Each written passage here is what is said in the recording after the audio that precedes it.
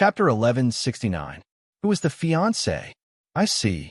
Chun-Chi nodded, not really understanding. Then Grandpa Zhu's kung fu is really strong. You need to practice the things I taught you. You'll be like me in the future, a strong person. Grandpa Zhu smiled. I will, Grandpa Zhu. Don't worry. I practice every day. Chun-Chi nodded enviously. But you have to keep it a secret. Don't tell anyone about this, understand? Including your mother and friends. Grandpa Zhu reminded again. And don't worry, Grandpa Zhu, I won't say anything. You don't want to expose your identity. Do you want to be a hidden hero? Chun-Chi nodded solemnly. This is related to my enemies. You don't want me to be hunted down, do you? Grandpa Zhu smiled. I see. Chun-Chi's pretty face showed worry and determination. Don't worry, Grandpa Zhu. I won't tell anyone about this. Not even if you beat me to death. Good girl. Grandpa Zhu patted Chun-Chi's shoulder, an almost imperceptible smirk on his face. Oh, I guessed it right. I really am Prophet Shu. Yushu cheered excitedly with the binoculars. Meng Yao and Tang Yin couldn't help but laugh at Yushu's words. As far as they could see, this Xie Yufeng wasn't a good person, and that Grandpa Zhu was suspicious as well. It was a dog-eat-dog thing. Only Lin, he was thinking. Songshan was a small place like this, and there were so many masters around. Song Ming and Peng Hu didn't call the cops, but some kind-hearted bystanders called the police. Normally, Lingshan wouldn't care about a normal brawl like this, but this was a special time, and the missing people were usually the ones who disappeared after a brawl. Lingshan had told the call center to notify the criminal police if there were any more brawls. Lingshan didn't dare tarry after hearing about a fight at the beach. She brought her men and rushed to the beach. Lingshan came to the seaside, naturally, and walked towards the place with the most onlookers. The first thing she saw was the bloodied Xie Yufeng. What happened? Who's the witness? Lingshan walked over quickly. Li Penghu and Wang Tsongming were stunned. Who called the police? Yufeng didn't want to lose face, so naturally he didn't want to call the cops. Especially since his fiancée was a police, he didn't want Lingshan to know that he got beaten up. That would be too embarrassing. Yufeng knew Lingshan, but Lingshan didn't know Yufeng. Penghu and Tsongming didn't know Lingshan either. Yufeng planned to do a good job today and ask Lingshan out at night. So Lingshan didn't even know that this guy in front of her was her fiancé. It's nothing. There's nothing going on here, officer comrade. You can go back. Penghu said. Nothing? Lingshan paused and pointed at Yufeng. He's beaten up like this, and you're saying he's fine? Did you beat him up?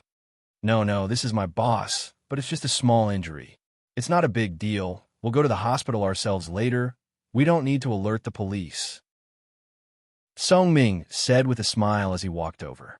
This little girl is quite pretty, but she looked like a trainee police officer and should be easy to talk to. Song Ming said in a nice tone. Small injury? How is this a small injury? The attacker is a threat to the public. What's going on? Lingshan felt that there was more to this the more she listened to Song Ming's cover-up. Could it be that this had something to do with the missing people cases? Did the attacker disappear as well? Song Ming and Penghu looked at each other, their faces changing. It seemed like this officer wasn't going to let this go. This was going to be a bit troublesome. It's like this. My boss's fiancé is also a police. My boss lost a fight, and he didn't want to lose face in front of his fiancé, so he didn't want to make a big deal out of it. Officer, since we're all friends, could you let this go? Song Ming hesitated and decided to tell the truth. Plus, we're the victims. We'll let this go, you see. His fiancé is also from the police? Who is it? What's her name? Lingshan frowned. If what Song Ming said was true, then she'd give them some face. He was right. The victim wasn't going to pursue this, so there was no reason for her to hold on to it. My boss's fiancée is called Lingshan. She's the captain of Songshan's police department. Song Ming said. Wait. Song Ming and Penghu didn't know who Lingshan was. But how could Yufeng not know? He'd been studying the information his father had given him about Lingshan, and he'd seen her picture a couple of times. How could he not recognize her now that she was right in front of him?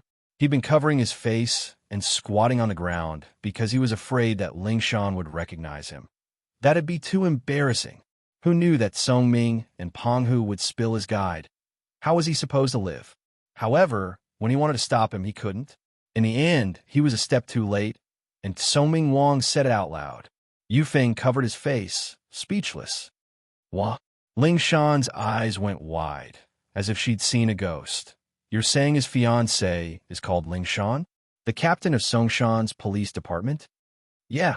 Song-Ming's heart was pounding as well, but he'd already said it, and he couldn't go back on it. He didn't know what was going on, but he could only nod. I'm Ling Shan, but I don't know him.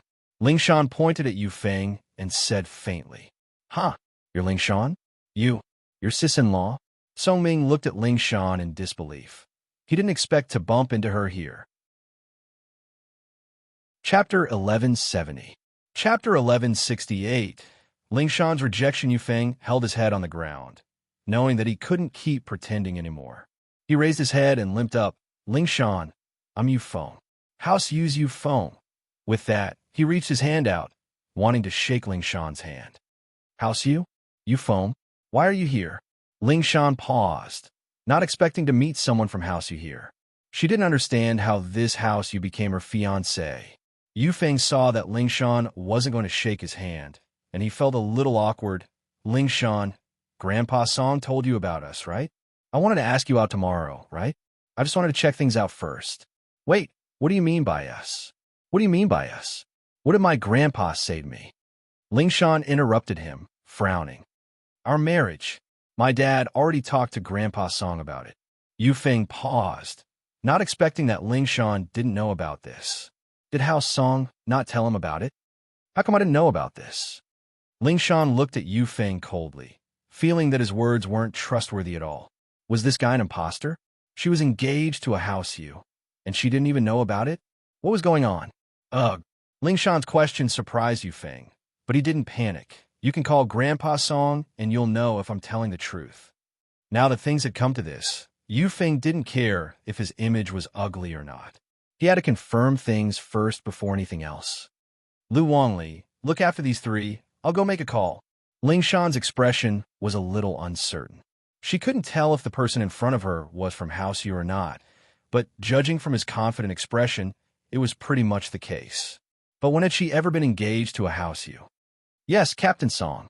Lu Wangli saw through Yu Feng and the other two, but he couldn't help but click his tongue. It couldn't be, right? Is there a poacher here?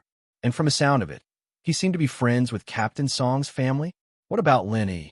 Ling Shan's face was dark as she walked back into the police car, quickly calling her grandpa, Song Xiangwen. Shan, why did you call Grandpa? Xiangwen picked up the phone, his tone filled with joy. Ling Shan had become old Song's pride, and so he was always in a good mood when he picked up her call. Grandpa, there's a guy calling himself House Yu's Yu Feng, saying he's my fiancé. What's going on? Ling Shan didn't have time for small talk. Oh, haha, House Yu's Yu Feng, right? That young man is not bad. How is it, Shan? Are you satisfied? Grandpa found it for you based on your standards, and among the younger generation, the only one stronger than you is Yu Feng. Xiangwen smiled. He's a mystic mid-phase. Mystic mid-phase. Ling Shan paused. This Yu Feng was pretty strong, having that kind of strength. But while Ling Shan felt that he was strong, she wasn't moved at all. She already had someone in her heart, and even if she didn't, she wouldn't fall for this Xiefeng. At least, her first impression of him was that she didn't like him at all. He got beaten up like a bloody gourd, and he was hiding it because he didn't want her to know.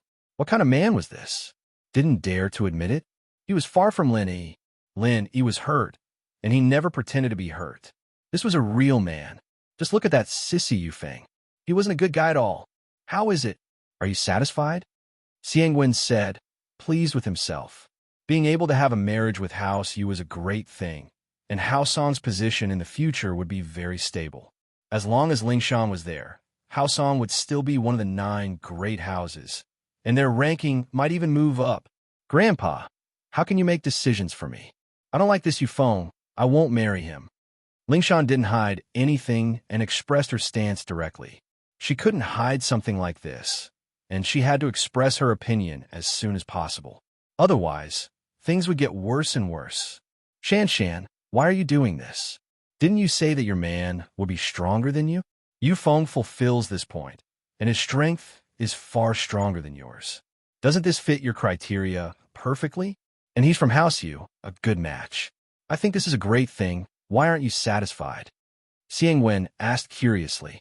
Grandpa, feelings can't be forced. I don't have any feelings for him. I don't like him. Ling Shan said firmly. Shan Shan, this marriage Grandpa found for you, is it something that all the noble houses are jealous of? Xiangwen's face turned serious.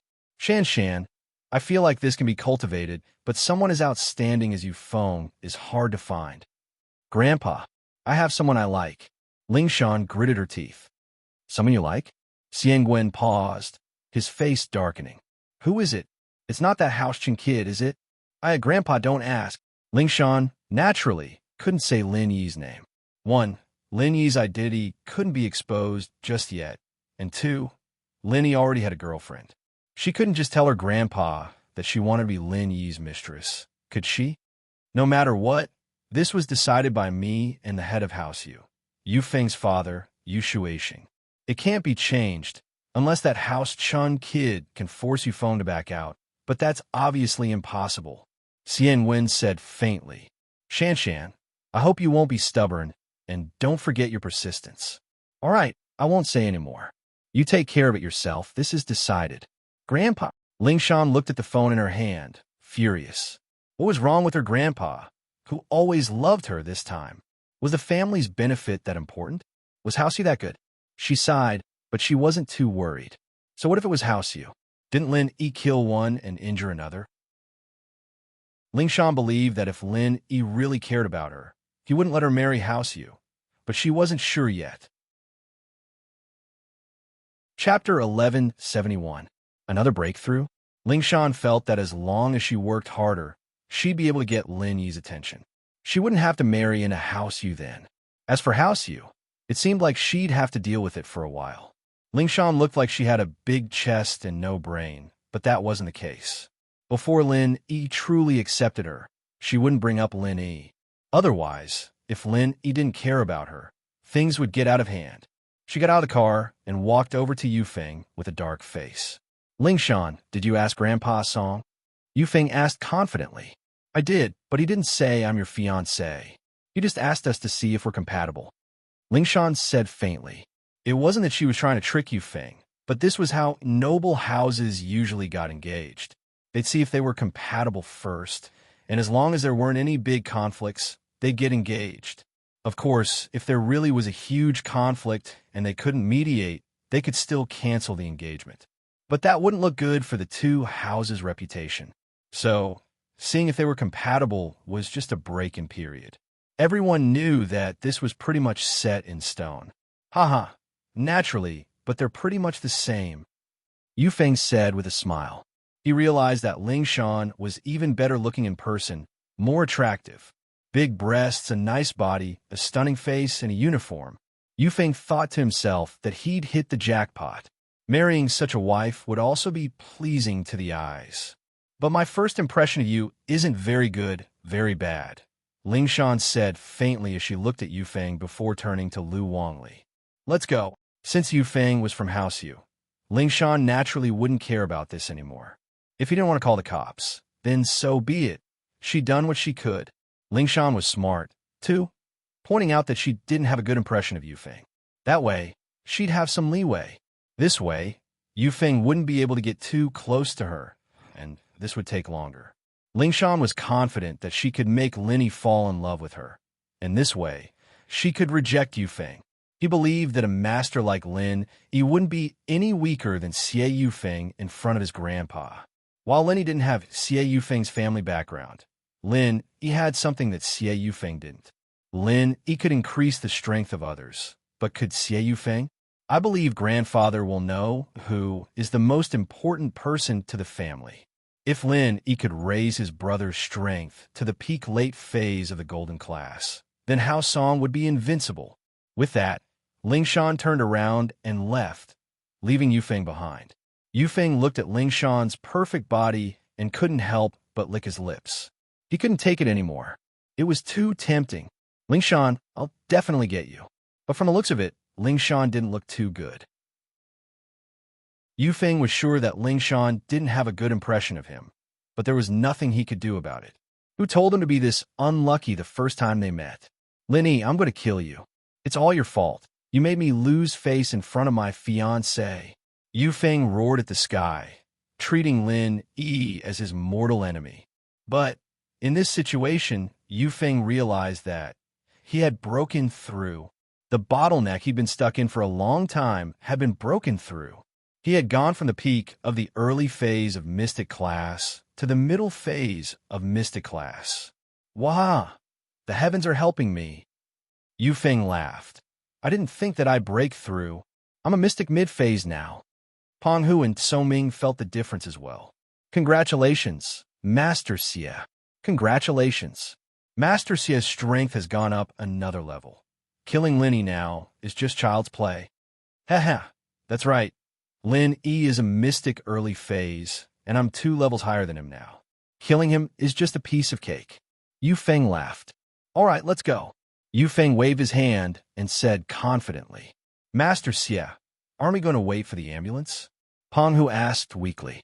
Why would we wait for the ambulance? Didn't you notice that all the injuries on my body have healed after I broke through all at once? Yu Feng pointed at himself. Let's go, we'll go back and do some research. I'll ask Ling Shan out tomorrow. Yu Feng got a blessing in disguise. He got beaten up by Old Ju and broke through. This was something Lin Yi didn't expect. Sometimes martial arts was just that mysterious. He hadn't broken through for a long time, but now he was a one-sided punching bag, getting beaten up a few times.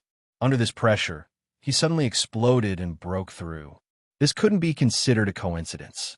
Yu Feng got in the car and called his old man Shueixing, pleased with himself. Dad, it's me, Yu Feng. Yu Feng's tone wasn't without pride. I saw Ling Shan today. She's a beauty. I like her a lot, especially her breasts, but what? Shueixing frowned. What was wrong with his son today? Why was he talking so flippantly? Shueixing knew that Yu Feng was like this in school, but in front of his father, he acted like a good boy. Did he drink too much today? Yu Feng, what's wrong with you? What nonsense are you talking about? Shueixing scolded. Dad, haha, I'm just too happy, aren't I? Yu Feng laughed. That's a bit too much. Yu Feng laughed. Too happy? You're this happy to see Ling Shan? Yu Feng, you're not a kid anymore. Why are you still like this? Women are indeed beautiful, but you're a martial artist, so you should have a calm demeanor. Plus, Ling Shan will be yours sooner or later. What are you so happy for? Shueixing scolded. Dad, that's not why I'm happy. It's a little, but the biggest reason is that I broke through. Dad, I'm a mystic mid-phase peak now. Wahahaha. Yu Feng said happily. What? You broke through? You're a mystic mid-phase. Shueixing paused. You're not lying, are you? Dad, how could I lie about something like this? It's true. Huh? Why else would I be so happy? Yu Feng laughed. Song Ming and Peng Hu are right beside me. They can prove it. Chapter 1172. Chapter 1170. Arrogant Gohuli, Part 1. Dad, how could I lie about something like this? It's true. Huh? Why else would I be so happy? Yu Feng laughed. Song Ming and Peng Hu are right beside me. They can prove it.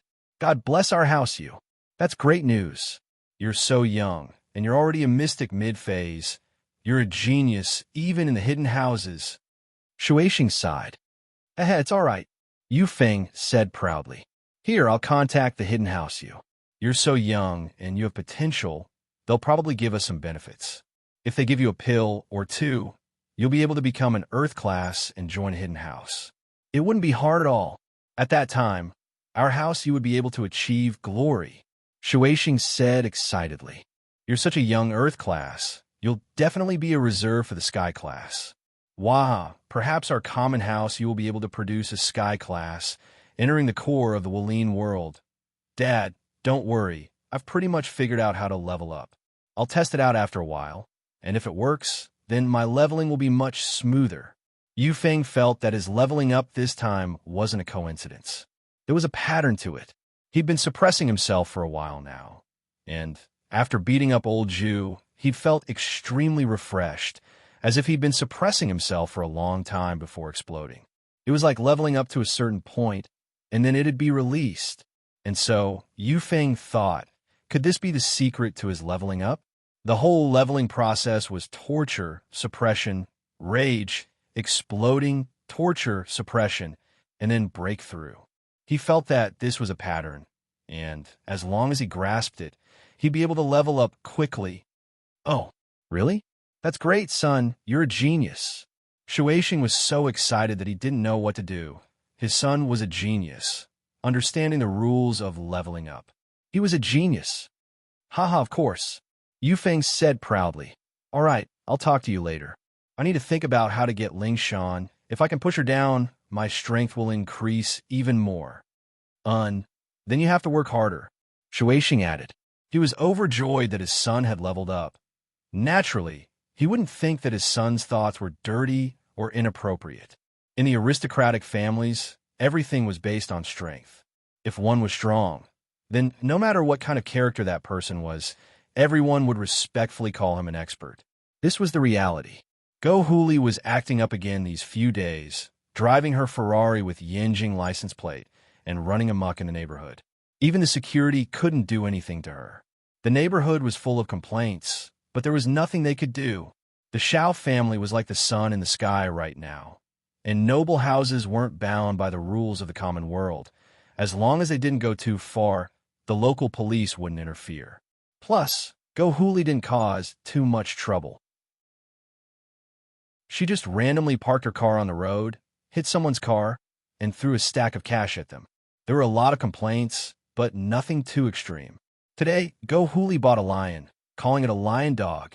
She walked around with the lion, as if she was showing off her power. She, Go Huli, was the most honorable and powerful person in this area. And so, things kept happening in the neighborhood. Today, this family's dog was eaten. Tomorrow, that family's cat was eaten. And the day after that, even other people's birds were eaten. As long as they were meat pets, none of them were spared. And the culprit of all this was Go Huli's lion. The lion was chained up, and without Go Huli's permission, it wouldn't be able to run out and eat this and that. So, many residents were unhappy.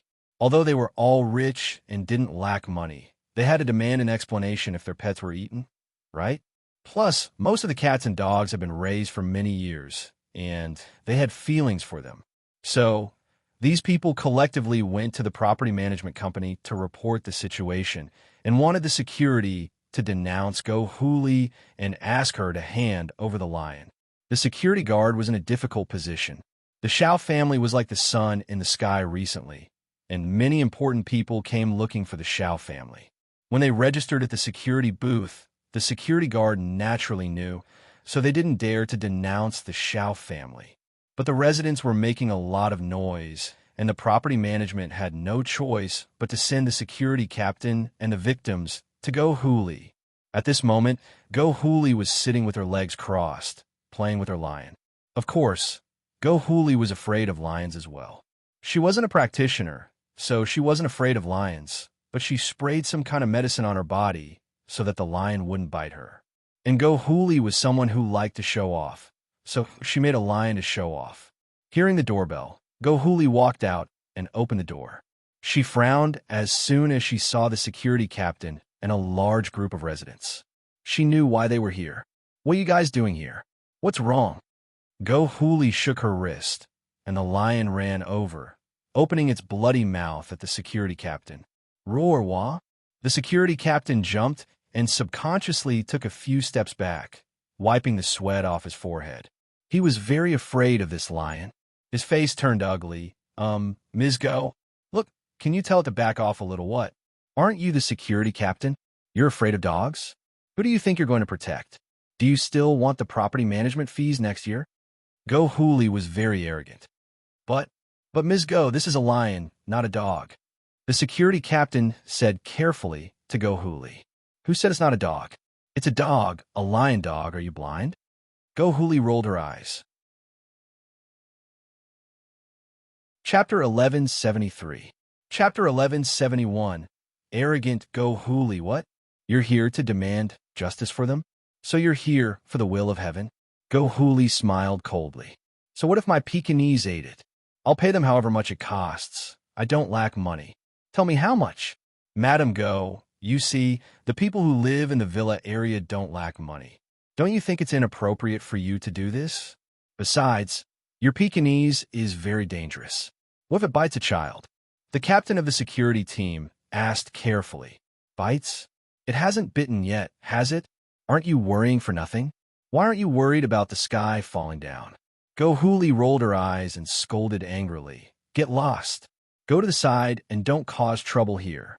Tell me how much you want. I'm busy. Isn't this too overbearing? Yeah. This woman doesn't listen to reason. It's like she's bullying people. The owners who came to demand justice couldn't stand it anymore. They all started scolding Go Huli. But Go Huli sneered in disdain, glaring at the troublemakers. What? You don't like it? I'm overbearing. I'm unreasonable. I'm a bully. Xiao family is just that overbearing. What do you want? That. The crowd was annoyed by Go Huli's arrogant words. Wasn't she being too unreasonable? How could she be like this? But Go Huli's words reminded them that Xiao family was the wife of the Xiao family's head. Not many people knew about the Xiao family before. It could be said that the Xiao family moved into this neighborhood, and no one noticed. But these days, it was different. These people were all in the business world. Even if they weren't, they had their own connections and knew about the Xiao family. During this period, the Xiao family's name could be said to be resounding in the business world. Moreover, everyone also vaguely knew the identity of the Xiao family. They were one of the aristocratic families, a giant existence. After hearing all kinds of legends about how powerful the aristocratic families were, these people also retreated a little. However, after all, they had only heard of it and had never experienced it for themselves. Their pets couldn't die in vain, right? Therefore, these people decided to wait and see first. Go Huli saw that these people didn't leave and was furious. She pointed at the lion in her hand. Lion dog, go chase them away. Let's see who dares to make noise in front of my door. Roar. The lion ran 2 steps towards the door and roared at the guards of the door. Those who came to punish Go Huli were also scared at this moment. After all, who dared to compete with a lion? Thinking of the wealth and power of the Xiao family, they could only sigh and accept their bad luck as they left the entrance of the Xiao family's villa. Since the owner had left, there was no need for the security captain to stay. Although he wanted to dissuade Go Huli, with how arrogant she was, she obviously wouldn't listen to advice easily. He shook his head and left. Go Huli humped proudly and closed the door with a lion. She felt like she was the boss of the district, leading a lion wherever she went, and no one dared to mess with her. And this villa should be cleaned. Go Huli looked at the dust in the corner of the villa and said, before, when Go Huli moved in, she wanted to find someone to clean the villa. She wanted to hire a housekeeper, but when she saw Meng Yao and Yushu, she wanted to make them do hard labor. That was why this series of trouble happened. Ever since Go Huli caused trouble, the Xiao family didn't have the mood to find someone to clean the villa. Now that the Xiao family had turned the situation around, they were busy with the guests and didn't think of finding someone to clean the villa. Only now did Go Huli think of this. These 2 days, Gooden had been staying at Yuan Yuan's house, waiting for Xiaoka to send him money. Even if she didn't send him money, she should at least send him the address. But Xiaoka was nowhere to be seen. These 2 days, Gooden would go to the train station after work, but there was still no sign of Xiaoka. At the same time, Gooden realized that he had been tricked. This liar, she was pissing him off. Gooden thought that he would teach her a lesson the next time he saw her. But now, as anxious as he was, there was nothing he could do. He didn't know Lin Yi's address, and he didn't know Lin Yi's phone number. He wanted to call back to the village, but he didn't know Widow Wang's number, and he didn't know old Lin's number. This was a black mark for a youth who had never left the village.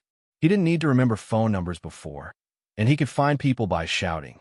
With a megaphone, who wouldn't be able to find someone? But now, no matter how megaphone he used, he couldn't let everyone in the city hear him. Sanzan was too big, and so Gooden could only work for Yuren's shop. Luckily, Yuren's family took good care of him, especially Yuan Yuan. Gooden didn't want to leave. Although they got the money from Scorpion, Yuren's family didn't give up on their work. They were hard-working people, and this money was used to buy a house and expand the shop. It was like trying to put out a fire with a cup of water. And so, Yuan continued to work at the burger shop, and Yurin continued to run the shop. Mrs. Yu continued to work as a housekeeper, and Gooden continued to help out at the shop. Mrs. Yu was very happy today. The housekeeping company gave her a big job, cleaning a villa. If she did this job well, she'd get a few thousand. Naturally, she was very happy, and so she happily went to get the tools and went to the villa according to the housekeeping company's address before going to work. Mrs. Yu even called Yuan and Yurin. The father and daughter were very happy when they heard about it. Yurin, the stingy man, even bought some ribs from the market to give his wife a treat, telling Yuan to cook it for Mrs. Yu, as well as to improve Gooden's diet. These days, with Gooden's deliveries, Yurin's shop's business went from a few hundred a day to 3,000 a day. The key was that no matter what people bought, Gooden would deliver it to their door. Toilet basin, sand, cement, as long as you bought it, it didn't matter how many floors you lived in, even if the elevator broke down, Gooden would deliver it to your doorstep. And he didn't even need to pay. Chapter 1174. Something happened. Yurin, on the other hand, used the money Scorpion gave him to buy large quantities of plumbing and fittings, and the business was getting better and better. And so, the more Yurin looked at Gooden, the more he liked him. This guy was his lucky star. If he became his son-in-law, it'd be a great thing. When the time came, he and Gooden would make the shop big, and with a door god like Gooden there, all the gangsters would be nothing. No matter how many there were, they'd be no match for him. Their days would be great. Yuan, are the ribs ready? Let Gooden eat some first. He's been doing heavy work the whole day. It's quite tiring. Yurin said, Okay. Yuan replied obediently and went to get a rib for Gooden. Zhou Jiaming here. Yurin called him Gooden, but naturally, Yuan wouldn't call him that. She only called him by his name. Thanks. Gooden happily took the rib and started eating. It's delicious. Eat slowly. Yuan rolled her eyes. After a few days together, Yuan had Gooden's shadow in her heart. Beauties loved heroes, and that was what Yuan was feeling right now. Gooden looked at Yuan's shy face and couldn't help but be stunned. Yuan wasn't that type of beauty, but in his eyes, she was prettier than a goddess. Ring. A hurried ringtone of the phone broke the ambiguous atmosphere between the two of them. Yuan quickly walked over and picked up the phone. Hello? What? You're the housekeeping manager? My mom got bitten by a dog. She's in Songshan's first hospital right now. Okay, we'll go there immediately. After hanging up, Yuan panicked. Dad, it's bad. Manager Zhang from my mom's company just called, saying that my mom got bitten by a dog, and she's being treated at Songshan's first hospital right now. What? Yurin froze as well. She was fine this morning. Why was she bitten by a dog at night? Yurin didn't dare slow down and brought Yuan and Gooden to a taxi, rushing to Songshan's first hospital. In the hospital room, Yurin finally saw his wife. Mom, what's wrong with you? Yuan ran over excitedly to her mother's bedside and held her mother's hand. Yuan's mother looked at Yuan with a painful and weak smile on her face. Manager Zhang, what's going on? What was going on? What happened to my wife? How come you got bitten by a dog? Yurin saw the manager and asked. Manager Zhang sighed. Your wife went to a rich family to clean up today, but somehow she provoked the Pekingese. As a result, the Pekingese bit your wife. Now, her leg is bitten off. If it weren't for the timely rescue, one of her legs would have been crippled. That's serious? Yurin was shocked, his eyes wide open. What did they say? Was there no explanation for their dog biting someone? Besides, what kind of dog could bite off a person's leg? It's said to be a Pekingese, but it's actually a big lion. Manager Zhang said helplessly. The doctor said that this wasn't a dog bite at all. What? Raising a lion? Isn't that too immoral? Where's the person? Where is he? It was up to them to explain themselves. What did this mean? Aren't they trying to harm someone? Yurin panicked. You're old, right? Don't get too excited yet. They're rich and powerful, and the mistress is being unreasonable. I want to talk to them, and I almost got bitten by the lion. And I've confirmed that the dog they're raising is indeed a lion. Manager Zhang smiled bitterly. They're being unreasonable, throwing me 50,000 and telling me to leave. Yurin flinched, remembering what happened with Fighter Lee. Yeah, he was one of the people who lived at the bottom of society without any power or power. How could he afford to offend someone like that? The person was living in a villa, obviously not a normal person, and raising a lion. How could he afford to offend someone like that? Old you, 50,000, the company doesn't want a single cent, it's all in the hospital. And our company CEO called me just now, saying that they're from the Shao family, and we can't afford to offend them. I think we should just let this go, and the company will compensate you. Don't go looking for trouble, or you'll drag the company down with you. Manager Zhang sighed. We're in the middle. It's hard for us to do anything. Yurin heard what Manager Zhang said, and naturally, there was nothing he could do. Even Manager Zhang's leader couldn't do anything, and he was afraid of their power. What else could he do? Then my wife's leg will be healed? Yurin looked at his wife in pain. The doctor said that it'll be fine, but it'll be a little limp. Manager Zhang didn't hide anything. But it won't affect your movements, and the company will compensate you with a sum of money, enough for you to live on. The company's intention is to let this go. Don't make a big deal out of it. Hey, can money solve the problem? What's wrong with a lion? I'll get an explanation from that woman. I'll kill that lion with one punch. Gooden panicked upon hearing the manager's words. What kind of world was this? Why were these people so afraid of a lion and an evil woman? What was the big deal? If he couldn't do it, he'd go kill them. Zhou Jiaming, don't be rash. Yuan jumped and quickly pulled Gooden back, stopping him from acting rashly. This matter was obviously different from the previous underground boxing.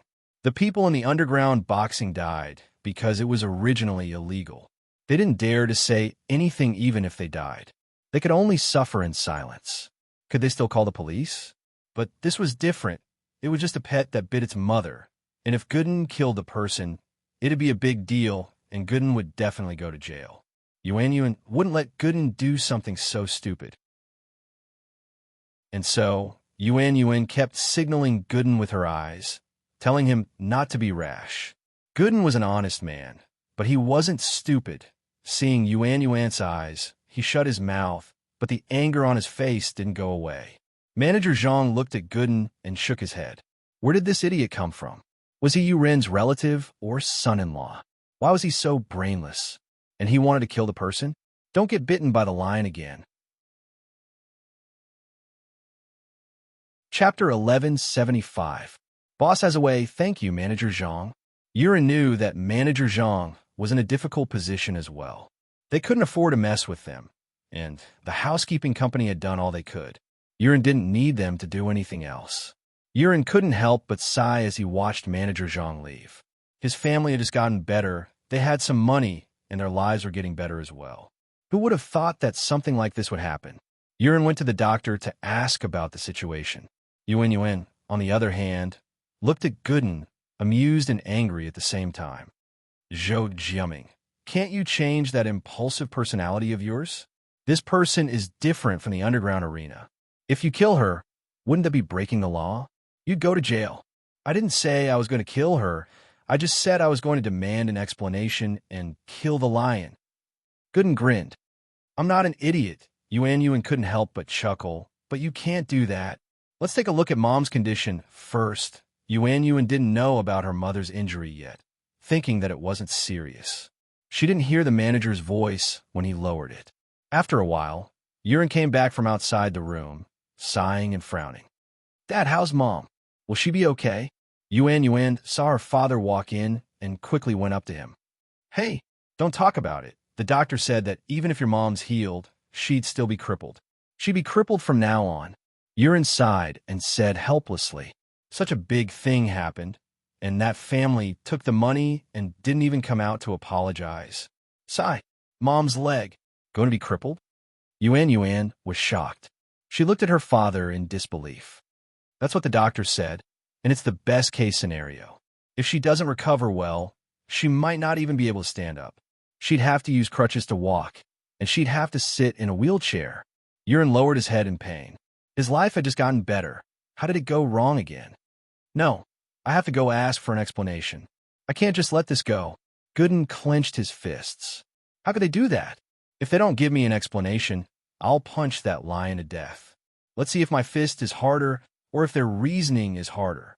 Even if you kill that lion, you can't solve it now. Yun glared at Gooden. Let's think about what we should do in the future. All right, Gooden nodded and sighed, man. It would be great if we could find Boss. Auntie's injury isn't a big deal for Boss. Your boss is a doctor? Yun paused. She knew that Gooden was here to find someone, but she didn't know that it was a doctor. Yeah, my boss is a miracle doctor. I'm here to deliver the medicine to Boss. Gooden said proudly. Lin, you would always be Gooden's pride. Talking about Lin, it was like talking about Gooden himself. Gooden felt a sense of accomplishment. Oh, does that mean that Mom's leg can be healed? Yun was shocked and overjoyed. For what she could see, Gooden wasn't the type of person to boast.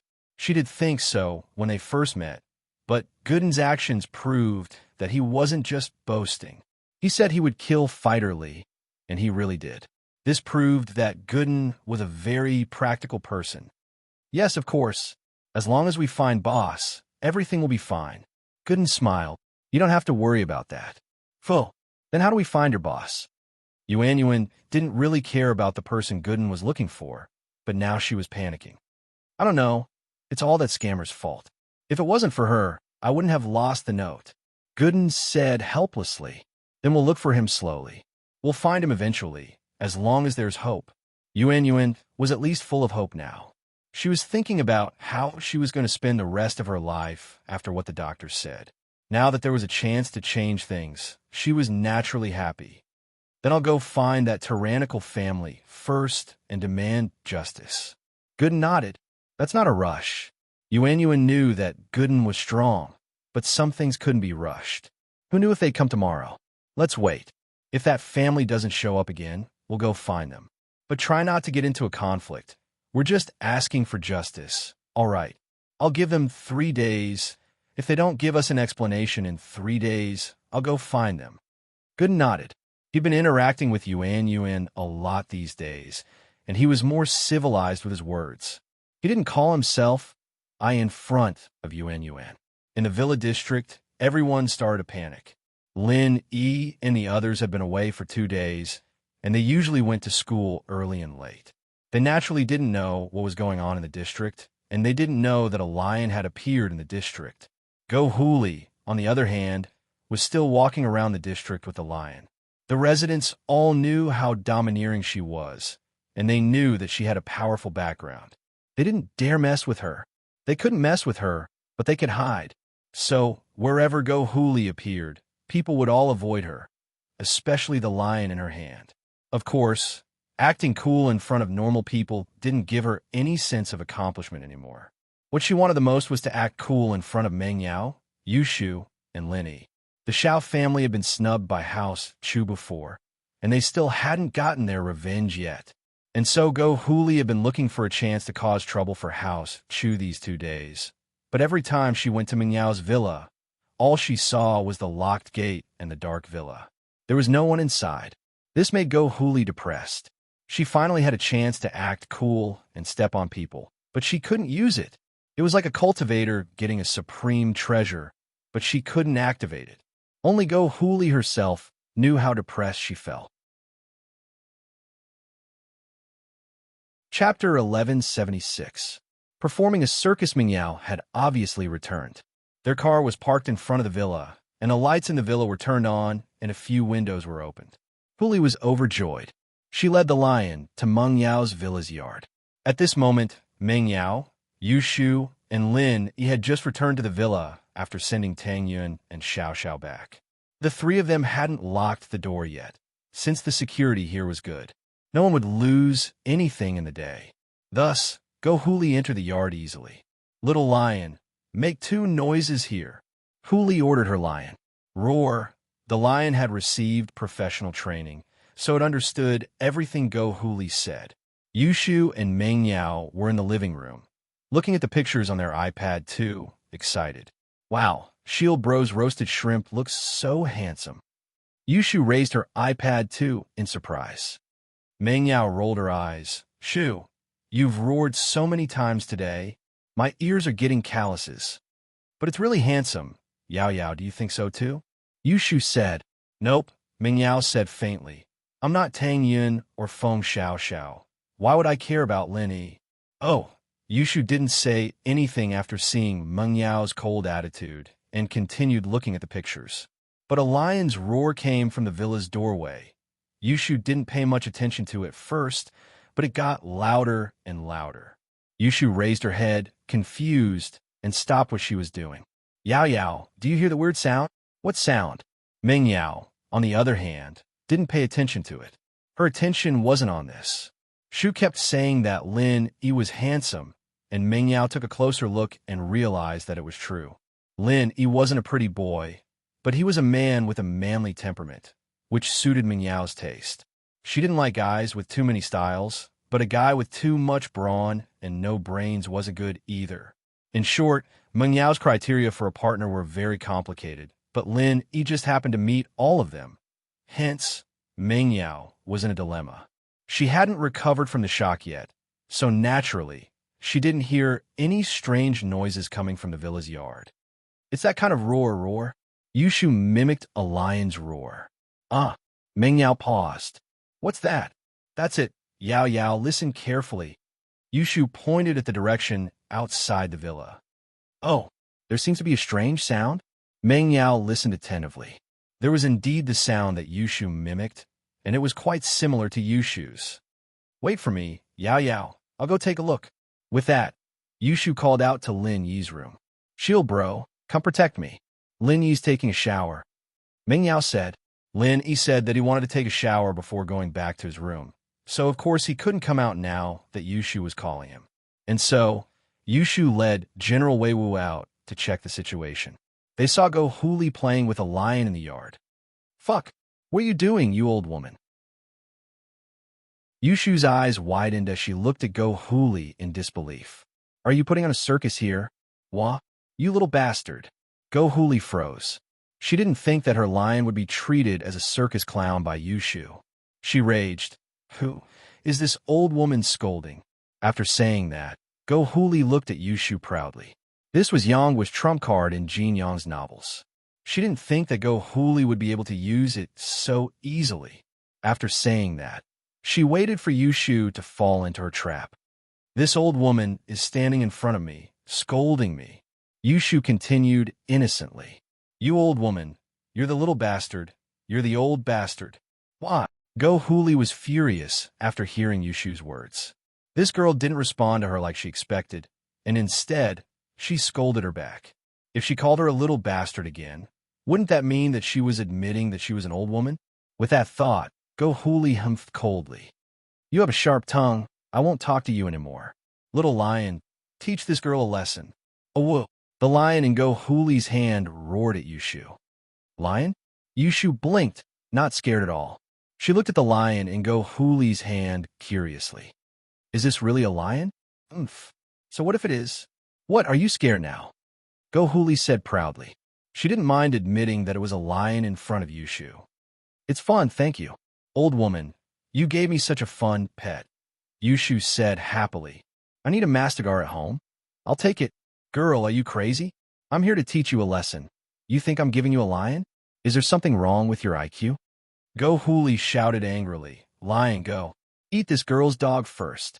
Go Huli didn't dare to let the lion eat Yushu in front of everyone. After all, she knew that Yushu was a member of the Qin family. Xiao family might be arrogant now, but they couldn't go too far in public. But eating her pet dog was no problem at all. As for secretly, Go Huli would be happy if she could bite Yushu to death. Roar. The lion roared at Wei Wu and walked towards him step by step. Fuck. Why are you so talkative, old woman? General Wei Wu, tame this lion for me. I need a guard. Yushu ordered. Woof woof. General Wei Wu responded and walked towards the lion without fear. Ugh. The lion didn't care when General Wei Wu was lying there, but now, the dangerous aura that General Wei Wu emitted made the lion's hair stand on end. The sixth sense of an animal was the most sensitive. They could tell what was dangerous and what wasn't. The dog in front of it made the lion feel a great sense of danger. It was the king of the grassland, but facing a murderous dog like this, the lion still retreated a little. Chapter 1177. Chapter 1175. Chased up the tree, but General Wei Wu didn't care at all. In an instant, he pounced on the lion. The lion was shocked and jumped up. It waved its front paw at General Wei Wu, wanting to slap General Wei Wu to the ground. But before its paw could reach General Wei Wu, General Wei Wu's paw hit the lion's mouth, causing it to fall to the ground. General Wei Wu seemed to understand Yushu's intention. He wanted to tame this lion, not kill it. In General Wei Wu's eyes, this lion was weak and could be killed easily. But since Yushu didn't allow it to be killed, he had to hold back. The lion didn't expect the enemy to be so strong and give it such a huge blow. The lion was in pain, and its eyes were filled with fear. When it saw General Wei Wu pouncing on it again, the lion quickly turned around and ran to the side. Go Huli's eyes widened. What happened to her lion? Why didn't it eat General Wei Wu? Why did it run away as if it saw something scary? Little lion, come back. What are you doing? Hurry up and eat this dog for me. Go Huli panicked. She came here to use the lion to teach Yushu and the others a lesson. She didn't think that the lion would run away before she could teach them a lesson. However, the obedient lion didn't care about Go Huli's words at all. It just kept running forward. But how could it be as fast as General Wei Wu? In desperation, the lion saw a tree in the courtyard of the villa. So the lion gritted its teeth and jumped onto the tree. A lion can climb a tree? That's amazing. Old woman, this lion of yours has been specially trained for the circus. Yushu said in amazement. Go Huli's face reddened. Yushu's words were clear. She was calling her a clown in the circus, playing with the lion. Although Go Huli was angry, she didn't know what was going on. The lion was so powerful that it even ate a dog that was bigger than General Wei Wu. How could General Wei Wu chase the lion around? After the lion climbed up the tree, it hugged the trunk tightly and didn't dare to come down. It was even shivering on top of the tree. General Wei Wu, on the other hand, wasn't in a hurry. He squatted down calmly, as if he was waiting for the lion to come down. Little lion, come down. Huli panicked and yelled at the lion on the book. But the lion acted as if it didn't hear Go Huli's words and ignored her. Little lion, Huli called again. The lion still had no reaction. It had no intention of coming down. I'm going back to continue looking at the photos. Your lion has become my guard. I'm not going back with you. Go back by yourself. Bye-bye. Yushu waved at Huli and went back into the villa. Only General Wei Wu, the lion on the tree, and Go Huli were left alone in the yard. Seeing Yushu go back, Go Huli was dumbfounded. She came here with the lion to act cool, but not only did she fail, the lion didn't come down from the tree, and it didn't listen to her anymore. She couldn't just sit on the ground and wait like the dog, could she? Then Huli's face would be completely gone. Go Huli wasn't happy. Was General Wei Wu that scary? Why was the lion so scared of it? Puppy dog, can you let the lion come down? Go Huli didn't have a choice. She lowered her voice and discussed with General Wei Wu. She didn't want to embarrass herself, so she kept her voice low. Woof woof.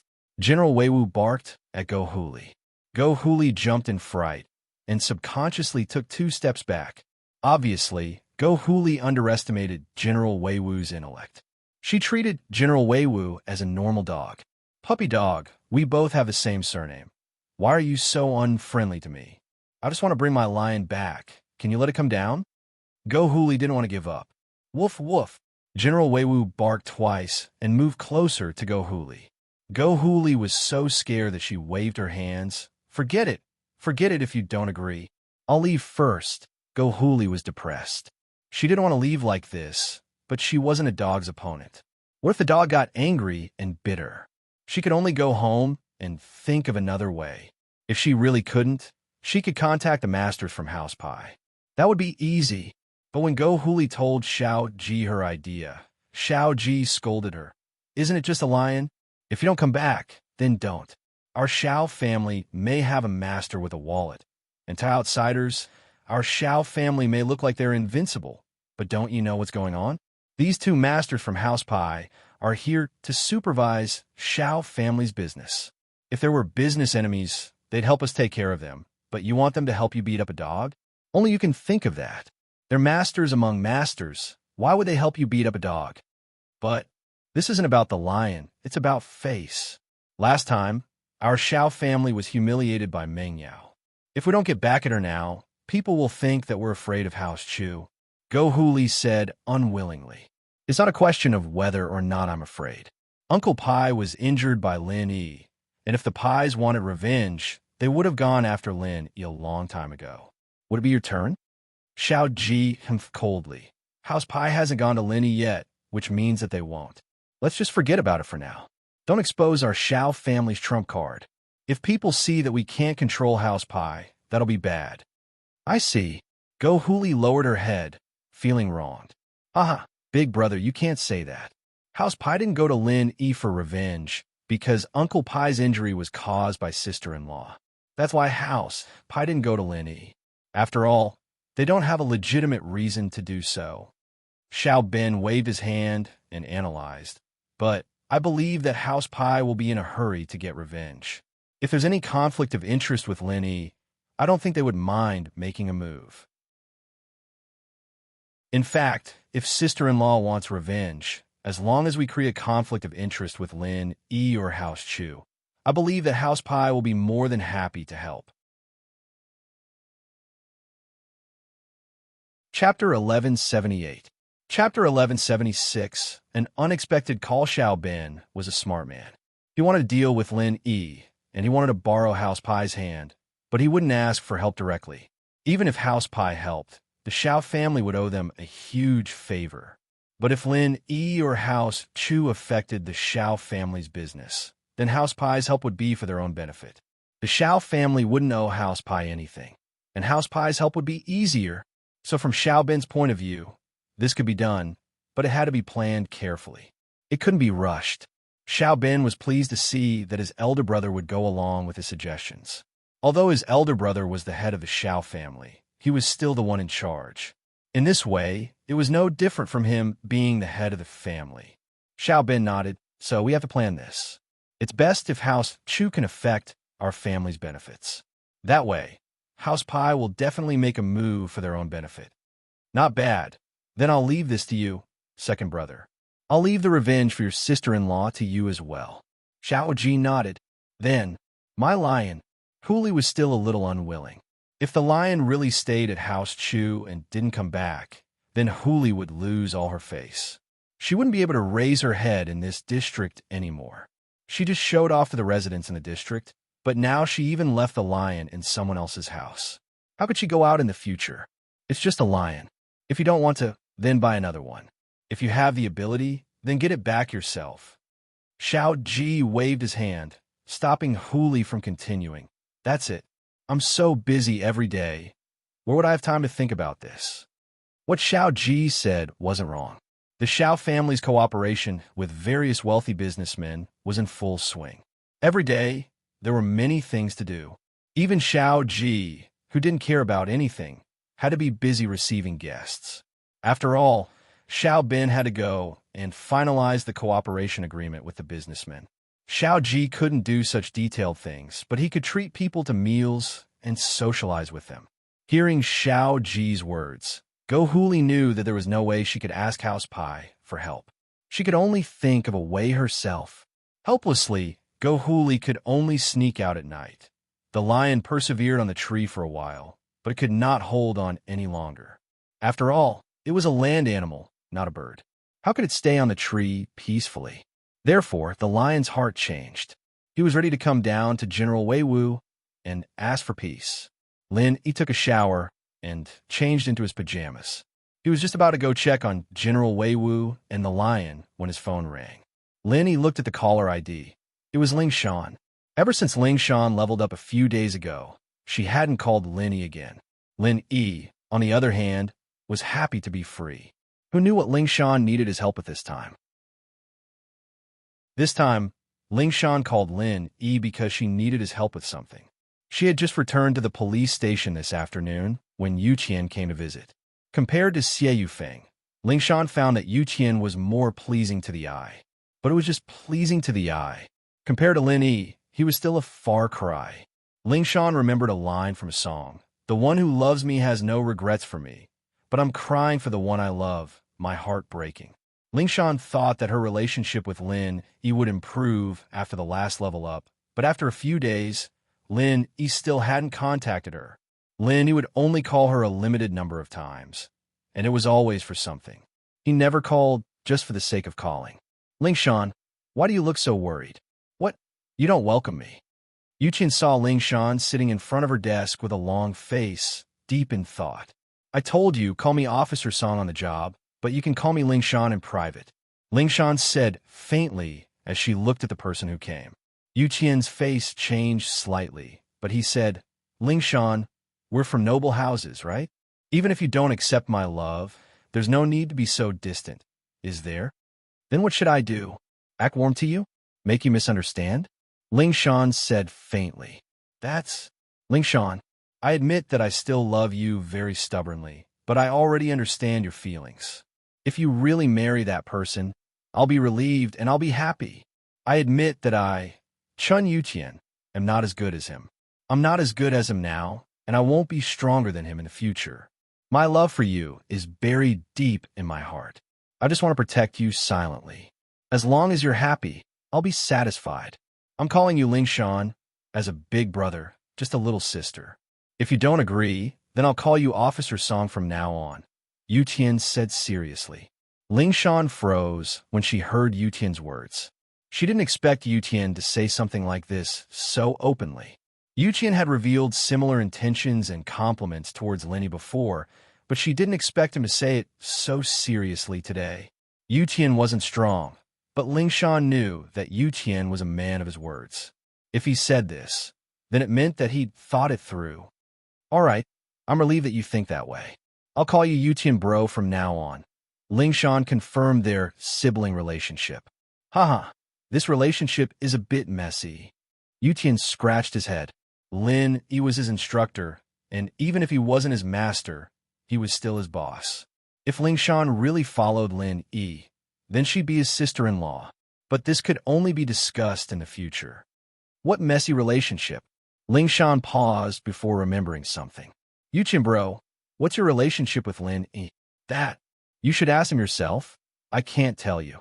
Yuqian didn't want to say anything behind Lin Yi's back. If Lin Yi was here and didn't object, then it wouldn't be a problem, but not now.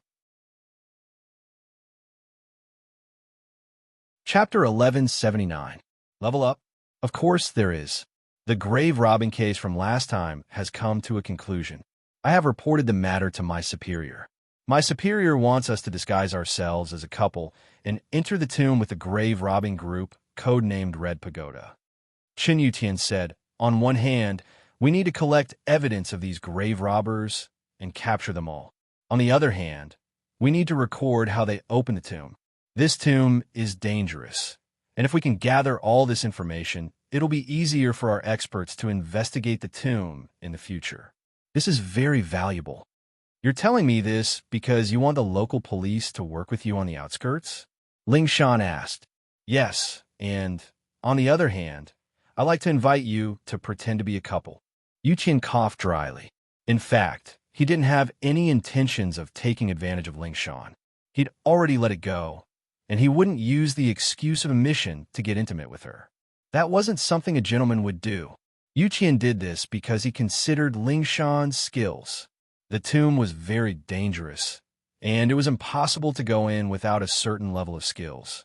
Ling Shan's skills were undeniable, and that was why Yuqian sent this invitation. According to the information, the couple was quite skilled as well.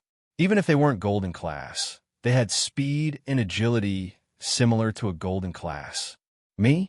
With you? Ling Shan paused. Yuqian's suggestion didn't cross any rules or bottom line. After all, her profession was special, and it was normal for her to pretend to be a couple with someone else. But the problem was that she didn't really want to do it with Yuqian. Yes, the tomb is very dangerous, and the tomb robbers aren't weak. If our people aren't strong enough, we might die in there. Yuqian said solemnly. Ling Shan, I'm doing this for the big picture. I have no selfish motives. Although, I'd be very happy if we pretend to be a couple. It's not real, but at least we had. It could be said that Yu Tian was very honest, and he didn't hide anything. This made Ling Shan admire Yu Tian. This personality suited Ling Shan's taste quite well. But even so, Ling Shan wouldn't fall for Yu Tian. There were two reasons. One was that Yu Tian wasn't strong enough, and the other was that Ling Shan already had someone else in her heart. Ling Shan didn't think anyone was as strong as Lin Yi right now. Lin Yi was a little domineering, but Lin Yi really did have some skills. Not only was he brave and resourceful, but he also had medical skills. More importantly, he could level up others. More importantly, although this man was a bit of a playboy, he was not that kind of promiscuous. She had failed to seduce Lin Yi several times, so she should be able to see that Lin Yi was a person who controlled his lower body with emotions and his upper body, not his lower body controlling his upper body. And so the more she thought about it, the more she liked Lin Yi. Lin Yi was an all-rounder, and he could even help her solve cases. This matter, if we cooperate with you, what benefits will there be? Ling Shan was representing the local police to cooperate with Yu Tian, so she had to get something in return. At the very least, she couldn't let Yu Tian take all the credit. As for the credit, of course, we'll split it 50-50. That's fair, that's all.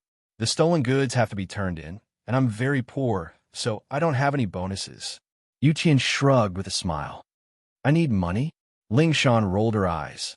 All right, but as you said, the tomb is dangerous, and you're only a golden class early phase. The two of us aren't strong enough, so I'd like to get some help. Help? Lin Yi? Yu Tian was smart, and naturally he thought of Lin Yi. Ling Shan had two reasons for looking for Lin Yi.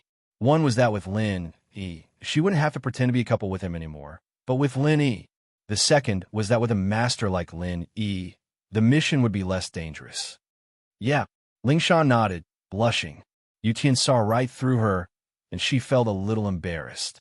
Sure, as long as Lin Yi can help, I'll be even happier, Yu Tian said after a sigh. But what he said was the truth.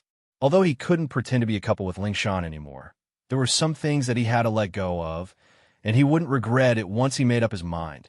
But fighting side by side with Lin Yi was Yu Tian's dream, and now that it had come true, he was naturally happy. With Lin Yi as his helper, the difficulty of this mission would be much lower. All right, I'll talk to Lin Yi then. Ling Shan nodded. I'll go call Lin. You wait for me outside. Don't worry, I won't eavesdrop. Yu Tian smiled, but he felt a little sour inside. Ling Shan was calling her lover, after all, and naturally, she wouldn't say it in front of him. And so, Ling Shan went into the resting room and called Lin Yi. What's up? Lin Yi picked up. Miss Dummy misses you. Can I give you a call? Ling Shan wasn't too happy with Lin Yi's formal voice. Miss me? Why don't you miss me when you're not busy? Whenever you miss me, I'm busy. Lin Yi smiled bitterly. Ling Shan most likely had something to do with him. Oh. Ling Shan paused and then said happily, does that mean that I can call you when I'm free? That's great. I usually want to call you, but I don't dare, afraid that you'll scold me. So I have to find a reason to call you. Why? Lin Yi's eyes went wide, not knowing how to respond. Ling Shan's words were really hard to answer. Lin Yi couldn't just say that she'd call him when she was free. Could he? Then she'd probably call him every couple of hours. But if Lin Yi didn't let her call him, wouldn't that mean that he'd let her find an excuse to call him? Lin Yi smiled dryly, changing the topic. Then why are you calling me this time? About leveling up? Leveling up? I want it. Ling Shan narrowed her eyes, thinking of a prank again. When will you give it to me? I really want it. Good man. Chapter 1180. Didn't want to go. Seduction. Even someone like Lin Yi, with his resistance, was losing ground in front of Ling Shan. That little vixen song. If this went on, something would happen sooner or later. Lin Yi took a deep breath. He couldn't deny that Ling Shan had the body, the face, and the uniform, but Lin Yi was struggling. I can't do it now. I'll help you when I'm in Earth class, Lin Yi said, cutting Ling Shan off. Ling Shan paused. She thought that this was the limit of what Lin Yi could do for her, and that he wouldn't be able to do it again in the future. After all, external methods like this had their own limits, and other people's chi was different from their own. It was fine if it was a small amount, but too much would cause problems. Of course, Lingshan didn't know that Lin Yi's chi was an all-purpose chi, and after entering her body, it became the same as her own chi. This was Lin Yi's ultimate chi, after all. How could normal people compare to a main character with a halo? It can still rise? Lingshan asked, a little surprised. It was already good enough that she was golden class late phase peak, so how strong would she get if Lin Yi helped her? Could it be that he could level up and become a mystic class master? Yes, but you probably won't break through to Earth class. You'll probably only be mystic late phase peak. I haven't figured out the general pattern yet, but you'll always be a little lower than me. Lin Yi said, of course, don't tell anyone about this. I want people to line up at my house and ask me to help them improve their strength. I'm not an idiot. Of course I won't tell anyone. Lingshan said. How could she let other people know about this? But then she asked, can I really become a peak late phase mystic class? Lingshan didn't dare imagine it. Mystic late phase peak. That was the peak of all the noble houses in the common world. She had that kind of strength? And Lin Yi said that she was going to break through the Earth rank? Lingshan was dumbfounded. Naturally, she knew that Lin Yi was strong, but she didn't know that Lin Yi was this strong. Everyone else's target was half a layer, but Lin Yi was an Earth class. Could it be that Lin Yi was already a mystic late phase peak master? With that thought, Lingshan felt a surge of excitement in her heart. The man she had her eyes on wasn't wrong. Let's talk about it after I break through to Earth class. I don't know when I'll be able to do that. Lin Yi thought, I'm not even mystic late phase peak, and you're already thinking about it? Aren't you being too greedy? I've worked so hard to level up, and now that I've leveled up, you've leveled up. It's so unfair. But in fact, if someone were to hear Lin Yi's thoughts, they would probably vomit blood. You have a cultivation space, a cheat, and the ability to mass-produce experts. You're practically invincible. Do you still think it's hard? Yes. Lingshan said quickly. Then, little dummy girl, I'll wait for you to break through and wash yourself clean. I'll be waiting for you anytime. You called just to talk about this? Lin Yi was speechless. No. Actually, there's one more thing. Don't you know about Lu Buijia? Chen Yuqian found me and asked me to go with him to pretend to be a couple and carry out a mission. I'd like to invite you to come with us. With your skills, it'll reduce the danger. Lingshan got to the point. Rob tombs with you guys? Lin Yi blinked. Not with us, but to catch the tomb robbers. We'll also record how to activate the tomb's mechanisms to help our archaeology. Lingshan explained. Not interested. Lin Yi said faintly. I'm staying here to protect Meng Yao and Yushu. Xiao family's been working with some hidden house pie lately, and they've sent a couple of practitioners to protect Xiao family. I think they'll come looking for trouble sooner or later. Go Huli even brought a lion here to cause trouble. Brought a lion? Lingshan paused. No way. Where's the lion? My golden class dog chased it up a tree, and it's still up there. Lin Yi smiled. I leveled up that dog. Lingshan was speechless. Lin Yi really had nothing better to do, leveling up a golden class dog. But this also showed how strong Lin Yi was. Creating practitioners was no problem at all. Don't you have some medical knowledge? According to our research, this tomb might very well be the tomb of the folk medicine St. Zhang Liju. Are you interested? Lingshan started tempting Lin Yi, taking out the things Lin Yi was most interested in. There might be some ancient books in there. Of course, I can't give you the originals, but I can give you the copies. Lingshan was a principals. She couldn't just use relics to please Lin Yi. He could look, but he definitely couldn't take them away. But Lin Yi wouldn't be able to use the originals even if he wanted them. Haha, not too interested. Lin Yi still wasn't interested. His old man had thousands of ancient books, and he couldn't even finish them all. Why would he look at other people's? Plus, he really didn't have the time. Going into the tomb would take him at least 10 days to half a month. Lingshan didn't expect that even this wouldn't attract Lin Yi's attention. She was a little disappointed. Think about it a little more. Just think of it as protecting Miss Dumbo. It's dangerous in there. Aren't you afraid that Miss Dumbo will die? Then don't go. Lin said. Anything else? No, nothing else. Ling Shan was a little disappointed, but there was nothing she could do. She couldn't force Lin to go if he didn't want to. Think about it a little more. It's not that urgent. Maybe the Xiao family's problem will be solved by then. We'll talk about it later. With that, Lin hung up. After hanging up, Lin walked out of the room and into the living room. Lin had sensed it when Go Huli came with a lion. There were curtains in Lin Yi's bathroom, but one could still see the outside of the villa through the gaps.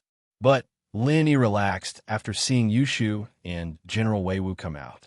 General Weiwu was more than enough to deal with a lion. Chapter 1181. She spilled the beans, I saw it. Lin smiled. How's the lion now? I don't know. Let's go take a look together, see if it's dead or surrendered.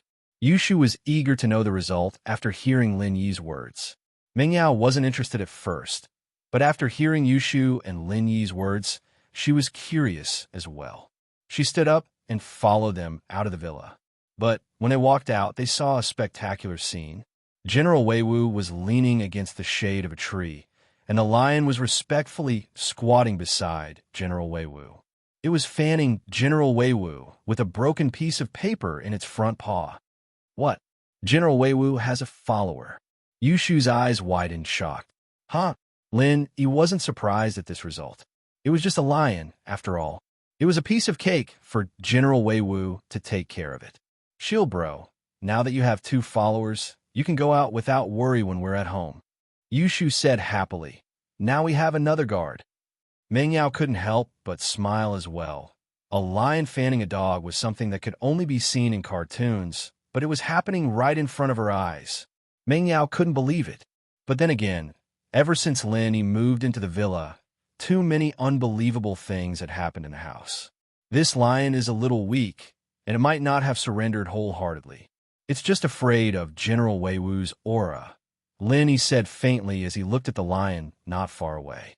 Oh, Yushu paused. This lion was faking its submission? Did that mean it wasn't very loyal? Yushu wasn't an idiot, and this was the case in real life. Some people were forced to submit to pressure and power, but in reality, they were waiting for the right opportunity to retaliate. They wouldn't go easy on their enemies. However, Yushu looked at the lion's eyes after hearing Lin Yi's words. Lin Yi's words weren't sincere at all. Yushu felt that Lin Yi's words made sense. She sighed. Then what should we do? We'll be able to faithfully look after our yard. As long as it isn't as strong as General Weiwu, it will still guard this place seriously. Lin Yi understood that sometimes it didn't matter if one was sincere or submissive. As long as one's strength was there, the result would be the same. Oh, then let's keep it for now. Yushu nodded in satisfaction at Lin Yi's words. Hey, lion, you need to protect the yard, okay? Don't let strangers in, or I'll get General Weiwu to deal with you. Understand? Oh, the lion seemed to be quite intelligent and seemed to understand Yushu's words. Yufeng was in a very good mood after breaking through to Mystic Mid-Phase. After thinking about it, he decided to give Lingshan a call and change his image today. Otherwise, he'd be too weak to let Lingshan see him beaten up like that. Lingshan called Lin Yi and got rejected by Lin Yi. She wasn't in a good mood and came out of the room with a dark expression on her face. How is it? Lingshan, did Lin Yi agree? Yu Qian asked worriedly, as if he was even more worried than Lingshan. No. Lingshan shook her head. I asked him to think about it, but he didn't reply. Man, if Lin Yi joined this mission, we'd have a higher chance. Yu Qian sighed as well. This mission is very dangerous. I don't want anything to go wrong.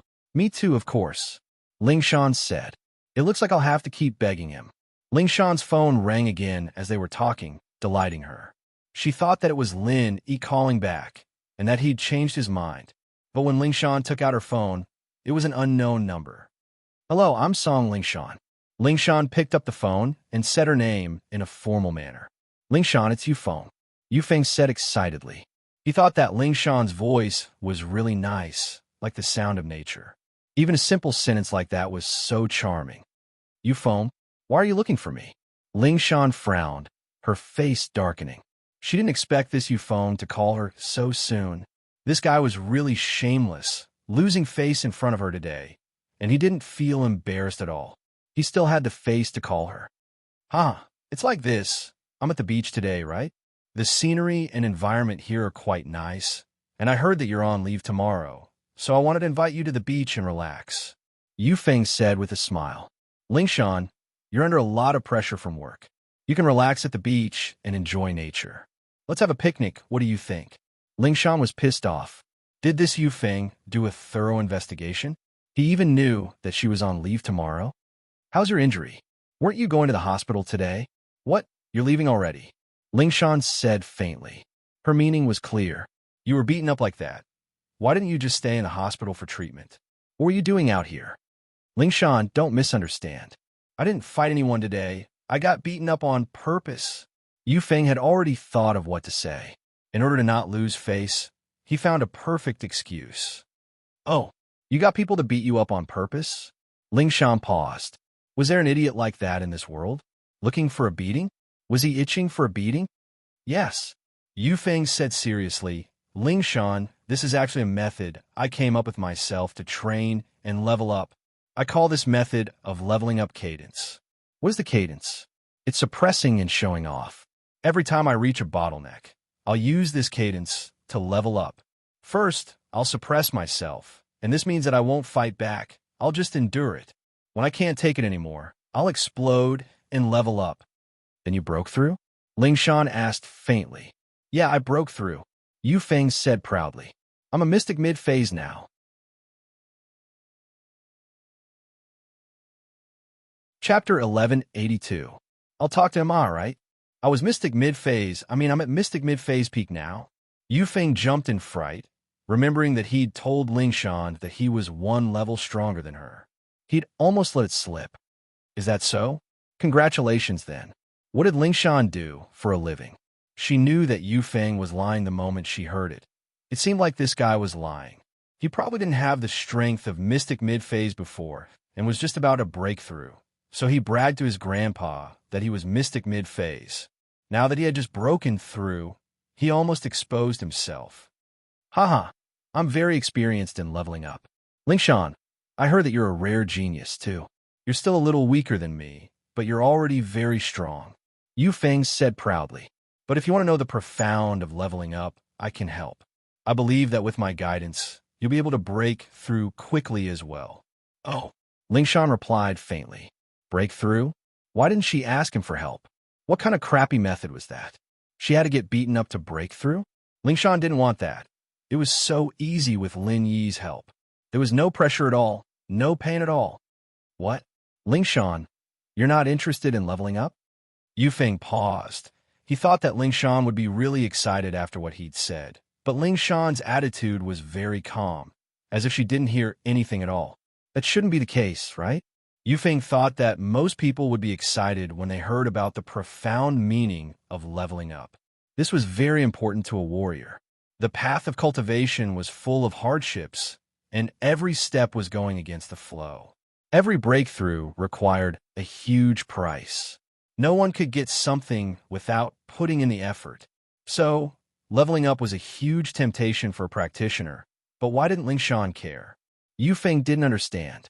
How could he have known that Lingshan would be able to level up so easily with Lin Yi's help? With such a good leveling tool like Lin Yi, why would he need Yufeng's profound? I have to work overtime tomorrow, so I won't be able to go. You should go yourself. Lingshan said faintly. There's a case, and I have to stay. Yufeng didn't know what to make of it. Lingshan's one sentence had blocked all of his excuses. No matter what Yufeng said, it was useless. Lingshan had a job.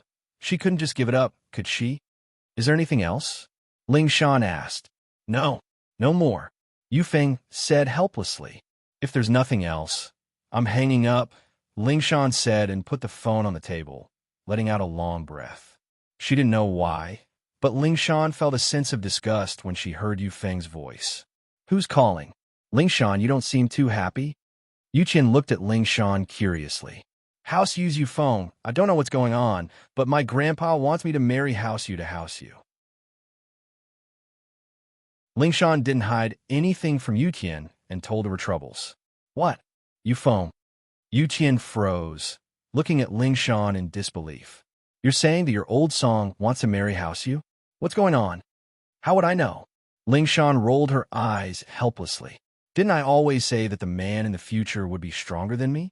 Grandpa remembered it, and I don't know how he got in touch with House Yu, saying that Yufeng was stronger than me, so he made a deal with him privately. I didn't think that Yufeng would come looking for me. But don't you like Lin Yi, Yu, and Yufeng? Yu Tian asked, agitated. I don't like Yufeng at all. Ling Shan shook her head. But Grandpa won't listen when I tell him, so I can only deal with it for a while. Hopefully, this Yufeng will back off. I see. If that's the case, I'll talk to him when I see him and explain things to him.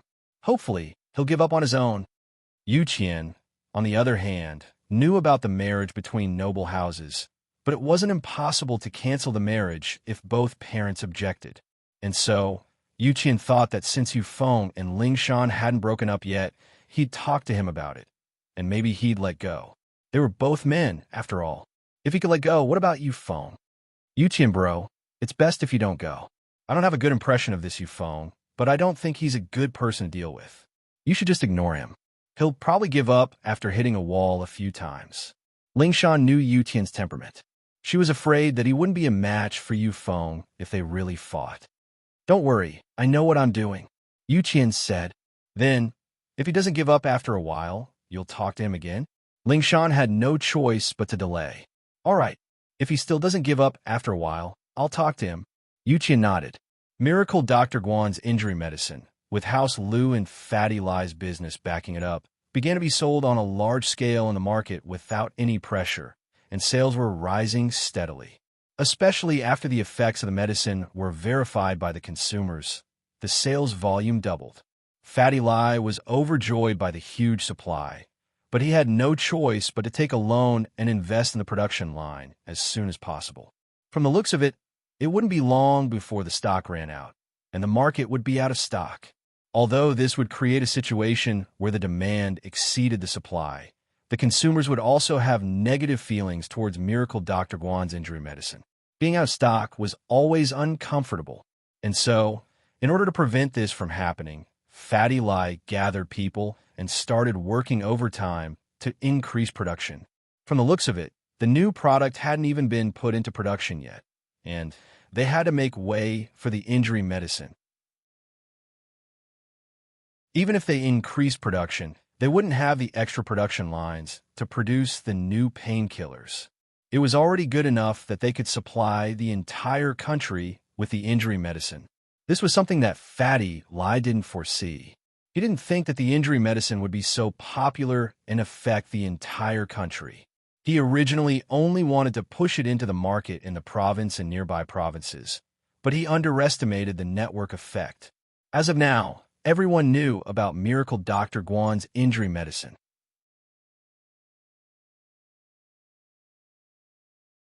Chapter 1183. House Kang's Shock Donghai. House Kang's Mansion.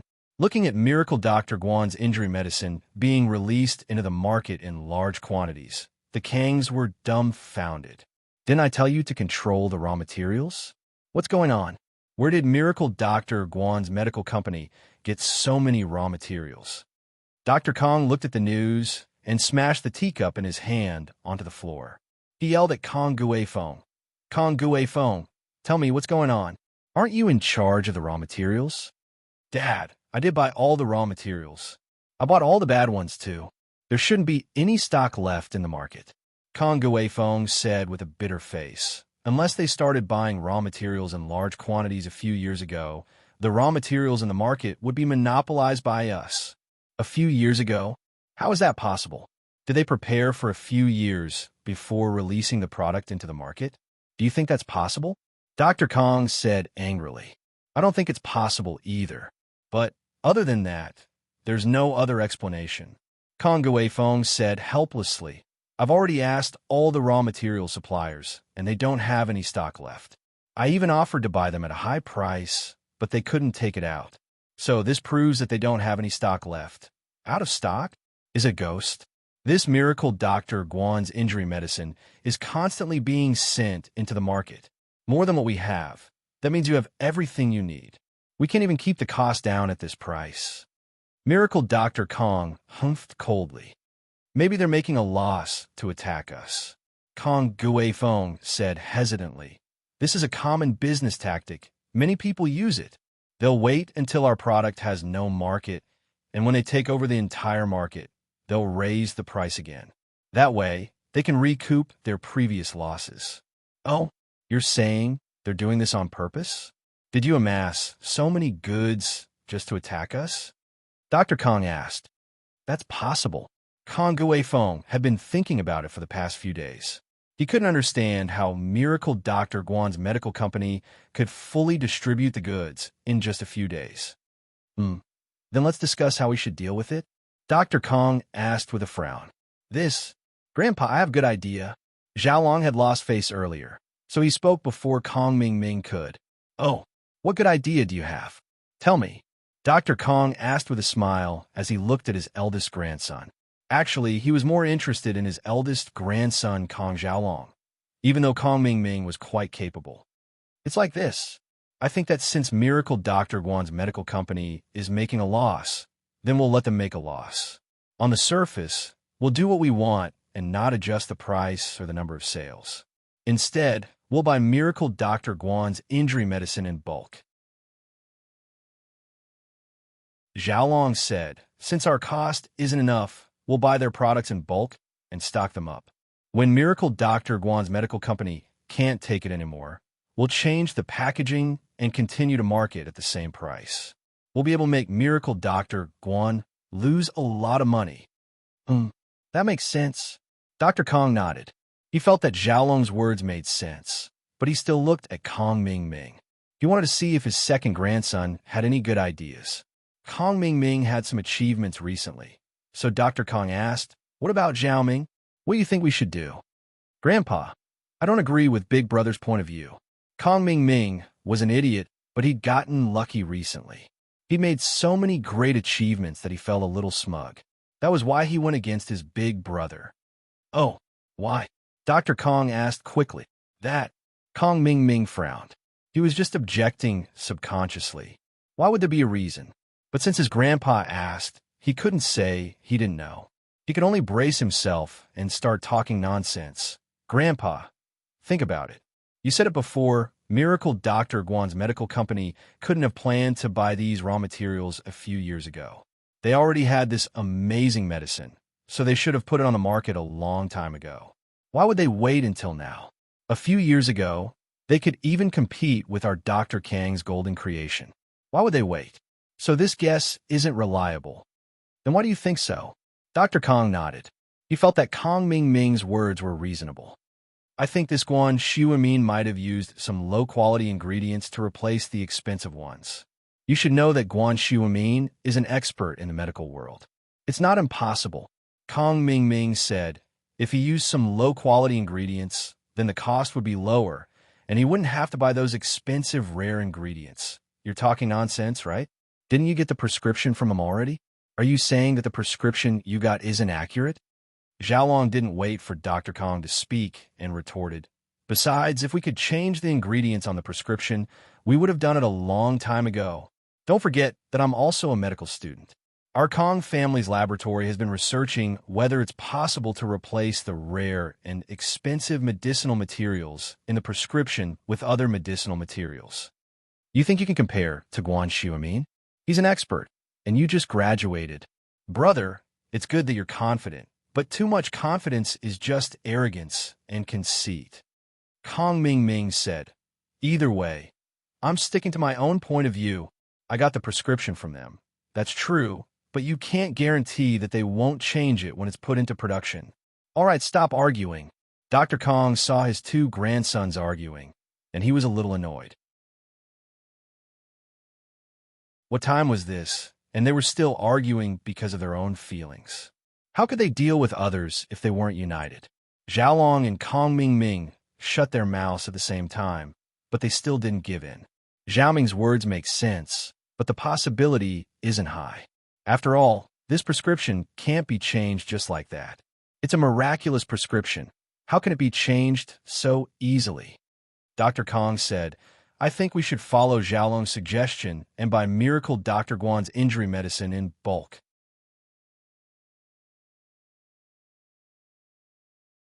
Chapter 1184. Going for wool and coming home shorn. Don't be too happy. If we didn't cancel the engagement with the Xiao family, our house Kong would have been flying high by now. You were the one who opposed your brother's point of view. Actually, Xiaoming's point of view is right. You need to learn from him. Dr. Kong looked at Xiaolong's smug face and scolded him. Yes, Grandpa, I understand. Xiaolong's expression tensed up as he replied carefully. Grandpa, I still insist on my point of view. Kong Ming heard his grandpa's words, and he didn't know where his courage came from. He forced himself to say this stubbornly. He knew that he couldn't back down now. He had to persevere, no matter if it was right or wrong. But he thought that he was still very lucky. Everything he did recently had been going smoothly, and he managed to get it right a few times by sheer luck. Grandpa has already made the decision. Xiaoming, you don't have to say anymore. I know what you're thinking, but right now, the family's interest is the most important. Xiaolong's tone was kind, but the sarcasm in his words was very thick. Anyone could tell that he was saying that Kong Ming's point of view was destroying the family's interest. Do whatever you want if you don't want to listen to me. You'll only remember what I said when you suffer. Kong Xiaoming felt like he couldn't keep his face any longer. He spat out those words and left the room. Sigh. Miracle Dr. Kong looked at his second grandson's back, his heart a little conflicted. Was his second grandson really a man of great potential? Every time he raised a point of view, it was so shocking, but every time it was right on the mark. Was it really a coincidence, or did he see something? However, the stocking up this time didn't affect the family's profits much. Even if Miracle Dr. Guan's medical company continued to sell at this price, the family wouldn't lose anything. At most, they would just have to spend a little more effort. With that thought, Miracle Dr. Kong relaxed a little. The lion went to House Chu to be a follower, and Go Huli wasn't happy about it. This was a tamed lion that she had spent a great deal of effort to buy. How could Go Huli be willing to let the Chu clan have it so easily? The more she thought about it, the angrier she got. She couldn't sleep the whole night. The next morning, Go Huli went to House Chu to ask for the lion back. But Go Huli didn't know what to do. After all, if she asked for the lion just like that, not only would they not give it to her, they'd even scold her. With Yushu's ruthlessness, she'd definitely scold her. At the entrance of House Chu's mansion, Go Huli tiptoed and peeked in. She saw the lion lying in the yard, not moving at all. Go Huli felt like it was a godsend. Go Huli smiled and walked towards the lion. Go Huli smiled and walked towards the lion. Lion, little lion, sweetheart, come back with me? Huli smiled and walked over to the lion. The lion raised its eyelids lazily and looked at Go Huli before lowering its eyelids. It didn't even care about Go Huli, not even bothering to make a sound. Woo! Go Huli saw that the lion ignored her and lowered her voice to mimic the lion. She thought that since the lion was male, she'd be able to attract the lion's attention if she mimicked a lioness. But the lion didn't react at all. It didn't even look at Go Huli. Go Huli panicked, thinking that the lion didn't hear her. She raised her voice and roared again, "Awoo! Awoo!" But the lion still didn't care. Go Huli panicked even more, "Awoo! Awoo! Awoo! Awoo!" This time, she didn't attract the lion, but Yushu came out of the villa. Yushu thought that the lion was bored and came to teach it a lesson. But when she came out, she saw that it wasn't the lion, but Go Huli. Oh! Yushu looked at Go Huli confusedly. "Old woman, your lion is gone, so you're pretending to be a lion to get attention?" Go Huli heard Yushu's words and got angry from embarrassment. Pretending to be a lion? She just wanted to bring the lion back, but the lion didn't care about her at all.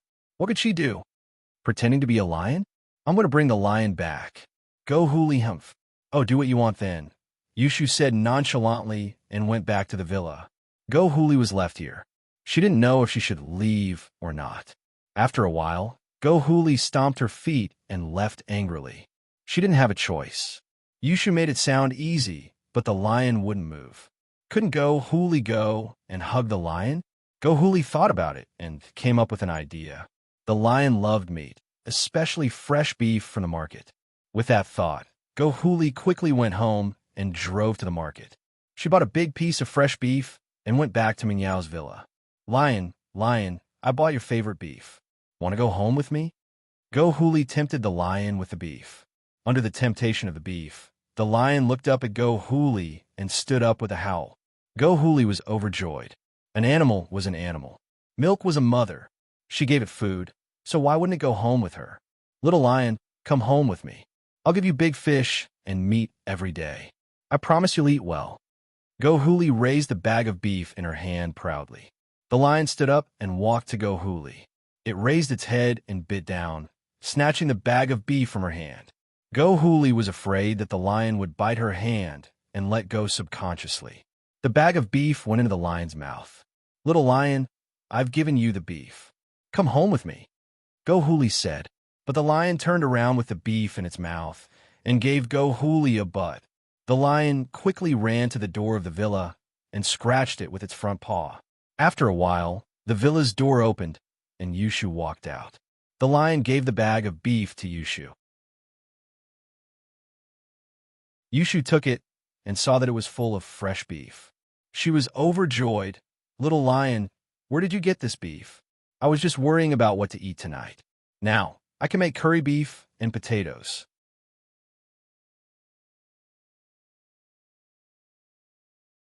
Chapter 1185.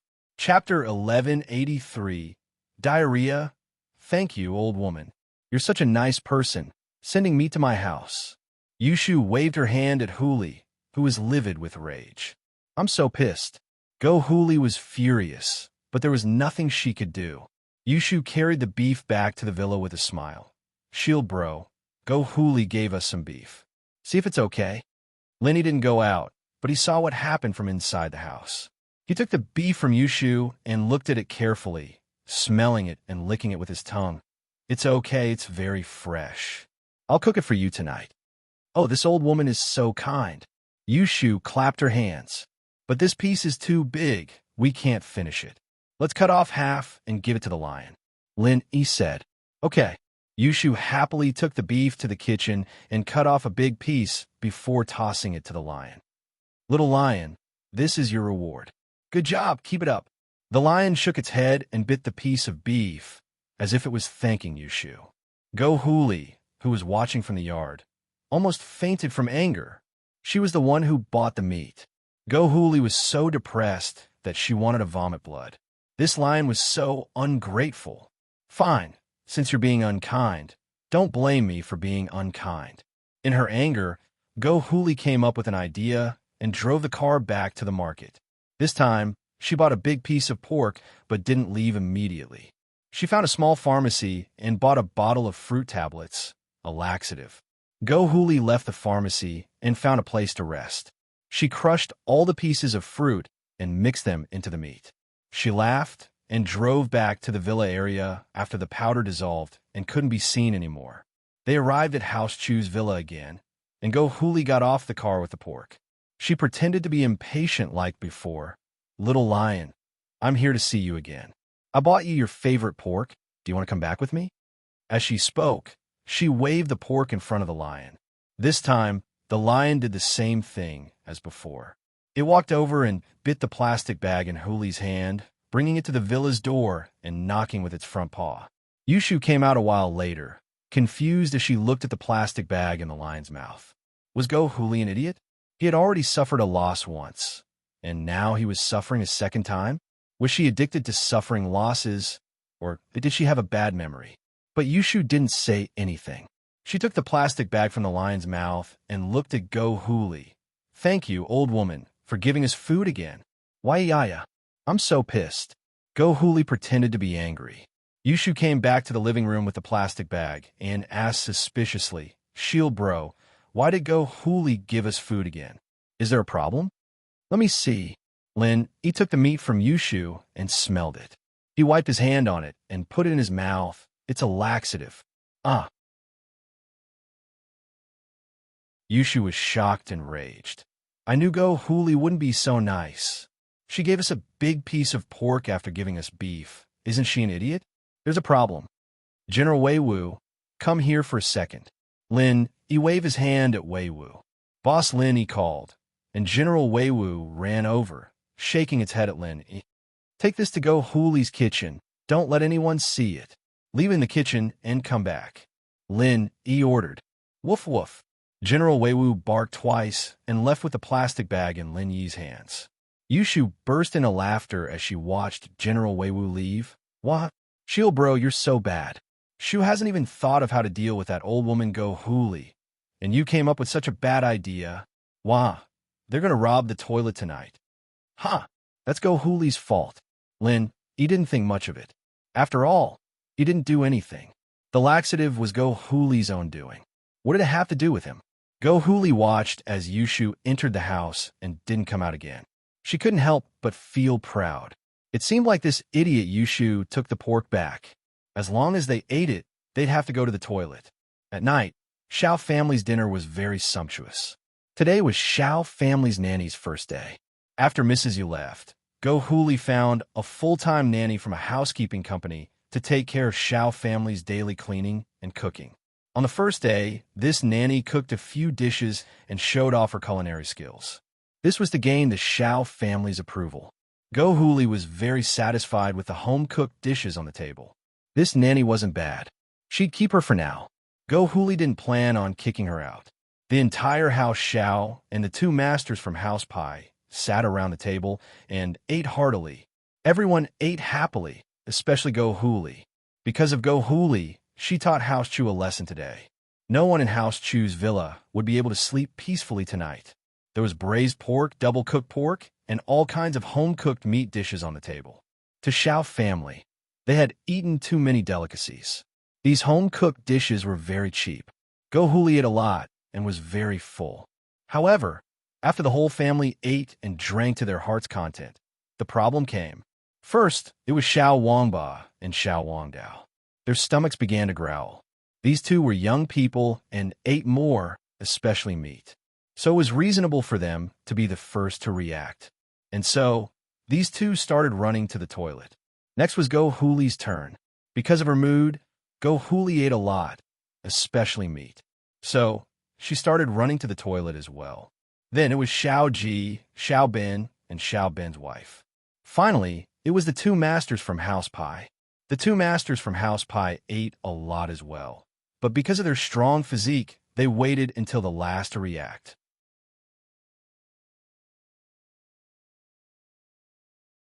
Chapter 1186. Go Huli, dumbstruck seeing the Xiao family start to have diarrhea. Nanny Lu's face was as white as a sheet. Without a doubt, she was the only one who didn't eat with the Xiao family, and she was the only one who didn't have diarrhea. This meant that there was something wrong with the food she prepared. Nanny Lu, what kind of food is this? Are you trying to kill us? Finally, the diarrhea came to an end, and Go Huli leaned on the sofa with a pale face. The rest of the Xiao family were also lying on the sofa in chairs, except for the two masters from House Pai. They were martial artists after all, and their bodies were stronger than normal people. But even so, their faces were pale, and there was sweat on their foreheads. As the saying goes, a man can't stand 3 splashes of shit. Big Madam, I don't know either. I used ready-made ingredients. The ingredients were bought by Young Master and Young Master from the supermarket. I was in charge of cooking. Nanny Lu answered very carefully. Although she didn't know why this happened, she couldn't avoid the responsibility since everyone in the Xiao family had a stomachache. Is that so? Wangba, Wangdao, did you guys buy something that's not fresh? Go Huli turned her gaze to Wangba and Wangdao. No, we bought it from the supermarket, and it's very fresh. We can't buy something that's not fresh. Wangba said, feeling wronged. Our Xiao family is not the same as before, and there are 2 masters from House Pai here. I couldn't buy processed meat. I bought the best. That's weird. Could it be that there are some things that can't be eaten together? Go Huli held her stomach and frowned. Wait, bro. Do you remember that when we bought meat, we didn't buy streaky pork, only the tenderloin? How did you make this braised pork? Wangdao slapped his thigh. Yeah, we didn't buy streaky pork. Xiao Wangba suddenly remembered something. Annie Lu, where did this streaky pork come from? Did you buy it yourself? No. Nanny Lu felt wronged. The streaky pork is with the other ingredients in the kitchen. I'm still on probation and haven't gotten paid yet. How could I possibly spend my own money to buy meat? You're right. Where did the streaky pork come from? Xiao Bin felt that Nanny Lu didn't seem to be lying, and it was impossible for his son and the eldest family's son to join forces to lie. The only possibility was that there was something wrong. At first, Xiao Bin didn't think there was anything wrong with it. It wasn't just diarrhea after running, but after listening to Annie Lu and her son's words, she suddenly felt that something was wrong. Second Master, I don't know either. Nanny Lu quickly said, by the way, there is still a large piece of streaky pork left in the kitchen. I haven't finished it yet. It's in the kitchen now. Why don't you go and have a look?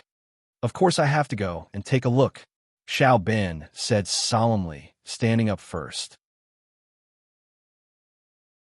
Xiao Ji, Go Huli, Xiao Bin's wife, Xiao Wangba, and Xiao Wangdao also stood up and went to the kitchen. As expected, Xiao Bin saw a large piece of raw streaky pork in the fridge. It was wrapped in a plastic bag with a price tag on it. Today's date is written on the tag. It should be a fresh piece of meat. Xiao Bin picked up the pork and frowned. Huli, who was standing behind, froze when she saw the bag in Xiao Bin's hand. She stared at the bag as if she was struck by lightning. Her eyes widened. How could she not recognize this bag of streaky pork? She had bought it from the market before. She could still remember the price tag clearly. At this moment, Huli finally understood why she and the entire Xiao family had diarrhea. It was because she put laxatives in the pork herself. Huli's face turned pale at the thought. But what Go Huli didn't understand was how the meat ended up in her kitchen. Didn't the lion give it to Yushu? Could it be that the meat could fly and came here by itself? Go Huli felt as if she had swallowed a fly. She was reaping what she sowed. This meat wasn't bought from the supermarket. It was bought from the market. I don't think Wangba and Wangdao bought it together. Xiao Bin looked at the price tag and compared it with the labels on other supermarkets. Then he said, so this piece of meat is very suspicious, but shouldn't be the problem with the meat itself. This meat looks very fresh. It should have been tampered with later. Yes, you're right, brother. Xiao Ji nodded and said, second brother, look at the plastic bag. There's white powder. Could it be laxative? Xiao Ji pointed at the bottom of the bag. There was a fine white powder. It was just that if one didn't look closely, they wouldn't be able to see it. Mother Lu was scared. Master, I don't know. I didn't do it. I don't know whether it's you or not. Take this meat to the market tomorrow and ask the boss. Well, no. This piece of meat is very big and expensive. The boss will definitely have an impression of it. When the time comes, we could just ask who bought it. Xiao Bin had an idea. No need to ask. I bought the meat, Go Huli said with a sad face, her expression extremely ugly. Although it was unfortunate, Go Huli had to admit it. It was very strange after all, and she wanted Xiao Bin to analyze it for her. You bought it? Sister-in-law, you bought it. Xiao Bin paused. He looked at Huli strangely. He didn't believe that Huli would poison the Xiao family. Plus, Huli ate it herself. She was a victim too. You bitch. Are you trying to kill the Xiao family? Xiao Ji was enraged by Go Huli's words and slapped her across the face. Go Huli's vision was spinning and she almost fell to the ground. Brother, what are you doing? Sister-in-law didn't do it on purpose. Didn't she eat it herself? Xiao Bin was speechless at his brother's temper. Wasn't he too quick to anger? As soon as Go Huli admitted it, he slapped her face. Then what's going on? Xiao Ji hemmed coldly and looked at Huli.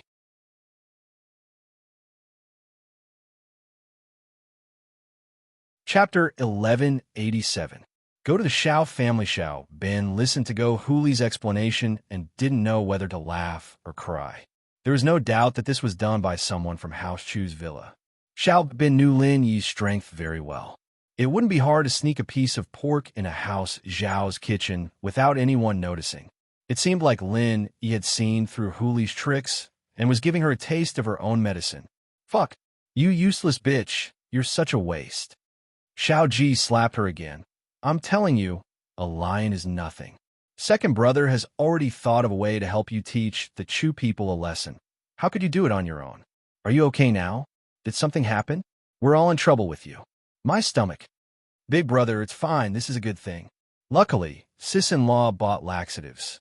If it was poison, we'd be in a hospital right now. Xiao Ben smiled helplessly. Let's just forget about this. It's not a big deal for us, but we've dragged the two Pai masters into this. I'm fine. I have my martial arts to protect me. It's nothing. The older man didn't want to lose face because of this, so he waved his hand and said nonchalantly, people who practice martial arts have good bodies. That's good. Xiao Ben let out a breath of relief. I've let Elder Pai and Mr. Pai see us as a joke. It's nothing. Since there's nothing else, I'll be going back to my room to rest. Elder Pai left after saying that. He needed to go to the toilet right away. 3 days passed in a blink of an eye, and Huli didn't appear in the hospital again. It was as if she had forgotten about it. Other than manager Zhang from the housekeeping company coming to Mrs. Yu's room with some compensation, no one else showed up. Gooden said that his boss was a great healer, and that he should have a way to heal her mother's leg, but his boss hadn't come to check it himself, nor had he come to give a conclusion. Yuan was still a bit worried. Zhou Jiaming, do you think? That boss of yours, can he really heal Mom? Of course he can. Yuan, do you believe me? Just trust me, I won't lie to you. Gooden patted his chest. Okay. Yuan let out a breath of relief upon hearing Gooden's confidence. Yuan, the evil master of this lion, still hasn't appeared. I need to go get an explanation from her. We can't just get bullied for no reason. Gooden had been keeping track of the time these days. 3 days was up, and he couldn't sit still anymore. How about just forget it? I'm afraid that you're not their opponent and will cause more trouble. Yuan said with some worry. It had been a few days since the incident, and Yuan's mentality had also calmed down a little. Other than some sadness, there wasn't as much anger as before. That won't do. My boss said if someone dares to bully us, then we have to bully them back, and we have to bully them twice as much. I can't lose face for boss. My friend, if you get bullied, it's the same as me getting bullied. I need to get an explanation. Gooden said, a little agitated. Man, be careful then. If they don't listen to reason, then forget it. Yuan didn't have a choice now, that Gooden insisted. These 2 days, Gooden had gotten the address of his employer from his mother. Yuan knew Gooden's personality, and she knew that she couldn't stop him even if she wanted to. Got it. I'll go get them now. If that bitch doesn't give me an explanation, I'll kill that lion with one punch. Gooden said and walked out of the room, looking for Go Huli's house. Yuan sighed as she watched Gooden leave. She didn't know if she should be happy or troubled. With Gooden by her side, naturally, they felt safer than before, but Gooden was so reckless, wanting to kill people for no reason at all. This made Yuan worried and troubled. She hoped that he didn't cause any trouble. Gooden was smarter this time. In order to avoid getting lost, he had a map of Songshan in his pocket, following the markings on the map to the Xiao house's villa. Looking at the luxurious villa, Gooden was a little envious. This house was so grand. Even when he lived in Yuan's house, he felt that it was much more comfortable than the houses in the village. But now, this villa looked like a palace. No one of the people living here were so arrogant. But even if they were arrogant, they still had to take responsibility if their pet bit someone. Gooden didn't know anything about doorbells. In the village, people basically yelled to find people, and when they went to other people's houses, they just banged on the door. What doorbell? Is anyone there? Is anyone there? Gooden started banging on the iron fence outside the villa. Of course, as angry as he was at how unreasonable the mistress of the house was, he didn't know what she wanted, so he couldn't just break the fence. Gooden's voice was as loud as a megaphone, and everyone in the Xiao family's villa heard him loud and clear. Is anyone there? Is there anyone in the villa? Gooden banged on the fence crazily again. The door of the villa finally opened. Xiao Ji walked out of the villa. Who is it? Shouting in front of the Xiao family's house. Do you want to die? It's me. Gooden pointed at Xiao Ji. Where's Go Huli? Get her out here. Go Huli. Xiao Ji's face darkened as he looked at Gooden, not knowing who he was. Who are you? Why are you looking for my wife? Oh, Go Huli's your wife? That's perfect. Get her out here. Gooden heard that Go Huli was Xiao Ji's wife, and he knew that he'd come to the right place. Who are you calling a wife? Go Huli came with Xiao Ji, and she was just called a wife by Yushu, and now Gooden was calling her a wife again. She was a bit pissed. You're here to cause trouble, aren't you?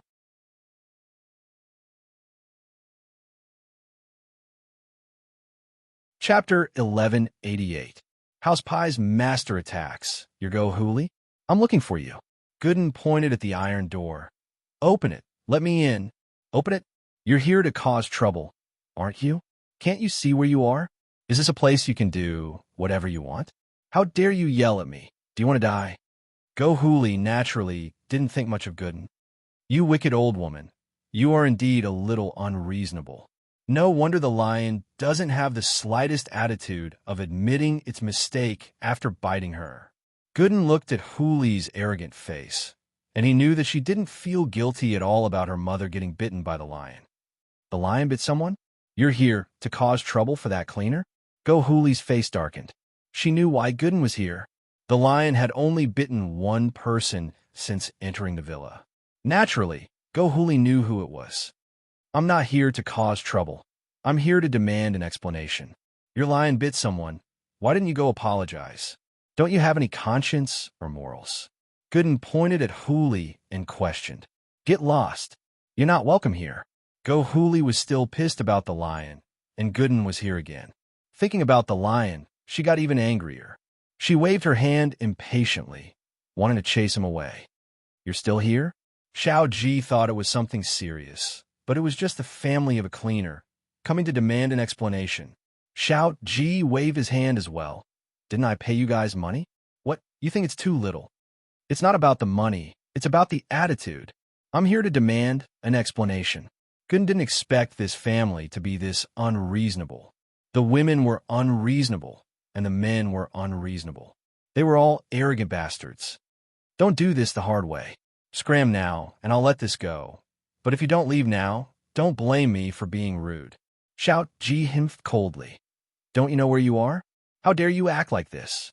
It seems like your whole family is unreasonable. Gooden didn't want to waste time with someone like this. If that's the case, I won't bother you guys anymore. Hand over the lion. I'll kill it with one punch, and I'll leave. Huh? Go Huli smiled coldly. The lion isn't here. What can you do even if it's here? You want to beat me to death? Stop bragging. I won't bite you to death. Xiao Bin didn't believe Gooden too. He smiled coldly and turned around to go back to the villa with Huli, ignoring Gooden. All right, since you won't let me in, I'll go find it myself. With that, Gooden pulled with his hand, and the iron fence seemed to be made of soft mud. It was torn apart without any resistance. After tearing down the bars, Gooden walked in as if he didn't care about Xiao Ji and Go Huli at all. Xiao Ji and Go Huli were stunned. They thought that Gooden was just a relative of the cleaner, and a small character like this wasn't someone the Xiao family would care about. But this Gooden suddenly turned into a master, and that thick iron fence was like soft mud in his hands. This scared the hell out of Xiao Ji and Huli. Of course, they were people who had seen the world, and they knew that martial arts practitioners were powerful. Could this person be a practitioner as well? Xiao Ji panicked and said to Huli, "Let's go. Find the masters from House Pie." Huli didn't dare linger, following Xiao Ji up the stairs. Xiao Ji called out as he ran, "Not good, Elder Pie, Mr. Pie. Someone's here to cause trouble for the Xiao family. Please help us." Elder Pie and Mr. Pie were practicing when they heard Xiao Ji's call. They frowned. Could it be that the Xiao family was in some trouble? After Elder Pie and Mr. Pie came to the Xiao family, the Xiao family treated them like they were their ancestors, serving them with good food and drinks. House Pie had told them that they would only ask for help if there was a problem that the Xiao family couldn't handle. But there hadn't been any trouble recently, and it made them feel a little embarrassed. Now that someone was here to cause trouble, it was the perfect chance for Elder Pie to show off his skills. But Elder Pie was a little worried. Was this a normal gangster or a real master? If it was a real master, then he'd be able to handle it. But dealing with a gangster would be lowering his status. What's going on? Head of the Shao family. Someone's here to cause trouble? Elder Pai pushed the door open and asked. Old Pai, help. The person who came is also a master. With just a casual tug, he tore the iron bars apart. It was as easy as playing with mud. Shao Ji quickly said, Oh, the iron bars at the entrance were all torn apart? Elder Pai furrowed his brows. He knew how thick the iron fence in front of the mansion was. If someone could tear it apart, it would be impossible for a normal person to do so. This person must be a cultivator. He was at least golden class early phase, too. Was he a spiritual practitioner or a physical practitioner? With that thought, Elder Pai turned to Mr. Pai. Let's go see what's going on. Thank you, Elder Pai. Shao Ji naturally breathed out in relief. No matter how strong this person was, with Elder Pai here, it was a piece of cake. Elder Pai brought Mr. Pai downstairs, bumping into Gooden, who was walking up the stairs. He looked around, searching for the lion. It looks like you're here to cause trouble. Elder Pai stood in front of Gooden, asking faintly. He couldn't tell Gooden's strength right now, and whether it was a spiritual practitioner or a physical practitioner, one couldn't tell unless they used their practitioner's arts or attacked. Of course, that was excluding people like Lin Yi who had a golden finger. Who are you? You're the helper that the men and women hired? Gooden looked at Elder Pai oddly. Why are they so dumb? Why did they hire an old man? All right, get out of my way. I still need to find a lion. How dare you disrespect Elder Pai? The young man beside Elder Pai was enraged. Elder Pai was a man of status. He had some status in House Pai, and he was Mr. Pai's elder. Mr. Pai wasn't happy with Gooden's disrespect. He wanted to teach this idiot a lesson, and so he sent a slap towards Gooden's face.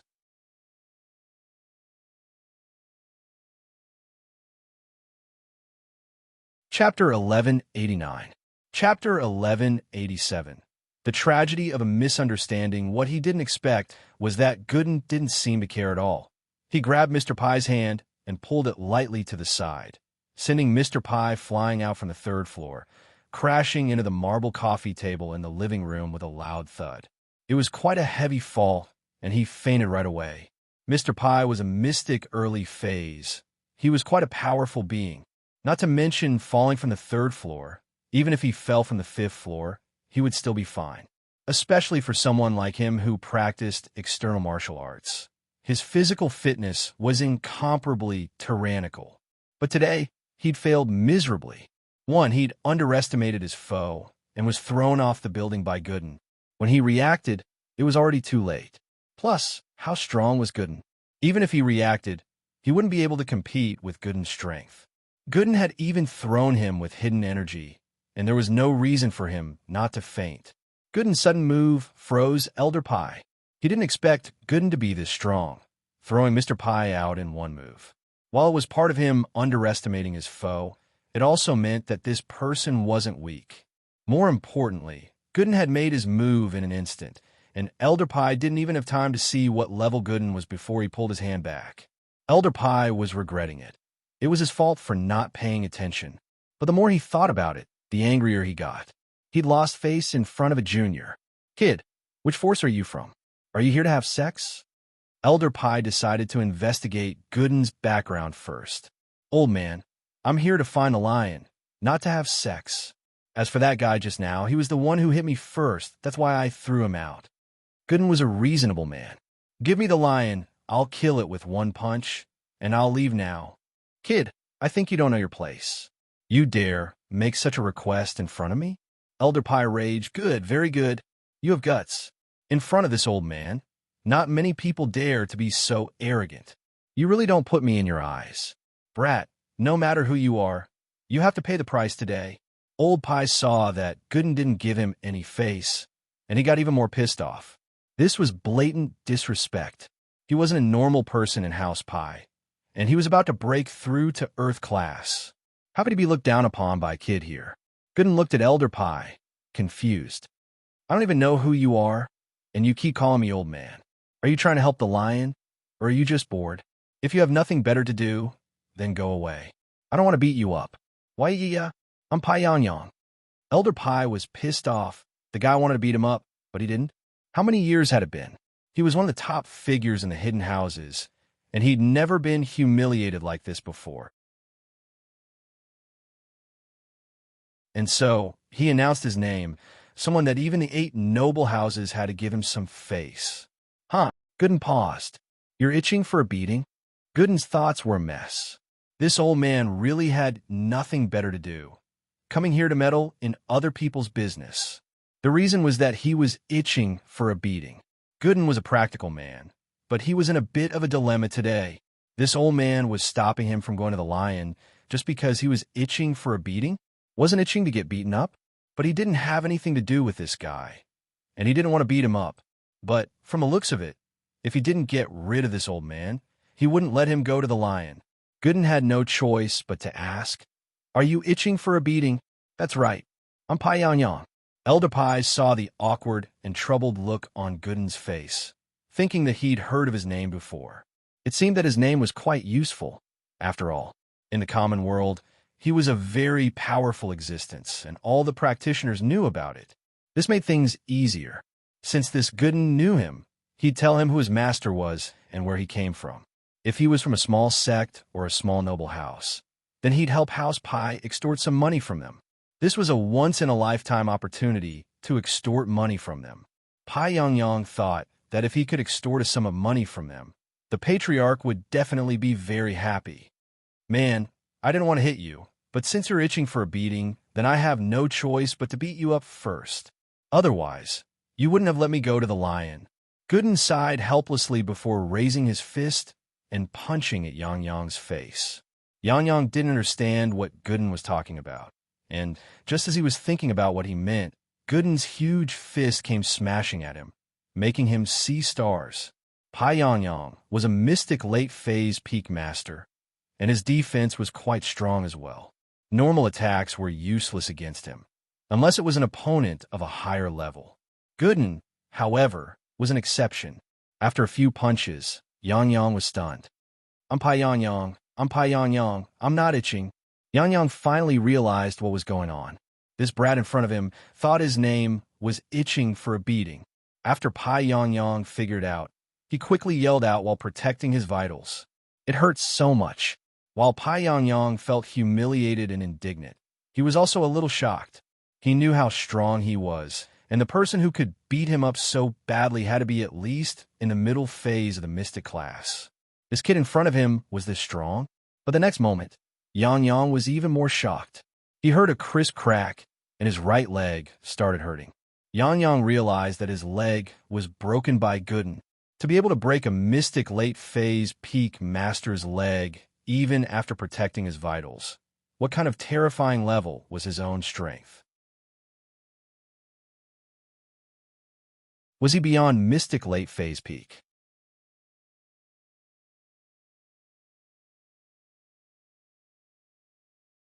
Chapter 1190.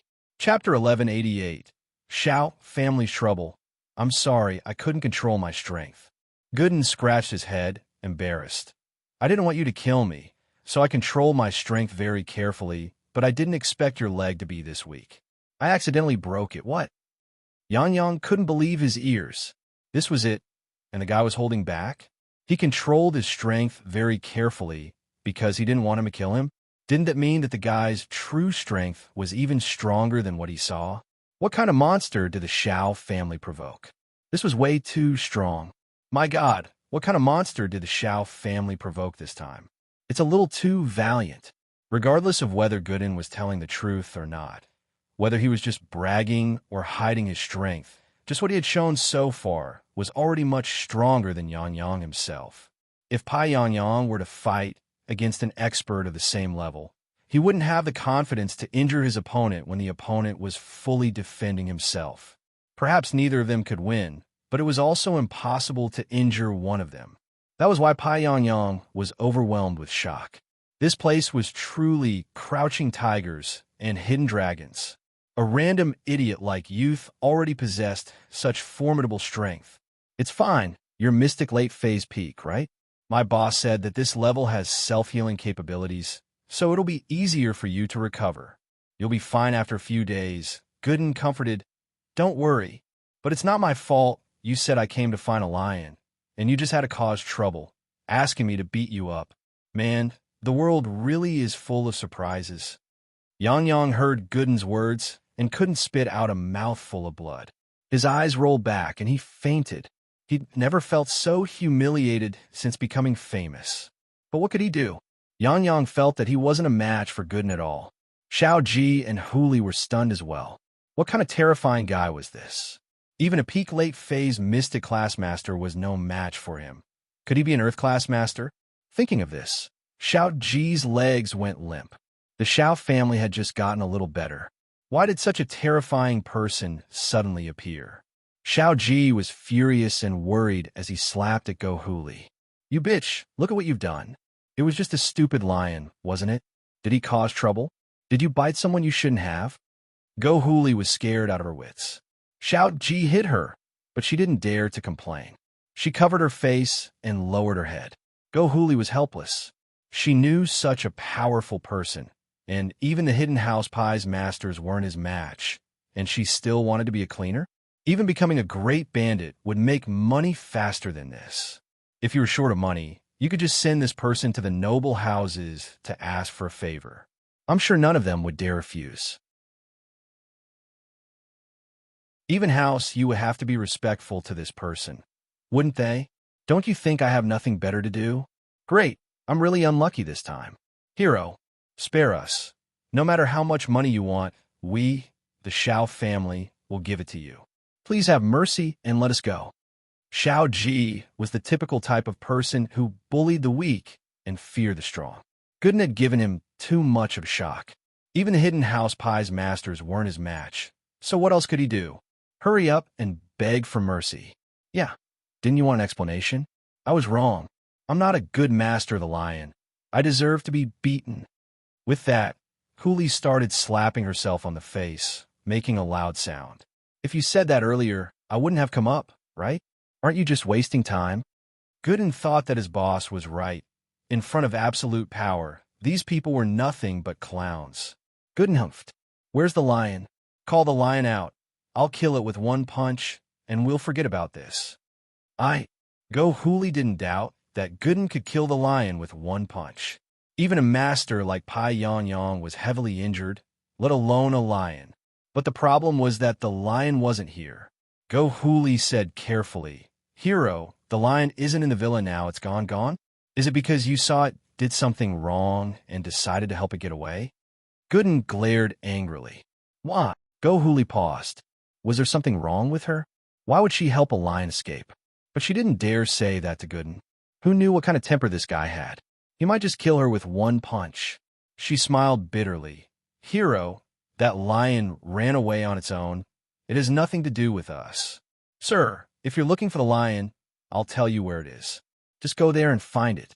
Xiao Ben, who'd been hiding in the dark, finally came out.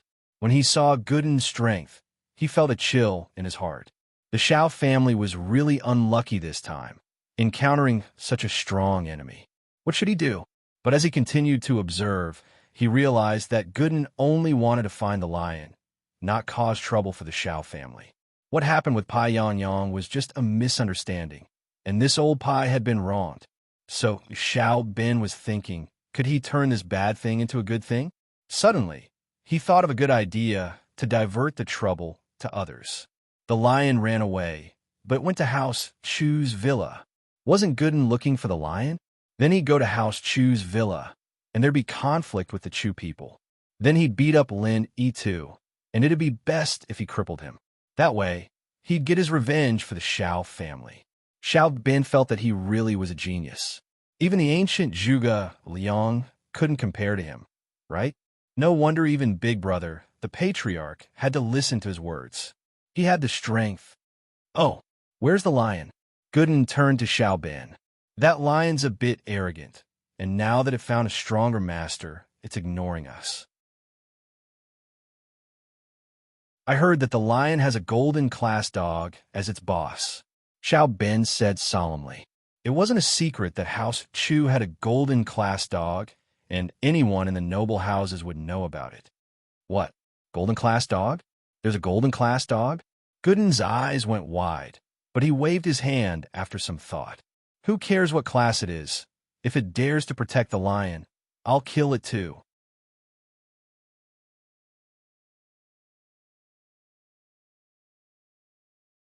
Chapter 1191. Ere Gooden and Yushu before. Huli was a bit annoyed that her man, the head of the house, had to discuss everything with Xiao Ben. Who was the head of the house now? Wasn't this the same as Xiao Ben being in charge? But now, Huli truly admired Xiao Ben. He was too strong, too evil. That's right. The owner of that family is very powerful and powerful. You have to be careful, hero. He's very protective. I'm afraid you're not his match. Xiao Ben said, even if he's protective, he needs to give me an explanation. Gooden raged. If they dare to do that, I'll kill them with one punch. Ugh, then you'll be doing the people a favor. Xiao Ben smiled. That family is doing whatever they want in this villa district. It's already a big deal. If you can kill them, everyone will thank you. Tell me the address. I'll go meet them right now. Gooden wasn't an idiot, but he was a simple man. Whatever Xiao Ben said, he believed it. Otherwise, he wouldn't have been scammed by Xiaoka until he was penniless. Let's go, Mr. Warrior. I'll send you off and show you the way.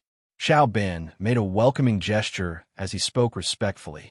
Gooden came out of the Xiao family villa and ran to the Chu villa according to Xiao Ben's directions. The Xiao family, on the other hand, started laughing happily as they watched Gooden leave. Brother, you're really something, sending such a strong guy to cause trouble for House Chu. Even Lin, he wouldn't be a match for him. Xiao Ji gave him a thumbs up. Of course, I'm not his opponent. Xiao Ben smiled. It'd be best if their conflict gets more intense and they kill that Lin Yi. Then we could take over House Chu's company. The Xiao family had always wanted Pingzhan's assets, and it was a sore point that they couldn't get it last time. Now that they had House Pai's support, the Xiao family naturally wanted to regain their face, but they never had the chance to do so. Now that Gooden was here, even if Lin Yi didn't die, he'd be heavily injured, and they could make their move on House Chu. Brilliant. Second brother. Xiao Ji nodded. Right, the two masters from House Pai. Big brother, I almost forgot about them if you didn't mention it. Hurry up and send them to the hospital. Don't let anything happen to them. They're the support of our Xiao family. With that, Xiao Ben ran back into the villa.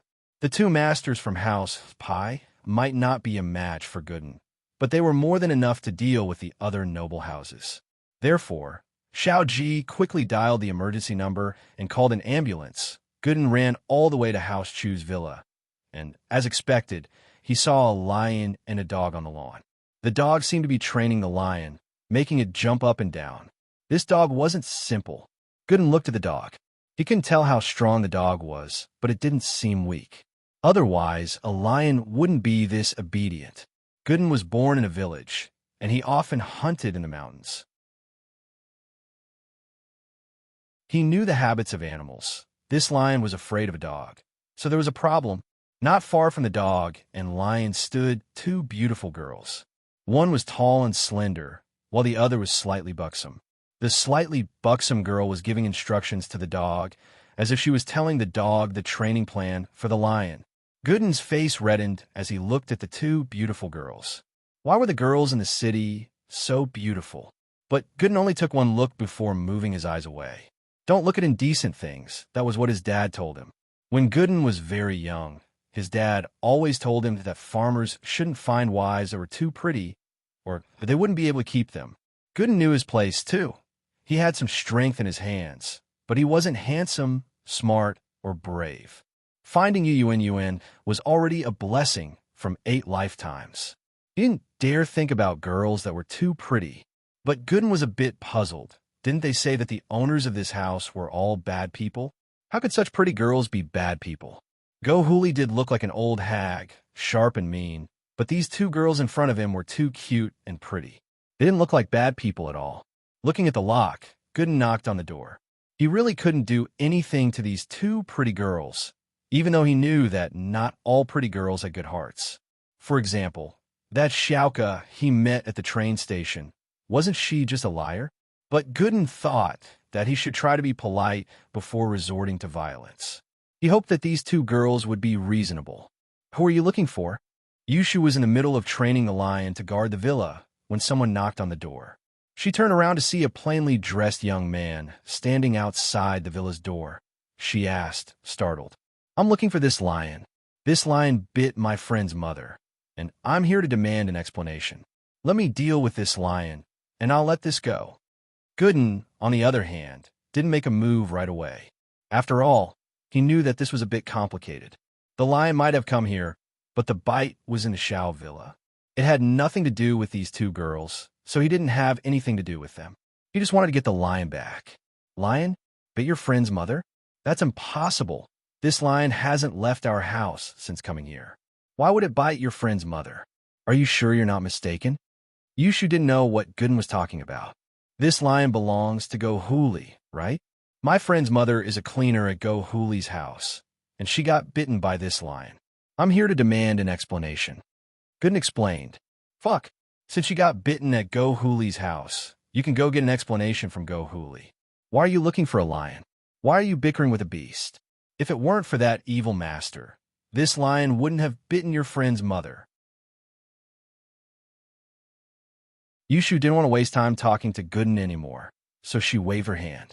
She's already apologized and paid the compensation. Now, we only need this lion. Give it to me. I'll kill it with one punch. Gooden was a bit narrow-minded. He felt that Yushu was right, but this lion was still ferocious.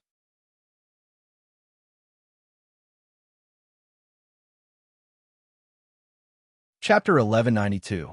Chapter 1190. Call him over. If it weren't for Gooden's honesty, Yushu wouldn't be talking to him this much. So you're saying that you're going to protect this lion? Gooden frowned, thinking that this girl was quite domineering. It seemed that he had to use force after saying no. Meng Yao frowned as well. As far as she was concerned, this was a bit hard to handle. Shu was right, but Gooden was an honest person, and if he really wanted to cause trouble for the lion, it would make sense. Mister, this lion is just an animal. It doesn't know who to bite. Without the owner's permission, it wouldn't bite. Meng Yao explained, Look, it's in my house now, it won't bite. Gooden was speechless. He wasn't good with words, and Meng Yao and Yushu's words made him speechless. But if he really turned around and left like this, he wouldn't want to just let the lion go like this. Even if they were right, should he just let the lion go like this? Gooden sighed. How about this? This animal bit my friend's mother's leg, so I'll break its leg? No. Yushu panicked. It wasn't easy to get a guard in the house, and if his leg was broken, what was he supposed to do? Seeing that she couldn't get through to Gooden, Yushu got a little angry. She wasn't an easy person to talk to. She didn't want to talk to Gooden anymore. If you don't leave, I'll get the lion's boss to teach you a lesson. The lion's boss? Gooden blinked. This lion has a boss? That's fine, since it's the boss. I'll get the boss for his lackey's mistakes. This is the lion's boss, General Weiwu. If you don't leave, I'll open the door and let the dog out. Why are you so stubborn? Yushu pointed at General Weiwu, threatening Gooden. This dog? Gooden looked at General Weiwu. It wasn't that he looked down on it, but he'd killed countless animals before. Why would he be afraid of a dog? So he said, Open the door and let it out. I can even break its legs. Gooden was a very honest man. He didn't come for the money. He just wanted an explanation. Like many other victims, he just wanted the perpetrators to pay the price and get an explanation. As for money, it was secondary. Come in if you dare. Yushu wouldn't open the door for Gooden. Gooden didn't want to use force, but since Yushu was being unreasonable, he wouldn't go easy on her. Gooden gripped the iron fence with both hands, and with a slight tug, the fence broke just like the one in front of the Shao family's villa, as if the steel was soft. Holy shit! Yushu's eyes went wide. You're that strong? General Weiwu was very lazy at first, but after seeing Gooden's sudden display of strength, he was shocked. He stood up straight and looked at Gooden cautiously. This man was very dangerous. Gooden looked at the broken fence and estimated that he might not be a match for him. Gooden didn't dare attack first, standing in front of Meng Yao and Yushu. He had to protect them, and as for the lion, he wouldn't be able to protect it. General Weiwu's actions, naturally, didn't escape Yushu's eyes. Looking at the way General Weiwu acted, Yushu guessed that even General Weiwu wouldn't be a match for Gooden. How could Yushu let Gooden get to General Weiwu when she saw him coming for her? She called out, "Wait!" Gooden was about to grab General Weiwu when he was startled by Yushu's shout. He subconsciously stopped and raised his head. "What are you doing? Do you want me to hit a dog or a lion?" Gooden, naturally, thought that Yushu saw his strength and didn't want General Weiwu to do anything. "Wait, if you want to touch this dog, you need to get permission from the dog's boss." Yushu felt that the only way to deal with this person was to call Lin Yi. "This dog's boss? Isn't this dog yours?" Gooden paused, a little confused. He didn't expect this dog to have a boss. "Of course this dog is mine, but it has a boss too." Yushu said, "This dog's boss is very strong, and if he knows you hit the dog, he won't let you go. You might be able to break the iron fence, but it's just a small trick for Shield Bro. Last time, my boobs got caught in the fence, and it was Shield Bro who helped me break it open." Yushu said proudly, and accidentally said too much. Shoo. Mingyao didn't know whether to laugh or cry at Yushu's words. Why did she have to bring this up? Wouldn't she be a joke? As expected, Gooden's face turned red from Yushu's words. This girl was too bold, wasn't she? How could she say something like this? Gooden's face turned red, and he said helplessly, "All right, call the dog's boss over. I'll talk to the dog's boss, okay?" Gooden was really getting a headache from Yushu's words. When he went to the Xiao family was acting all high and mighty, so it was easy to deal with. Gooden could just make a move and deal with it. But now, they were just talking, and Gooden didn't have the face to hit these two pretty girls. Plus, they didn't have much to do with this. Gooden was a man who knew right from wrong, and naturally, he wouldn't hit people for no reason. But the problem was, he could be reasonable, but this girl in front of him was unreasonable. Gooden was the dumbest, and he couldn't beat her in an argument. And so, after going around and around, she didn't look for the lion anymore, but Shield Bro. "Shield Bro's here, and you'll have to submit. I advise you to leave now, or I won't care if Shield Bro beats you up." Yushu tried to scare him. "You've already destroyed our villa. Do you know what happened to the person who destroyed our villa's gate last time?" "No." Gooden shook his head. "Shield Bro killed him with one punch." Yushu said, "Ugh." Gooden thought to himself, why is this so similar to his style?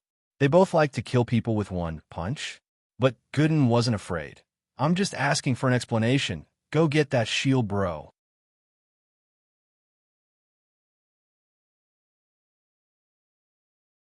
Chapter 1193.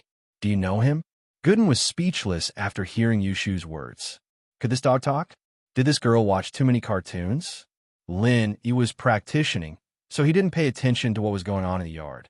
Lin Yi, naturally, knew that Yushu and Meng Yao were training the lion in the yard. There wasn't any danger, and General Weiwu would warn him if there was any.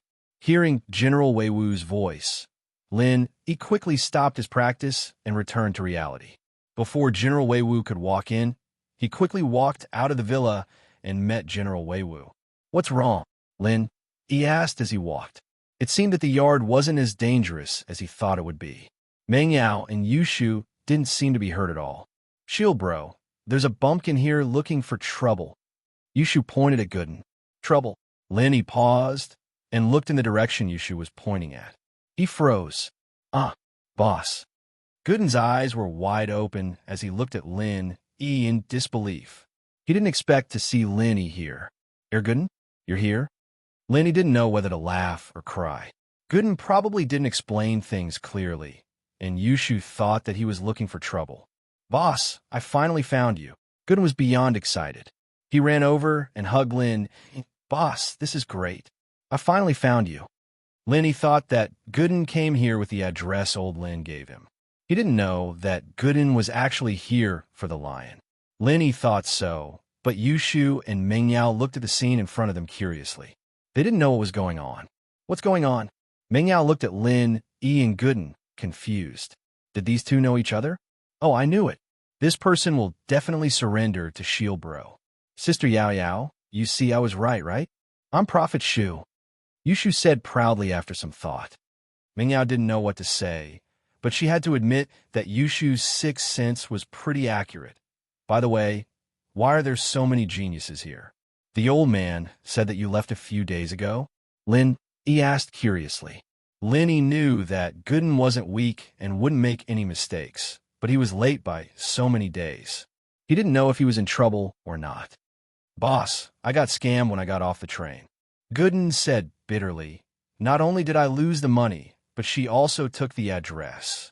So I couldn't find you. Oh, then how did you find me? You found that scammer? Linny paused. He didn't think that Gooden would have this kind of encounter, getting scammed right after getting off the train. But then again, it wasn't that strange for Gooden to get scammed.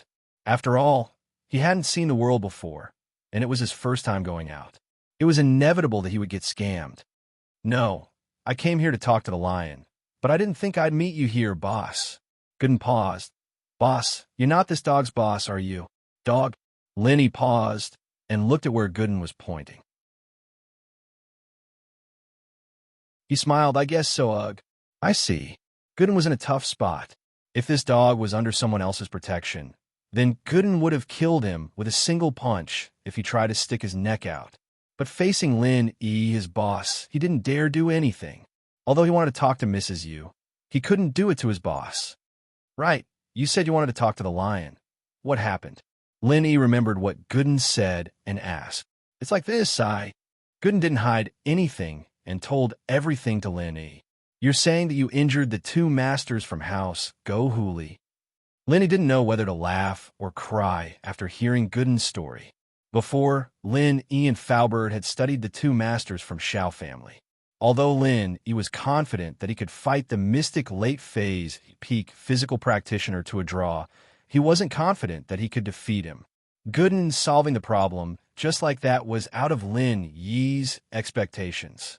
Yeah, I didn't want to beat him up, but that old man begged me to beat him up, saying that he was itching for a beating. So I had no choice but to beat him up. But I wasn't careful, and I broke his leg. Gooden scratched his head and said embarrassedly, he wasn't itching for a beating. His real name is Pai Yang Yang. Linny really sympathized with Yang Yang. This guy got hit even when he was lying down, getting beaten up just because of his name. He was too unlucky. Lin he knew Pai Yang Yang's name from Faubert long ago, so he figured it out right away. Ha ha! Yushu burst into laughter. Pai Yang Yang. I'm dying of laughter. You actually thought he was itching for a beating. Meng Yao, on the other hand, didn't know whether to laugh or cry. Pai Yang Yang. Why did this guy have a name like that? His name is Pai Yang Yang? Gooden only reacted after hearing Lin Yi's explanation. He wasn't itching for a beating, was he? I'm so sorry for this. He didn't fight back. Lin Yi looked at Gooden, his face a little weird. Lin Yi believed that Gooden could break Pai Yang Yang's leg, but breaking Yang Yang's leg without any resistance at all? Why was this so weird? Did Yang Yang just let Gooden hit him instead of fighting back? No, he was protecting his body the whole time. Gooden said, You're really lucky. Lin Yi shook his head with a bitter smile, but he didn't feel guilty at all for injuring Pai Yang Yang. So be it. It had nothing to do with him anyway. Shield bro, you know him? He's your follower? Yushu could tell from the conversation between Lin Yi and Gooden that they knew each other before, and they seemed to be quite close. Yeah, we've known each other for a long time. We're from the same village. We grew up together. Lin Yi said, Let me introduce you guys, Zhou Jiaming. His nickname is Air Gooden. Air Gooden, this is Meng Yao, my employer, and this is her best friend, Yushu.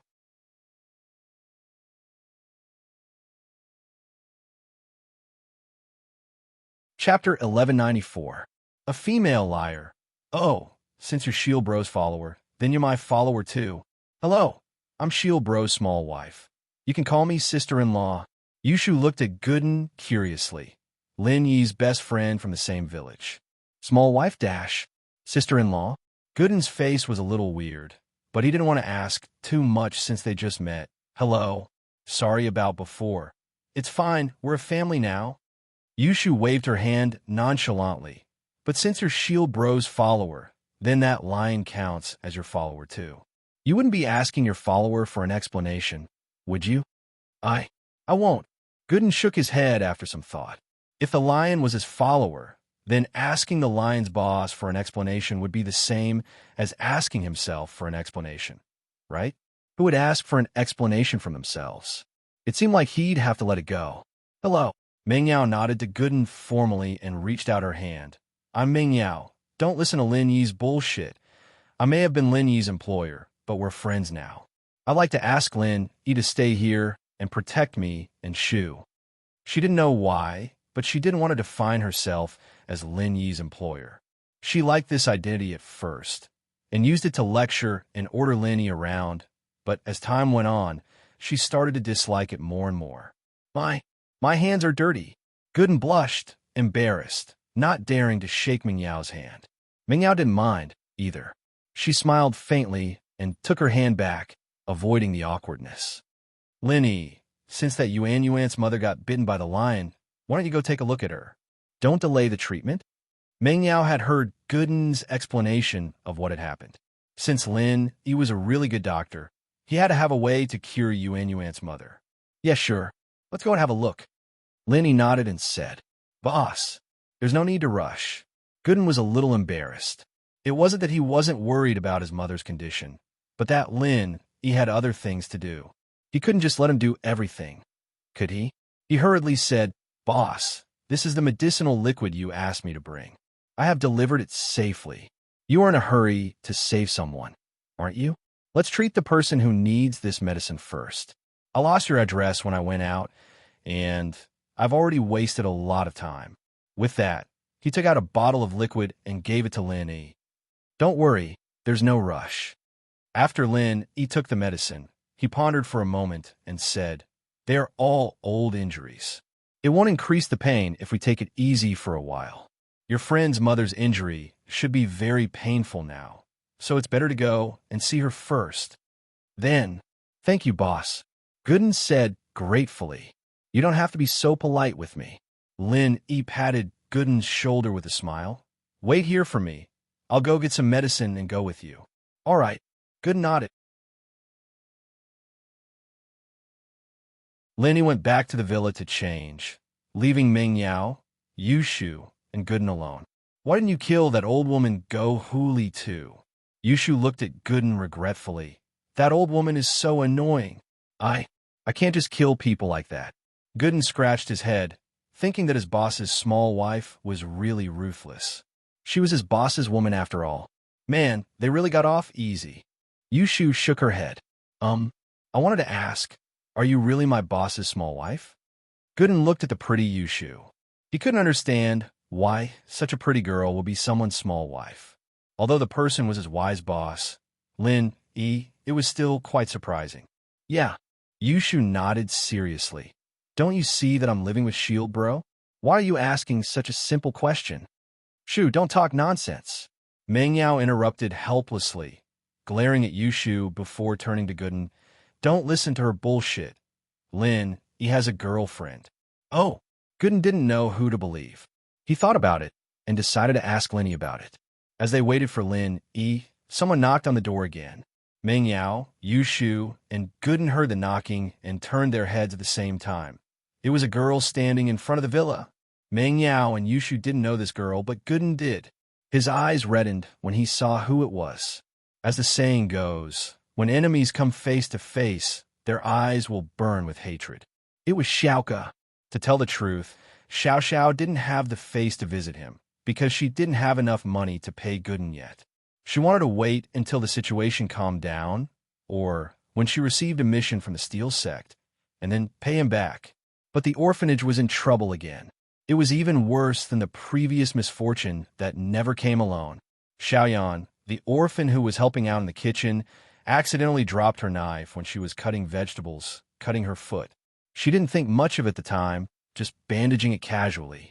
After all, this kind of injury wasn't much for the kids in the orphanage. But after a few days, the wound started to fester, and she started to get scared.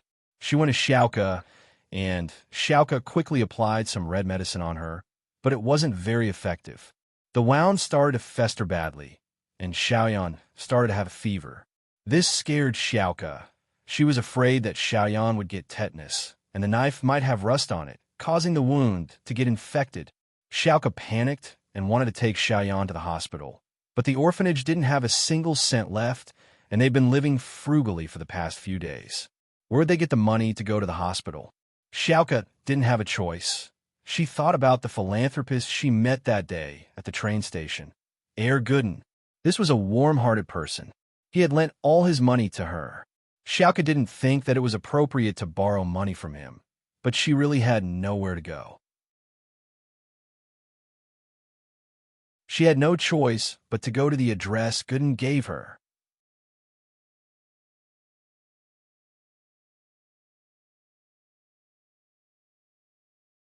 Chapter 1195. Chapter 1193, Borrowing Money Again. I came here just to find you. Xiaoka, naturally, didn't know that Gooden thought she was a liar. She didn't hear the hidden meaning in his words. Just to find me? Gooden thought that it was a coincidence, thinking that she was here to scam him, but he didn't expect her to say that she was here just to find him. And so Gooden was confused. Yeah, thank you for last time, but I've run into some trouble again. My friend's injured, and I need some medical fees. Can you lend me some more money? Don't worry. When I earn money, I'll pay you back double. Xiaoka patted her chest. What? You still want to borrow money? Gooden's eyes went wide. Do you think I'm an idiot, you liar? I've already fallen for it once, and you still want to borrow money from me? If I borrow money from you again, wouldn't I be the world's biggest idiot? I really don't have a choice. I know you're a good person. Can you lend me some more money? Xiaoka begged pitifully. Herr Gooden, you said she was the one who scammed your money? It can't be that coincidental, can it? Yushu heard the conversation between Gooden and Xiaoka. These two knew each other, and this was the person who scammed Gooden's money. I'm not a liar. I'll really pay you back. I've always kept your address. Otherwise, I wouldn't have been able to find you. Xiaoka paused after hearing Yushu's words. Thinking about Gooden's attitude towards her, she understood that Gooden thought she was a liar. No wonder his tone was so bad when he saw her. She quickly explained. Address? Gooden blinked. You said you found this place based on the address I gave you? Gooden thought that it was a coincidence, but after Xiaoka's explanation, he realized that it wasn't. Even so, Gooden found it hard to believe Xiaoka's words. These few days with Yuanyuan had taught him a lot about how to deal with people and how to deal with things, as well as the secrets of scammers. With the example of Yuan falling for it, Yuan had been teaching her father and Herr Gooden about how to prevent scammers, and this had slowly raised Herr Gooden's vigilance. He didn't trust people so easily. Yeah, isn't it here? Xiaoka took out the paper and waved it in front of Gooden. Then tell me, you have another friend who's injured and wants medical fees, right? Gooden asked. Yes. Xiaoka nodded. Liar. Do you think I'm a fool? Why is your family always sick? You can't just use the same excuse every time you scam people, can you? Gooden pointed at Xiaoka. Xiaoka didn't know whether to laugh or cry, but she didn't know how to explain it. But it seemed like she wouldn't be able to get a single cent from him now. Xiaoka sighed disappointedly. If you don't believe me, then forget it. I'll think of something else, but I'll definitely pay you back the money I owe you. Wait, you're running away already? I'll bring you to the police station. Gooden really couldn't do anything to a pretty girl like Xiaoka, so the only way to punish her was to bring her to the police station. That can't be done. Xiaoka jumped. What would Xiaoyan do if she was sent to the police station?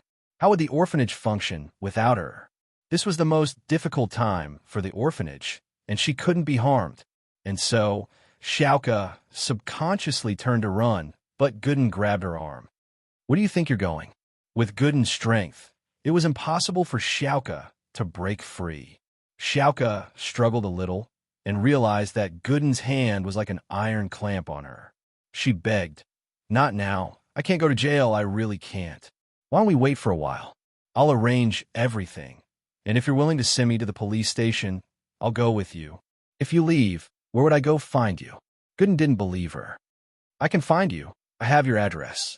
Xiaoka said carefully. Do you think I'm an idiot? Gooden couldn't help but get pissed. You cunning bitch. I can't let you get away, you vixen.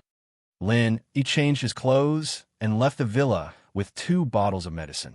He heard Gooden's loud voice as he walked out. He looked up and saw a familiar face. Xiaoka. Gooden was grabbing her arm, not letting go. What's going on? You guys know each other? Lin Yi smiled as he walked over. Xiaoka didn't expect to see Lin Yi here, and it was as if she had seen her savior. She begged with a bitter face, Lin Yi, help me. Tell him he wants to send me to the police station. Send you to the police station? Lin Yi paused, but he remembered something. Gooden, the liar you were talking about before. It wouldn't be her, would it? That's her. Boss, you know her? Gooden was a bit confused. Hearing Xiaoka call out Lin Yi's name meant that the two knew each other. Lin Yi frowned. With Lin Yi's understanding of Xiaoka, this might not be what Gooden was thinking. She might have been tricked by Xiaoka. Who was Xiaoka? She was a thief, and her specialty was stealing. She didn't need to lie at all. If she wanted Gooden's money, she could get it without a sound. Why would she need to lie? Plus, with Xiaoka's situation, it was normal for her to raise money when the orphanage kids were sick. Plus, even if Xiaoka really did trick Gooden, there was no reason for her to do it a second time. Xiaoka, what are you doing here? Xiaoka placed all her hopes on Lin Yi, and so she told Lin Yi the details of her visit. After hearing that, Lin Yi felt that Xiaoka wasn't lying. He had seen Xiaoka's orphanage before, so Xiaoka's words weren't far from the truth. The children in the orphanage were really injured.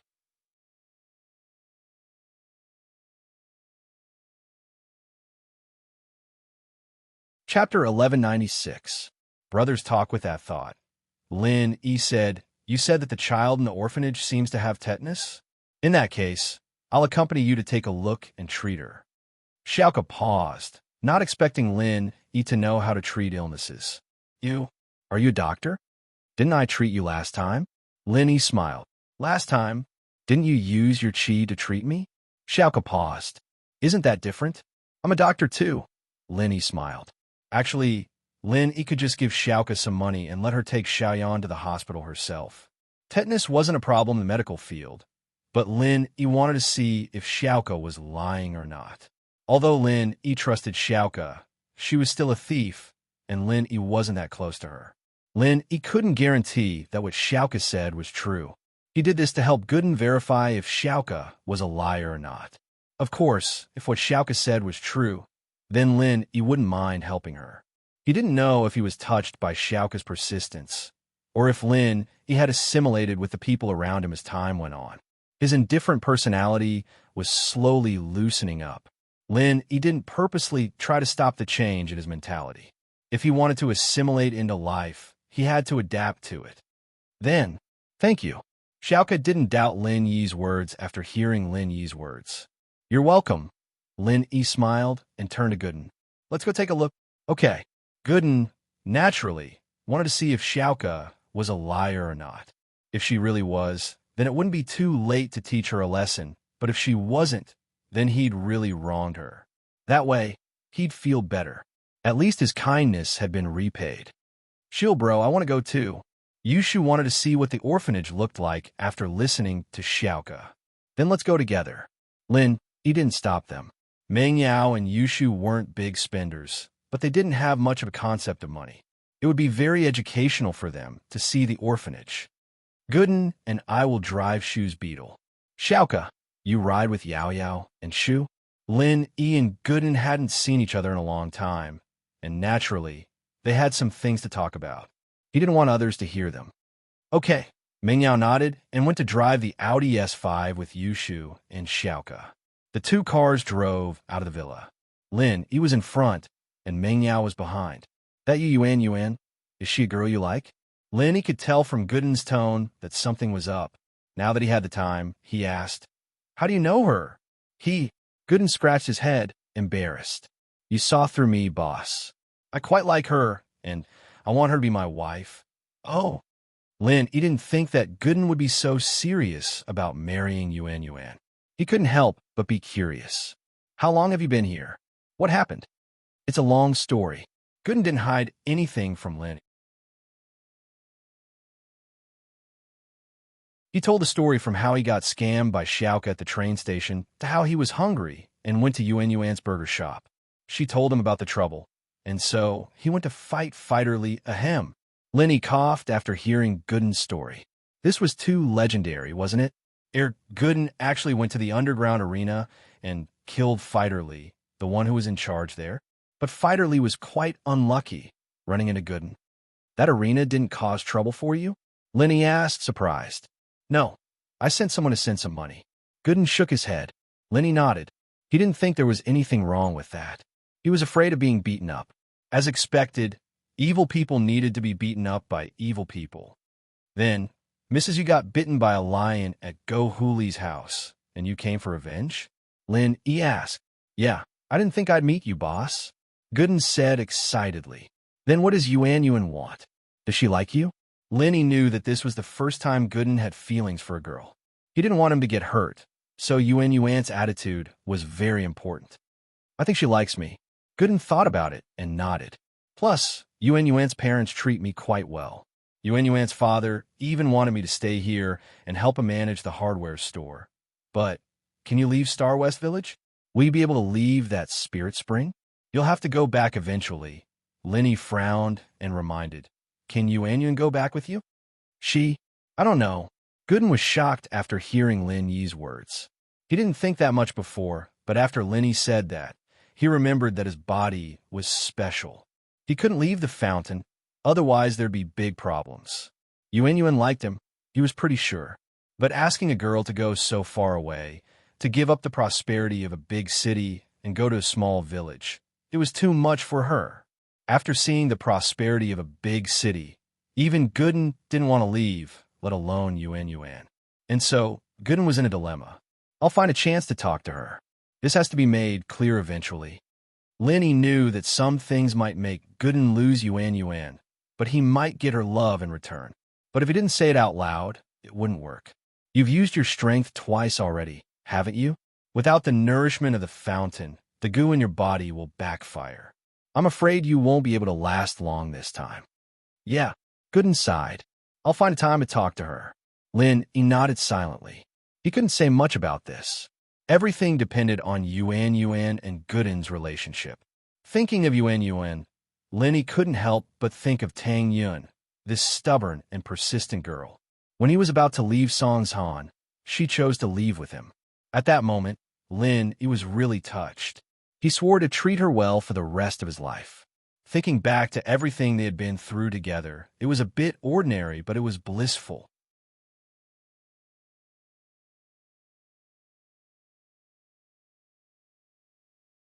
Chapter 1197. Give me one. The car drove slowly to the orphanage, and Lin parked the car in front of the orphanage. Looking at the broken walls, Lin sighed. It wasn't easy for Xiaoka to support this orphanage all by herself. In the car, Xiaoka told Meng Yao and Yushu many things about the orphanage. She told them about how pitiful the children there were, but seeing it with her own eyes wasn't as shocking as seeing it with her own eyes. If it weren't for Lin Yi's visit today, Meng Yao and Yushu would never have known that there was an orphanage like this in Songshan. Meng Yao and Yushu had donated quite a lot of money, but it was always to the remote mountainous areas. They'd never thought that there would be such a poor place in the prosperous city of Songshan. It's broken, isn't it? Xiaoka was a bit awkward. These two were obviously rich misses, and they wouldn't be used to a place like this. This is the orphanage? Are there a lot of children here? Do they live here every day? Meng Yao couldn't help but ask. Yeah, this is the place. Xiaoka nodded. Children are actually very pitiful. They don't have parents to take care of them, and the dean and I can only do our best to take care of them. But the funds are limited, and their lives aren't that good. Xiaoka and the others had just arrived when Ken ran out from the red brick building. Xiaoka, sis, you're finally back. Yin fainted. What? Xiaoka froze when she heard the words. Yin had a fever before they left, and her mental state wasn't that good. She panicked and went to borrow money from Gooden, but Yin fainted in such a short amount of time. Lin and Gooden got off the car as well, and seeing the orphanage, Gooden believed Xiaoka's words. He felt bad for misunderstanding her before.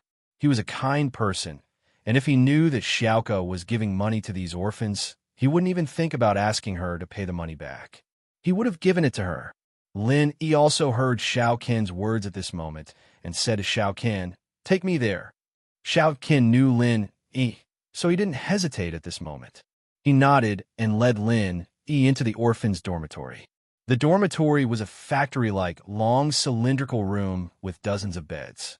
Although the room was dilapidated and the beds were rusty, the bedding was neatly folded. On one of the beds, Lin E saw Xiaoyan. The little girl was only about 10 years old. It must have been hard for her to cook at such a young age. However, this was the situation of the orphanage. There was no spare money to hire workers. Most of the daily chores were done by Xiaoqin and the children. After all, Xiaoqin needed to earn money, and the dean's health wasn't good. The girl's face was a little green, and her forehead was a little hot. Her muscles were spasming all over. Linny checked the girl's tongue and pulse before letting out a breath of relief. It's confirmed that it's tetanus. I'll take care of the wound first, and then I'll write a prescription. Yao Yao, can you and Shu go to the pharmacy and buy the medicine? Okay. Meng Yao nodded without hesitation. The scene in the orphanage really touched her. She didn't believe it before, but now that she was here and saw Xiao Yan on the sickbed, she knew how hard it was for the children here. If she could help them, she wouldn't hesitate.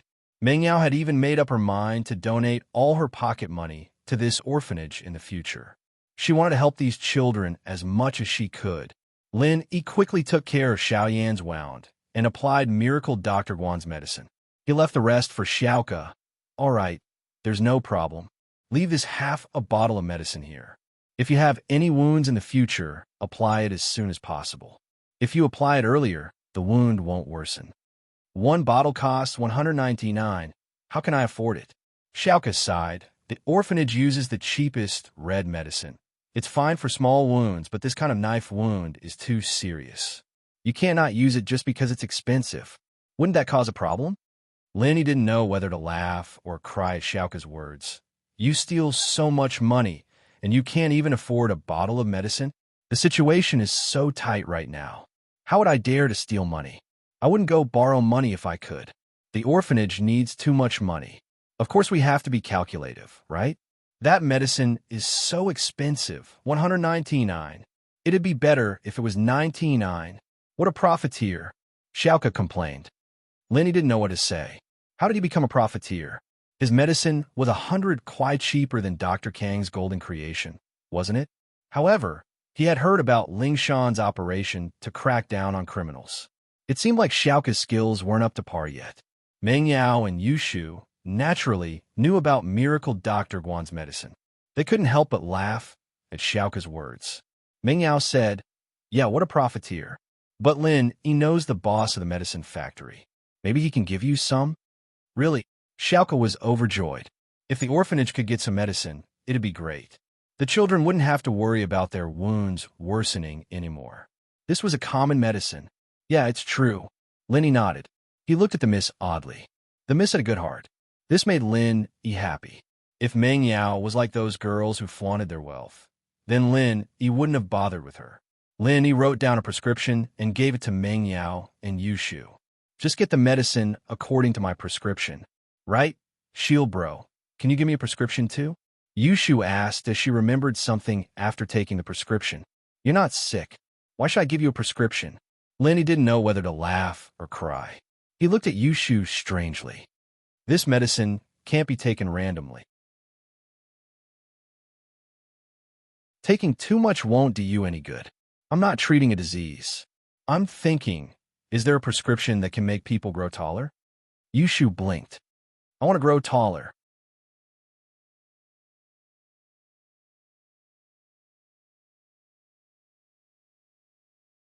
Chapter 1198. A big deal. Xiao Xiao is a small wife, and so am I. But she's a little taller than me.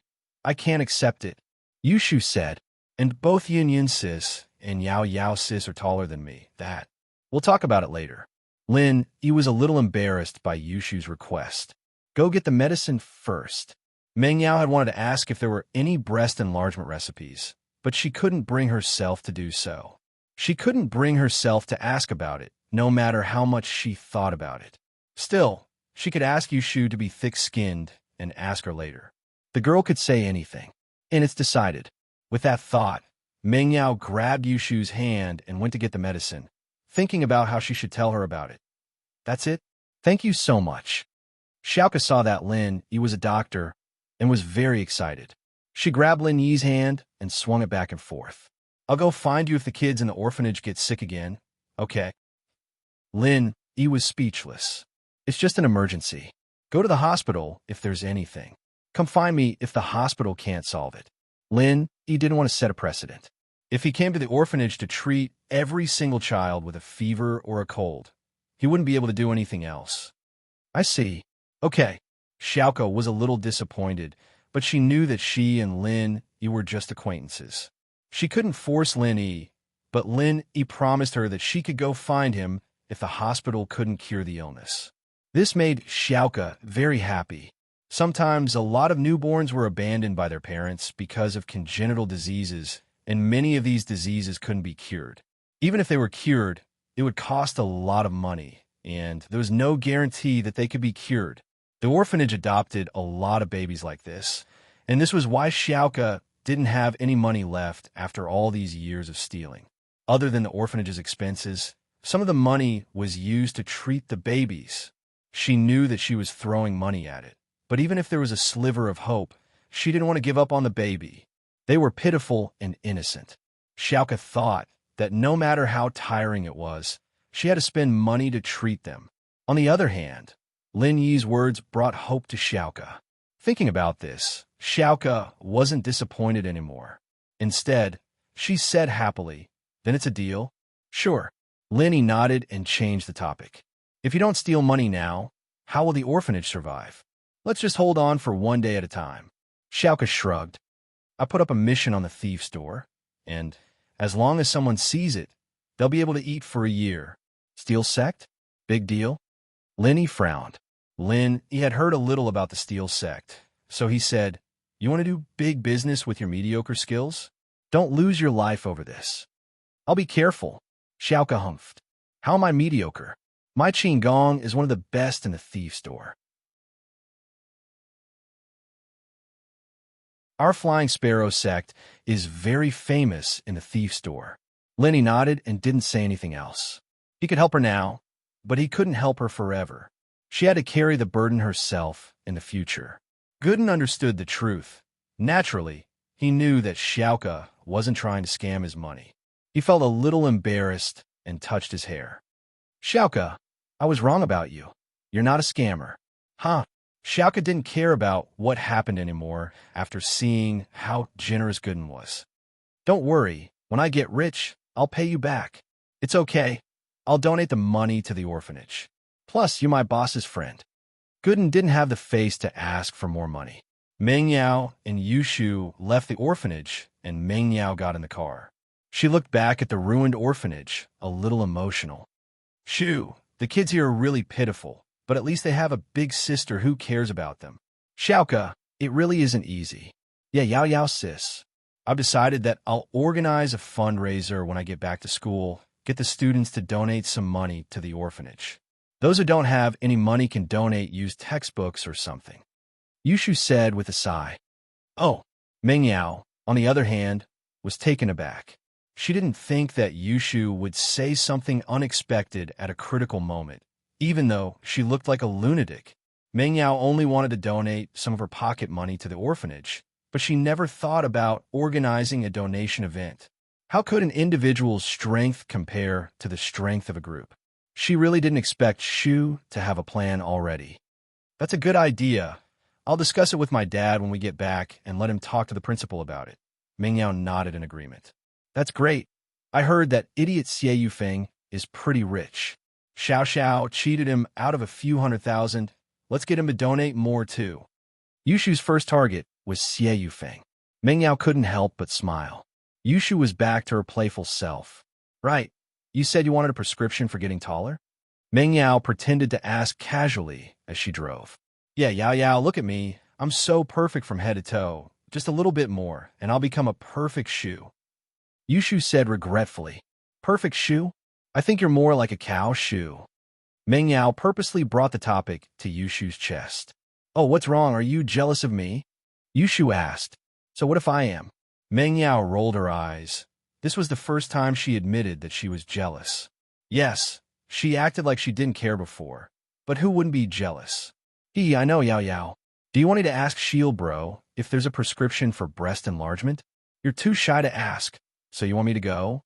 Yushu looked at Mingyao's face and guessed what she was thinking. I didn't. Mingyao's face reddened as Yushu exposed her. Then I won't ask. Years of sisterhood made Yushu confident. Then I'll just ask casually.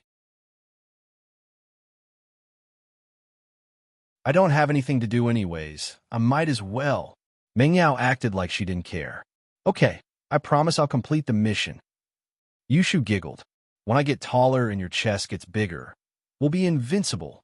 We'll be able to beat Tang Yun Sis and Xiao Xiao.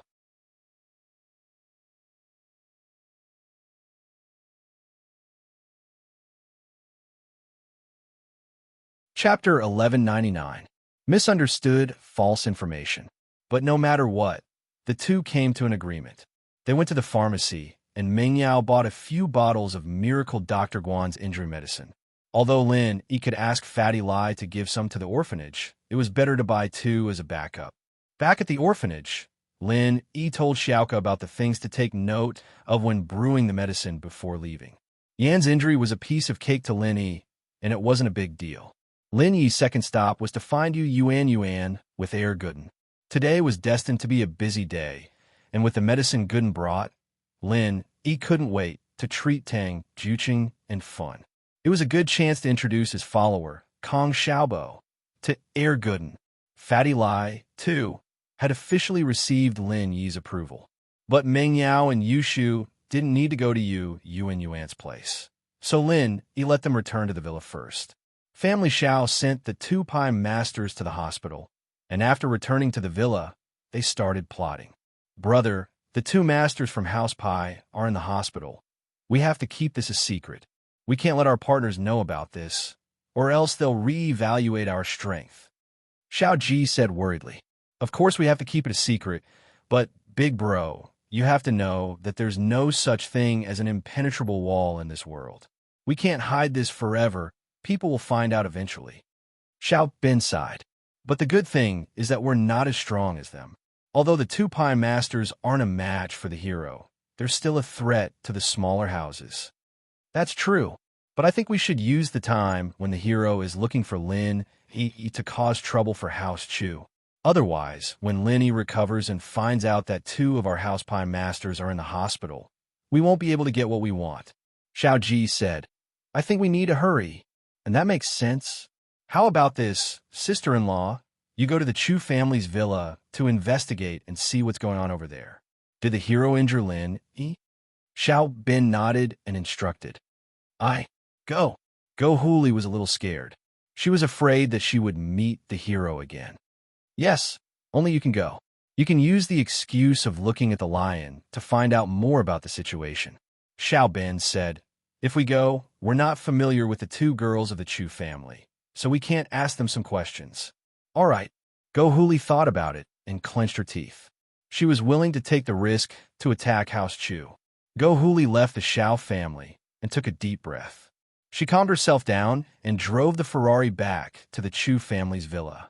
Meng Yao and Yushu got home and saw the broken iron fence in front of the villa. They didn't know whether to laugh or cry. This guy was Lin Yi's follower, so naturally, they couldn't ask him to pay for it. They could only hire someone to fix it themselves. When they got home, the lion and General Weiwu were nowhere to be seen. Yushu was a little confused. She walked around the villa and saw the lion sleeping in the warehouse. Fuck, you stupid lion. Your master isn't home and you're lazing around here? Do you want to die? Yushu was very pissed off. What was wrong with this lion? How long had it been since she left? How long had it been since she left? Woof, woof. General Weiwu barked helplessly. Shu, forget it. This is the lion's first day of training, and you've been torturing it for the whole morning. It doesn't have General Weiwu's stamina. It's going to rest now that it's tired. Meng Yao walked over and roughly understood what General Weiwu was trying to say. General Weiwu was a golden class dog, but the lion wasn't. Lin Yi didn't have any intentions of modifying it at the moment, evidently not trusting the lion's loyalty. It was impossible for a lion without any strength to be like General Wei Wu. Oh, Yushu thought about it and realized that it was the case. She didn't care anymore. All right, go to sleep then. We'll continue training tomorrow. The two were discussing the lion when Go Huli's voice came from the door. Is anyone home? Why is that old woman here again? Yushu rolled her eyes when she heard Go Huli's voice. She walked to the front of the villa, unhappily. After Go Huli arrived at House Chu's villa, she first observed the situation outside. She realized that the iron fence on the villa's door was broken, just like her House Xiao's villa. Go Huli was instantly delighted. It seemed that the hero had found this place and had a conflict with House Chu's people. If there wasn't a conflict, House Chu would have let him in peacefully, and they wouldn't have broken the iron fence. It seemed like the conflict had been going on for a while, but there weren't any sounds of fighting. It should be over already. Go Huli mustered up her courage and called out. Yushu walked to the front yard and frowned when she saw Go Huli standing at the door. What are you doing here again? Why is there no end to this old hag? Do you want to show me how to pull your head off? Go Huli heard Yushu's sarcasm and wanted to yell at her, but she remembered that she was here on a mission and couldn't make things awkward with Yushu. Otherwise, she wouldn't be able to get any information out of Yushu. With that thought, Go Huli held back her anger and smiled embarrassedly. How can this person live after his head is pulled off? Oh, then why are you here if he can't live? Yushu was pissed when she saw a lazy lion, and now Go Huli was here. How could she be happy? Huh, where's the lion? Go Huli asked after some hesitation. Dead. Yushu didn't like lions in the first place, so she answered casually when Go Huli asked. Dead. Go Huli clicked her tongue in satisfaction. You ungrateful lion slave. It's better if you're dead. But she didn't show it on her face. Oh, then where's Linny?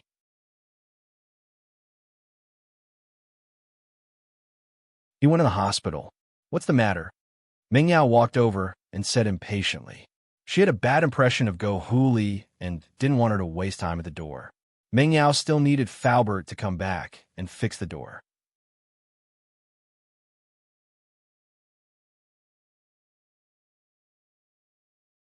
Chapter 1200. Come to the door again. Meng Yao looked at Huli's back, confused. She didn't know why Huli came here all of a sudden. Huli didn't know that Meng Yao was talking about going to the hospital to treat Yuan Yuan's mother. Huli thought that he was in the hospital because of his own injuries. Huli quickly drove back to the Xiao family and excitedly reported, Good news! Good news! Huli, what's wrong? What's the good news? Xiao Ji looked at Huli's face and guessed what was going on. Master has already caused a ruckus in House Chu. Lion was killed and Lin Yi is in the hospital. Chu Lil girl and Chen Lil girl look like they just ate gunpowder. Go Huli said happily. Is that so? If that's the case, then the heavens are helping our Xiao family. Xiao Ji laughed. Brother, let's find some people to deal with Pengzhan Industries. Yes, not bad. Let's go to Pengzhan Industries now and talk to him. If he knows what's good for him, he'll give us some benefits. If he doesn't, we'll suppress Pengzhan Industries in the stock market. We have a lot of alliances now anyway, and we won't need to invest any money. I'm sure a lot of people will want to split Pengzhan Industries with us. Xiaobin thought about it and said, In fact, ever since the masters from House Pai entered the Xiao family, more and more smaller families came to flatter them. Xiao Ji and Xiao Bin's ego had started to inflate. They enjoyed the feeling of being on top of the world. Every time they thought about the humiliation they suffered in House Chu, they would grit their teeth, wanting to avenge themselves. But there was never a suitable opportunity. Now that the opportunity was here, naturally, they wouldn't let it go. Xiao Ji and Xiao Bin didn't linger and left for Pengzhan Industries. This matter couldn't be delayed. They had to be decisive. Pengzhan wasn't expecting Xiao Ji and Xiao Bin to come visit at this time. He knew about the Xiao family's resurgence, and he was afraid that the Xiao family would come for revenge at first. But after a while, he was relieved to see that everything was fine. House Pai probably wouldn't make an enemy out of Lin Yi for no reason. It wouldn't benefit House Pai, so the Xiao family brothers didn't make a move. Mr. Xiao, may I know what brings you here? The enmity between Pengzhan and the Xiao family was irresolved. They were already enemies, and so Peng Zhan wouldn't mince his words. Judging from the looks on Xiao Bin and Xiao Ji's faces today, he knew that these two didn't have good intentions. Peng Zhan, thanks to you, our Xiao family was almost finished, Xiao Ji said coldly as he sat down on the sofa in Peng Zhan's office. Mr. Xiao, if it weren't for the greed of your Xiao family, things wouldn't have turned out this way. Peng Zhan wasn't angered. He was a man of manners, after all. He only smiled faintly at Xiao Ji's rudeness. But the heavens have blessed our Xiao family. Our Xiao family is not finished. We're even getting better. What do you think? Peng Zhan, are you jealous? Jealous? Wahahaha. Xiao Ji laughed loudly. Just say what you want. Peng Zhan knew that the Xiao family brothers didn't come here to show off. They probably had something to discuss. Peng Zhan, don't think that I'm letting you off the hook just because I didn't come looking for you. I didn't come looking for you because I didn't have the time. Let me tell you, the enmity between our families is huge. Xiao Ji slammed the coffee table in front of him. Peng Zhan frowned. He didn't think that the Xiao family brothers would come looking for him again after so long. And from the looks of it, they were definitely here for trouble. But what kind of courage was it that made the Xiao family act this way? Could they be this arrogant with just two masters from House Pai supporting them? But why didn't they come looking for trouble when the masters from House Pai just arrived? Why did they wait so long? Mr. Xiao, you've probably forgotten the pain of the past. It's only been a short time, and you've already forgotten the lesson for last time? Peng Zhan had thought things through after what happened last time. There were times when it was time to be tough, and he'd just give it his all. Even Lin, he was willing to give up everything for House Chu. So what was there for Peng Zhan to do? Peng Zhan, I'm not afraid to tell you that we're here for what happened last time. Xiao Ji smiled coldly. Peng Zhan, don't say that I didn't give you a way out. You have two choices. One is to hand over a portion of your business to us, the Xiao family, and the other is to wait for us Xiao family and our partners to attack your stock market. Peng Zhan frowned. There was no doubt that Xiao Ji was the same as last time. He was asking for too much. But Xiao Ji wouldn't do something as crazy as this unless he had something to rely on. He wouldn't just come here and say something stupid like this. His business wasn't something he could just give away just because he wanted it. And so Peng Zhan only smiled faintly. Mr. Xiao, you seem very confident. Is it because of the two masters from House Pai? But don't forget that the masters from House Pai were beaten away by Lin Yi before. Lin Yi? Ha ha. So you're still counting on Lin Yi? Xiao Ji laughed mockingly at Peng Zhan. I'm not afraid to tell you that the person you're counting on is now hospitalized. He's been beaten to the hospital by Master. Hospitalized? Peng Zhan paused. What? You don't believe me? You can give her back her Lin Yi a call if you don't believe me. Xiao Ji said nonchalantly. Peng Zhan's face changed. He finally understood why the Xiao family would suddenly come to his doorstep again. They knew that Lin Yi was injured. Perhaps it was the same as last time. They wanted to take advantage of the situation. But Lin Yi was perfectly fine. How could he be injured? He was even beaten up by some hero and hospitalized. Then why would Master hit him? If it was a master from House Pai, then Peng Zhan would still believe it. But where did this master come from? But even though Peng Zhan was doubtful, he still picked up his phone and called Lin Yi. He'd be able to get the most accurate information from Lin Yi. Lin Yi, where are you? Peng Zhan asked. Although he kept his tone normal, he couldn't help but feel anxious in his heart. I'm at the hospital. Lin Yi said. What's wrong? Uncle Chu, why are you suddenly asking this question?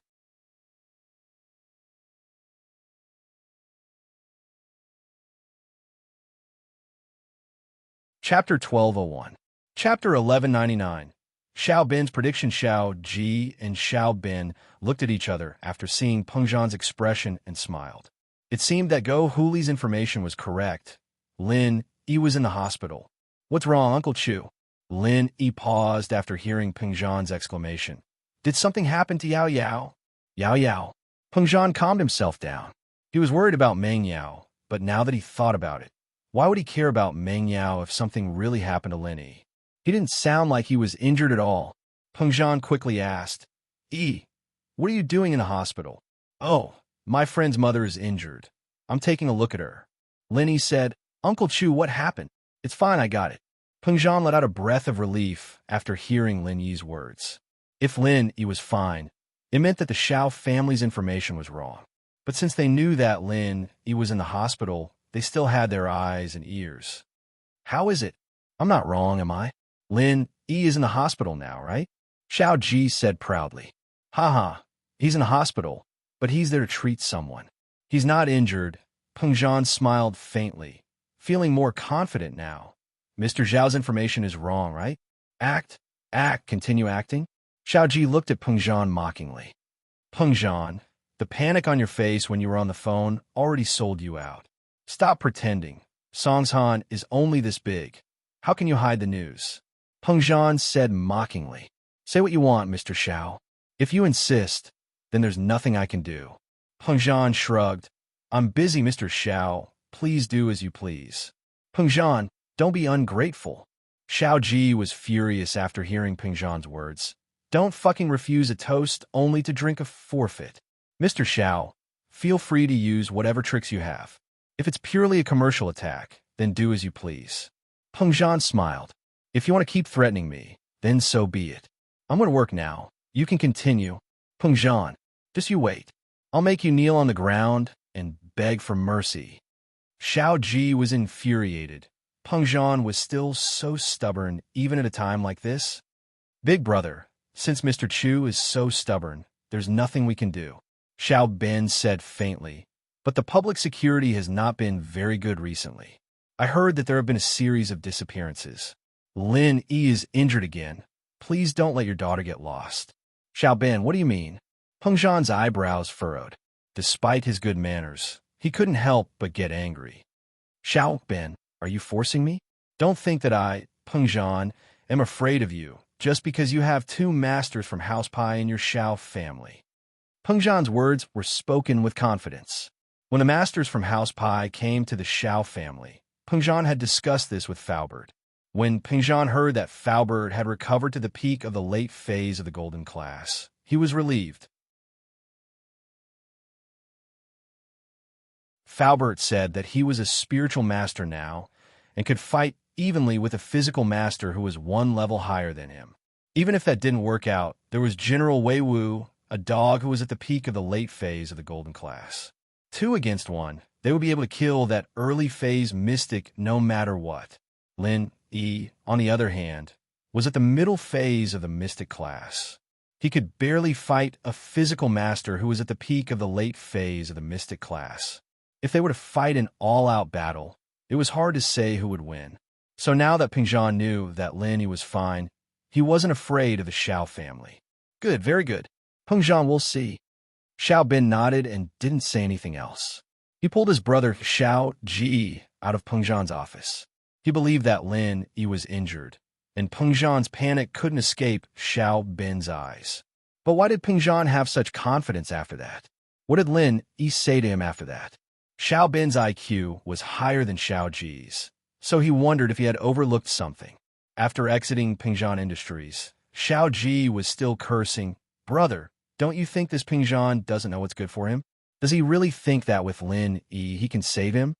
Bro, there's something strange about this, Xiao Ben said after a sigh. Peng Zhan's panic when he heard that Lin Yi was in the hospital wasn't fake, but he was full of confidence after that. What's the reason? Yeah, brother, what you're saying makes sense. Is there something going on here? Xiao Ji calmed down and felt that Xiao Ben's words made sense. He was a rough guy, but he listened to Xiao Ben. Let me think. Xiao Ben got into the car and closed his eyes, putting his hands on his temples. He couldn't shake the feeling that something was wrong. Xiao Ji didn't want to disturb him, so he sat beside Xiao Ben. Let's go. Head, are we going home or to the hospital? The driver didn't know where to go, so he asked. Hospital? Right, the hospital. Xiao Ben cried out as he opened his eyes. Master Air, are we going to the hospital? The driver was startled by Xiao Ben's cry as he asked carefully. No, let's go home, Xiao Ben said to the driver before turning to Xiao Ji. Brother, I've thought it through. Oh, Xiao Ji quickly asked. Brother, what's going on? Isn't Lin Yi in the hospital now? Elder Pai and Mr. Pai are there as well. Do you think Lenny would run into them? Xiao Ben analyzed, word by word. If Lenny knew that Elder Pai and Mr. Pai were injured as well, wouldn't he have nothing to fear? Peng Zhan wouldn't have to worry, either, since our masters are in the hospital as well. That's possible. After Xiao Ji heard Xiao Ben's words, he nodded in agreement. That should be it. But we booked a private room, so how did Lenny see it?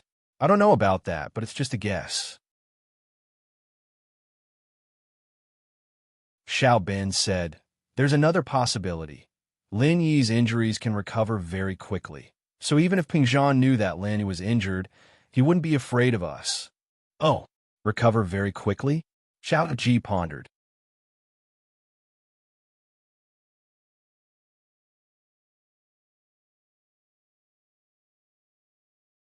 Chapter 1202. The difference in injuries. What does that mean? Xiao Ji paused. Could it be the house Chu wasn't pretending to be weak last time?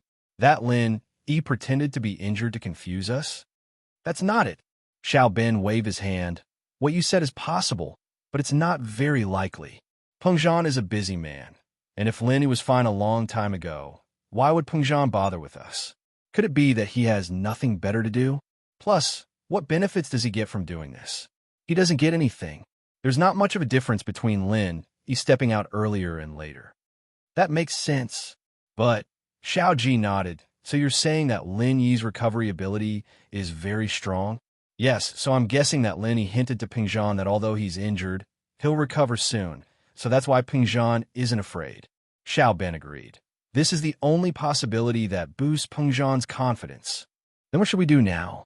Xiao Ji said, now that the two masters from House Pai are hospitalized, there's nothing we can threaten Peng Zhan with. I'll discuss with my business partners first and see if we can control and suppress Peng Zhan Industries through the stock price.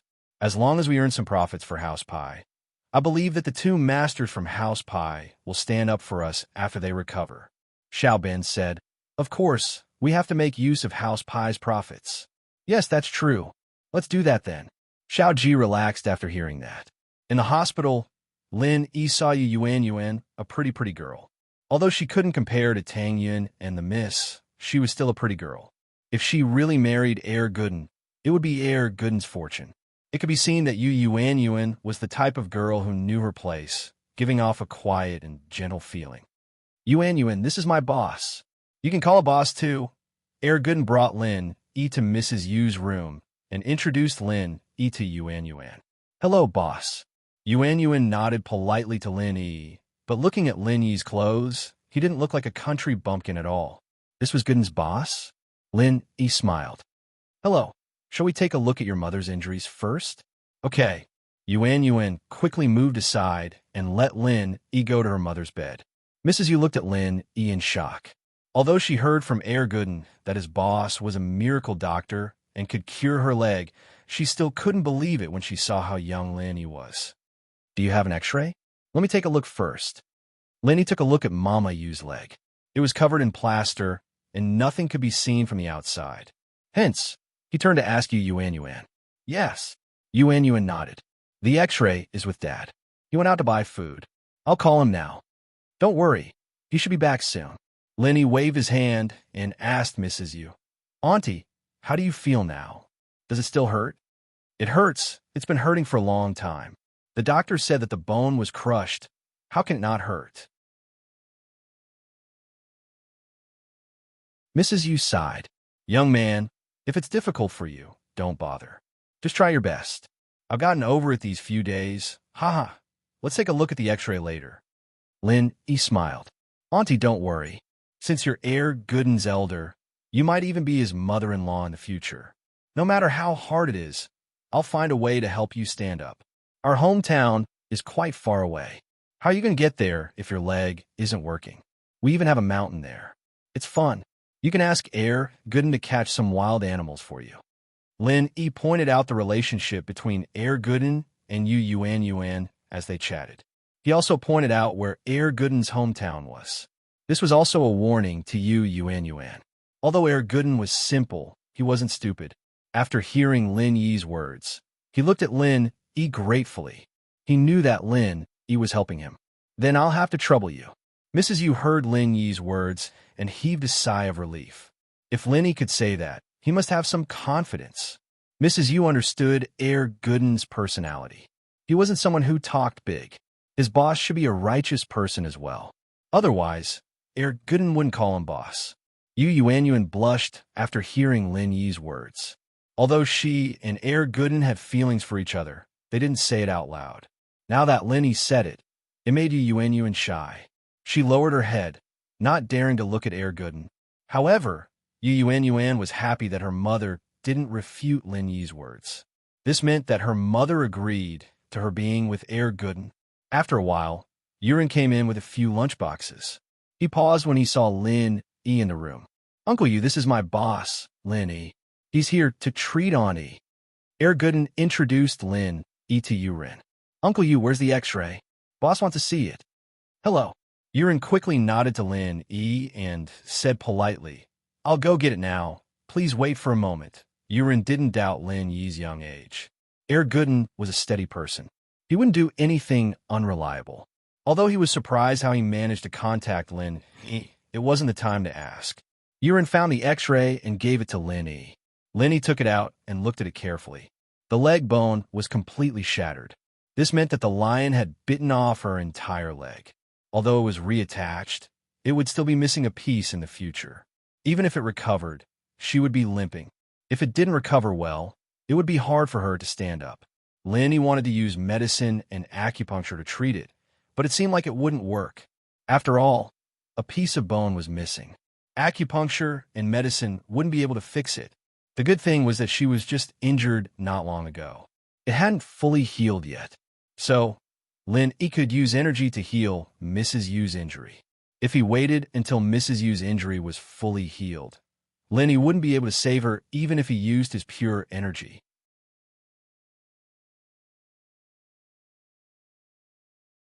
After all, pure energy couldn't do anything to a healed wound. It was a qualitative change. It was different from a fresh wound.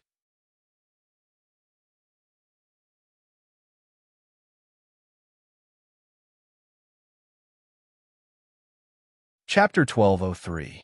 Healed. It can be healed, but I need to break the plaster on Ani's leg. Is that okay? Lin Yi looked at Mrs. Yu and asked.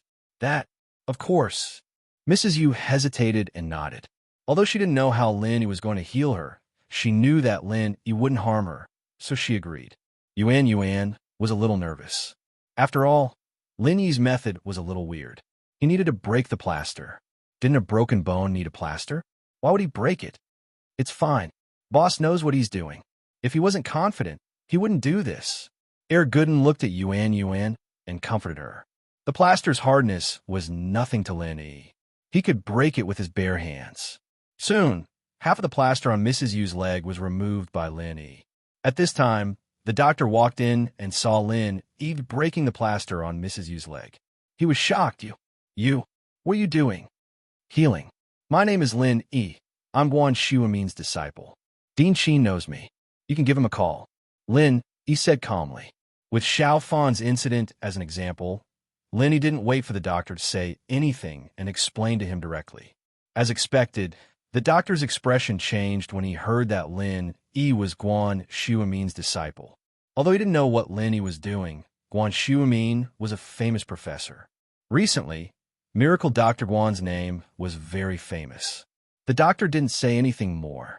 He walked to the door and called Dean Qin.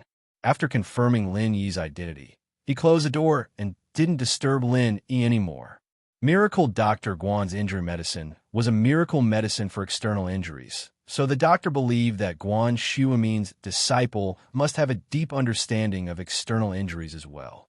He wasn't worried about leaving this to Lin Yi. Although he also wanted to go in and see what was going on, Lin Yi did not ask him to stay. It was not good for him to secretly learn anything. Moreover, he was not a Chinese medicine practitioner, so he could not learn anything even if he went to see it. Run, Mrs. Yu, and Yuan were all relieved when they saw the doctor leave after Lin Yi told them a name. It seemed like Gooden's boss was indeed different. After Lin Yi broke the plaster, he removed all the gauze on Mother Yu's leg. Mother Yu grimaced in pain, but she endured the pain and didn't make sound. After all, she was afraid that it would affect Lin E and distract him. It hurts a little, right? Don't worry, I'll be fine in a while, and I'll be able to walk. Lin E smiled and said. Mother Yu heard the first half of Lin Yi's sentence and didn't think much of it, but when she heard the second half, her eyes widened in shock. Able to walk in a while? How is that possible? Even a miracle doctor couldn't cure her injury in a short time, right? After Lin Yi said this, he inserted a few needles into Mother Yu's injury and placed both of his hands on her leg, channeling the art of dragon mastery. At this moment, Lin Yi didn't enter his sleeping state. After all, healing Mother Yu's injury didn't require much pure energy. Even if he wanted to replenish it, he could replenish it at night. There was no need to sleep now. Mother Yu looked at Lin Yi strangely. Suddenly, she felt a warm current coming from her leg. It was extremely comfortable, and the injury from before wasn't as painful anymore. Mother Yu raised her head in surprise. It seems to be working. Haha, I'll use acupuncture and pure energy to heal your injury. There's no pain, Lin Yi said. Pure energy? Mother Yu and Yu Ren exclaimed at the same time. What was pure energy? They had heard about it on TV and in wuxia novels, but did it exist in real life? Boss is a martial arts master, Gooden explained. But after hearing Gooden's explanation, Mother Yu, Yu Ren, and Yu Yuanyuan all thought of Gooden's shocking feat. Gooden could kill Fighter Lee with one punch, so his martial arts were obviously not weak. Gooden's boss must be even stronger. If he wasn't a martial arts master, then what was he? Zhou Jiaming, you're a martial arts master too, right? Yu Yuanyuan looked at Gooden and asked with admiration. Me? I don't count. I'm just a little stronger. I'm not a martial arts master. Gooden was telling the truth. The difference between him and Lin Yi was quite big. But in my eyes, you're a big hero, Yu Yuanyuan said softly, a little embarrassed. Hee. Gooden scratched his head and smiled honestly. It seemed like the relationship between the two had some substantial progress after what his boss said. It's done. Lin Yi put away the needles on Mother Yu's leg and stood up, saying casually, It's done. Mother Yu froze. Yu Ren, Yu Yuanyuan, and even Gooden froze. They didn't think that in such a short amount of time, Lin Yi would say that it was done. Even Gooden was shocked. Although old Lin was a famous doctor in the surrounding villages, it would take at least 10 days to half a month to heal a leg injury. But someone like Lin Yi, healing it in half an hour, that was unheard of. Auntie, let's take a walk. You've been lying down for so many days. You should be tired of it, right? Lin Yi said with a smile. Mother, you wanted to say something, but she glanced at her leg. There was no wound at all. It was as clean as before. Not even a scar was left. Mother Yu felt that her leg really didn't hurt anymore. It didn't hurt at all. Then, Mama Yu was so agitated that she couldn't speak. My leg. Mom, what happened to your leg? Yu Yuanyuan quickly walked over, but when she saw her mother's leg, she gasped and covered her mouth in disbelief. Yu Ren and Gooden came over too. When they saw that there was no wound at all, they widened their eyes in shock. Mother Yu saw the shocking change in her leg and believed it a little. She gritted her teeth and sat up from the bed, getting down.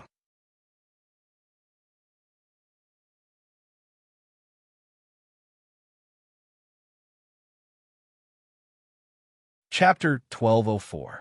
Emotional Kong Xiaobo. I'm really healed. Yuan, Lao Yu, take a look.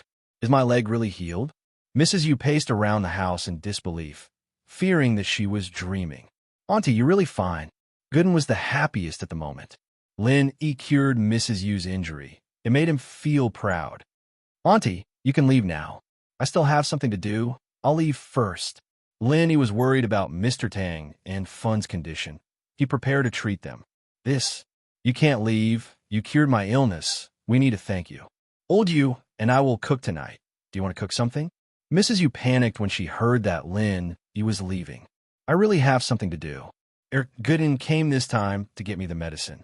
I need to use this medicine to treat my girlfriend's father. I can't delay it. Lin Yi explained like this, giving Mrs. Yu a reason why he had to leave. I see. As expected, Mrs. Yu heard Lin Yi's words and didn't try to stop him. Lin Yi was in a hurry to treat his girlfriend's father. How could she stop him? Just like how Gooden was in a hurry to get Lin E to treat his injury, Gooden was also in a hurry. But hearing that Lin E came to treat her first, Mrs. Yu was very touched. It seemed like Lin E treated Gooden really well. Yuan could find a husband like this, and to have a big brother like this. It was really her and Gooden's fortune. Haha, Auntie, didn't I say it already? With Gooden's relationship, we're not outsiders anymore. I'm Gooden's boss, so I'm Yuan's big brother, right? So don't stand on ceremony. When there's a chance, let's have a meal together. Lin E smiled. All right, since you said so, I won't be unreasonable. You can go ahead with your work. When you're free, tell me, and I'll prepare a feast for you. Mother Yu said hurriedly. I can also make fried chicken and hamburgers. Yuan also smiled and added, Brother, come to my house. I will cook for you. Yuan felt that big brother was a good way to address him. Okay, my two girls might like to eat this. I'll bring them over to eat some other day. Linny laughed. Little girl? Yuan was surprised. Boss friends. One of them is his mistress. Gooden explained. He'd seen Meng Yao and Yushu before. They were as pretty as goddesses. Concubine? Yuan was even more stunned. Gooden misunderstood. It's just a girl who likes to mess around. She was just messing with him, and he believed her. Lin E smiled bitterly. Is that so? Yuan nodded and didn't ask anymore. Whether or not Lin E had a concubine didn't have much to do with her, as long as she and Gooden were on good terms. Lin E left the room after thanking Yurinha and his mother profusely.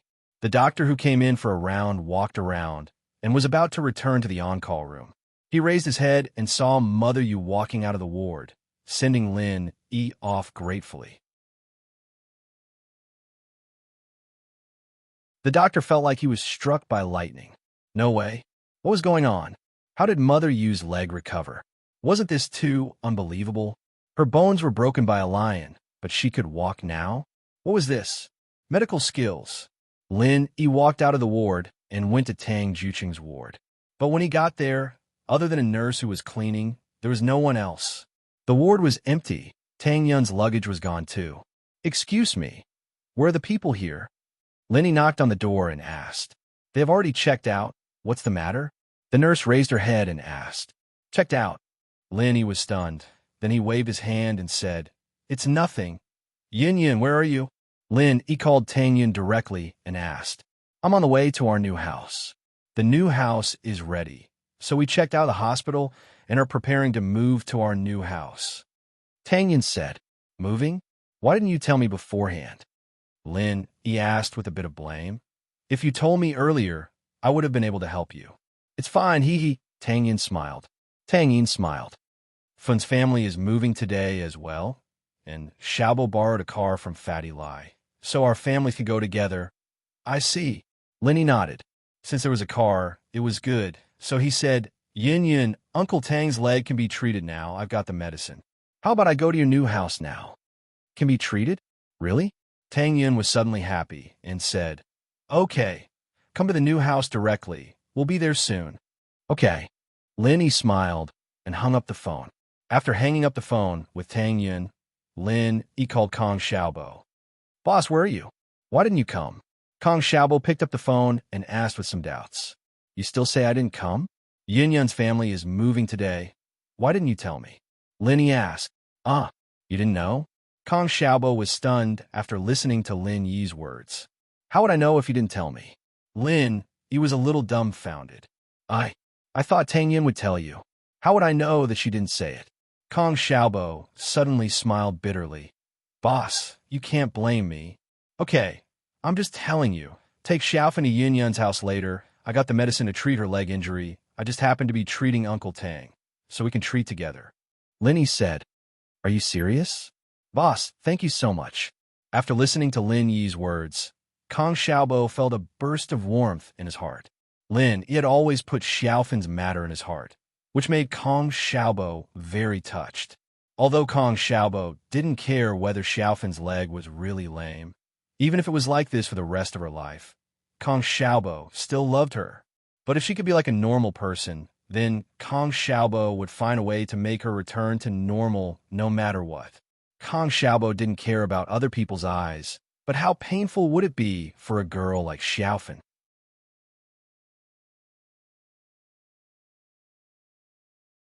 After knowing this good news, Kong Xiaobo almost jumped in joy. He hugged Xiaofan beside him, and he was extremely excited. What are you doing?" Xiaofan was shocked by Kong Xiaobo's sudden action. Her parents were still on the side, and Kong Xiaobo made such a bold move. What was he going to do? Although their relationship had been set, it wasn't good to be so intimate in front of adults, right?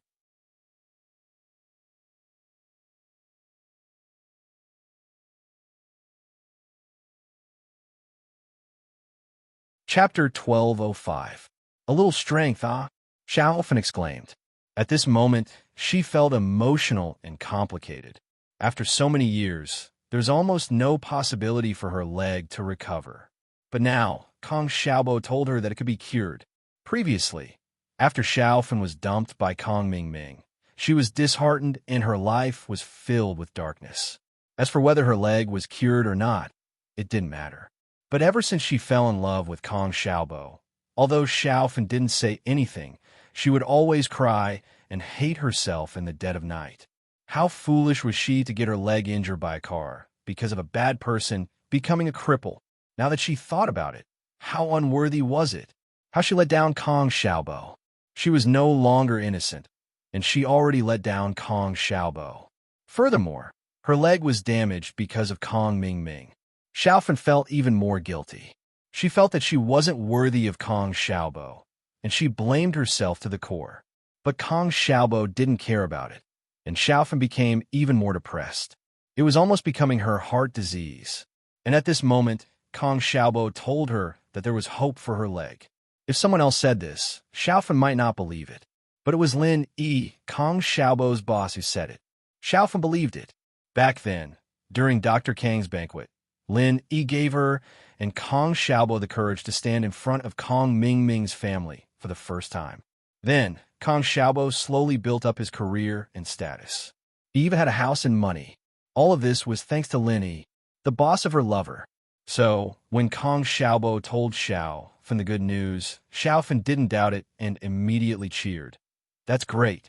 Xiaobo, help me thank the boss." "Ha, of course. I've already thanked them," Xiaobo said with a smile. Tang Yun and Xiaofan's family basically started the renovation at the same time. With Fatty Lai's help, they worked overtime day and night. The new house had been completely tidied up. Not only did they have all the furniture and appliances, they even had daily necessities like pots and pans. Lin Yi couldn't help but praise Fatty Lai in his heart for being a very reliable person. "Lil Yi, don't leave now that you're here. Annie's cooking tonight. It's like the new house is on fire." Mrs. Tang smiled as she looked at Lin Yi. The more she looked at him, the more she liked him. She was 100% satisfied with this son-in-law of hers, not to mention the benefits he brought to the family. He even said he could cure old Tang's illness today. Now that Tang Juqing's leg was healed, he was in a good mood. He could also do some business with Mrs. Tang. This way, the family's life would be better. All right, Lin Yi didn't reject it. Since he had decided to be with Tang Yun, he wouldn't be polite with Mrs. Tang. Lin Yi also noticed that the more polite he was to Mrs. Tang, the more uncomfortable she felt. She thought that they were estranged, so it was better to be more easygoing. "That's great. Yun, accompany Lil Yi and treat your father and Xiaofan. Xiaofan's mother and I will go to the market to buy some delicious food," Mrs. Tang said happily. Lin Yi already knew Tang Juqing and Xiaofan's legs like the back of his hand. He had done a detailed examination before. Now, he only needed to use the nerve stimulation medicine to repair the nerves. Combined with acupuncture, it wouldn't be difficult for them to recover. "Lin Yi, what do you need me to do?" Tang Yun brought Lin Yi to her father's room and asked. "No need. Just watch from the side and don't let anyone disturb me." Lin Yi smiled and asked Tang Juqing, who was lying on the bed, "Uncle Tang, are you ready? I will stimulate the nerves later. It might be very painful." "It's fine. It's nothing." Tang Juqing smiled indifferently. "I have already survived the surgery. What's there to be afraid of?" As long as I can stand up, I don't care how much pain I have to endure. Otherwise, I won't be able to do anything with my legs being inconvenient every day. All right. Lenny nodded and began to treat Tang Juqing. See, when the silver needle dipped in the medicine was inserted into the acupuncture point on Tang Juqing's leg, Tang Juqing couldn't help but take a deep breath. It wasn't just a matter of pain. It was extremely painful. One had to know that the nerves were very sensitive, especially when Lin used the nerve stimulation medicine to stimulate the nerves in Tang Juqing's leg. Tang Juqing directly sat up from the bed with a head full of cold sweat. Tang Yun's heart tightened when she saw her father's expression. She nervously looked at Lin Yi, but when she saw that Lin Yi's expression was normal, she let out a sigh of relief. Dad, bear with it. Don't affect Lin Yi's treatment. Okay. Tang Juqing clenched his teeth. Naturally, he knew that if he moved, it would affect Lin Yi's treatment. Lin Yi smiled slightly and said, Uncle Tang, don't be nervous. Think about the interesting things in the past, and it will be over.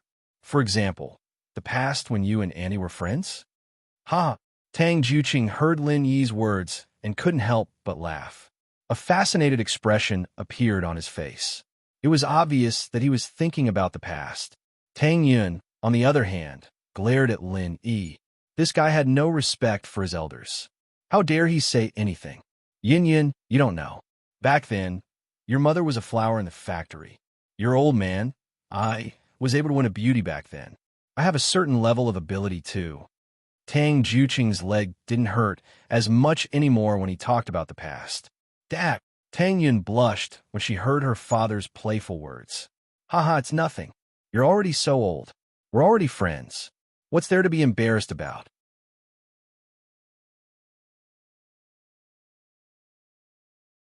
Tang Juqing laughed and said nonchalantly, But Yun, you're even prettier than your mother back then. Dad! Tang Yun's face turned from red to black. That's right, Uncle Tang. Yun is also the campus beauty in our school. I also won a beauty back then. I have a certain level of ability too. Lin Yi said shamelessly. Huh? Tang Yun was stunned. She almost lost her balance and fell to the ground. What the hell was Lin Yi talking about? Why was he becoming more and more playful? Tang Yun raised her eyebrows and wanted to stop Lin Yi from talking nonsense. However, Tang Juqing laughed heartily. Yeah, you're also capable. Otherwise, Yun wouldn't be so infatuated with you with her high standards. Dad, when did I fall in love with you? Tang Yun widened her eyes and looked at her father, not knowing whether to laugh or cry. Last time, you misunderstood that Lin didn't want you anymore. Didn't you cry your heart out? Tang Juqing laughed. You're tuning in to the Romance Rendezvous YouTube channel. We're so grateful for your support, and don't forget to subscribe to join us on this incredible journey through captivating stories. Your generosity through donations truly makes a world of difference, as it's the primary source of revenue that allows me to expand and enhance this channel for you. Thank you from the bottom of my heart for being a part of this adventure.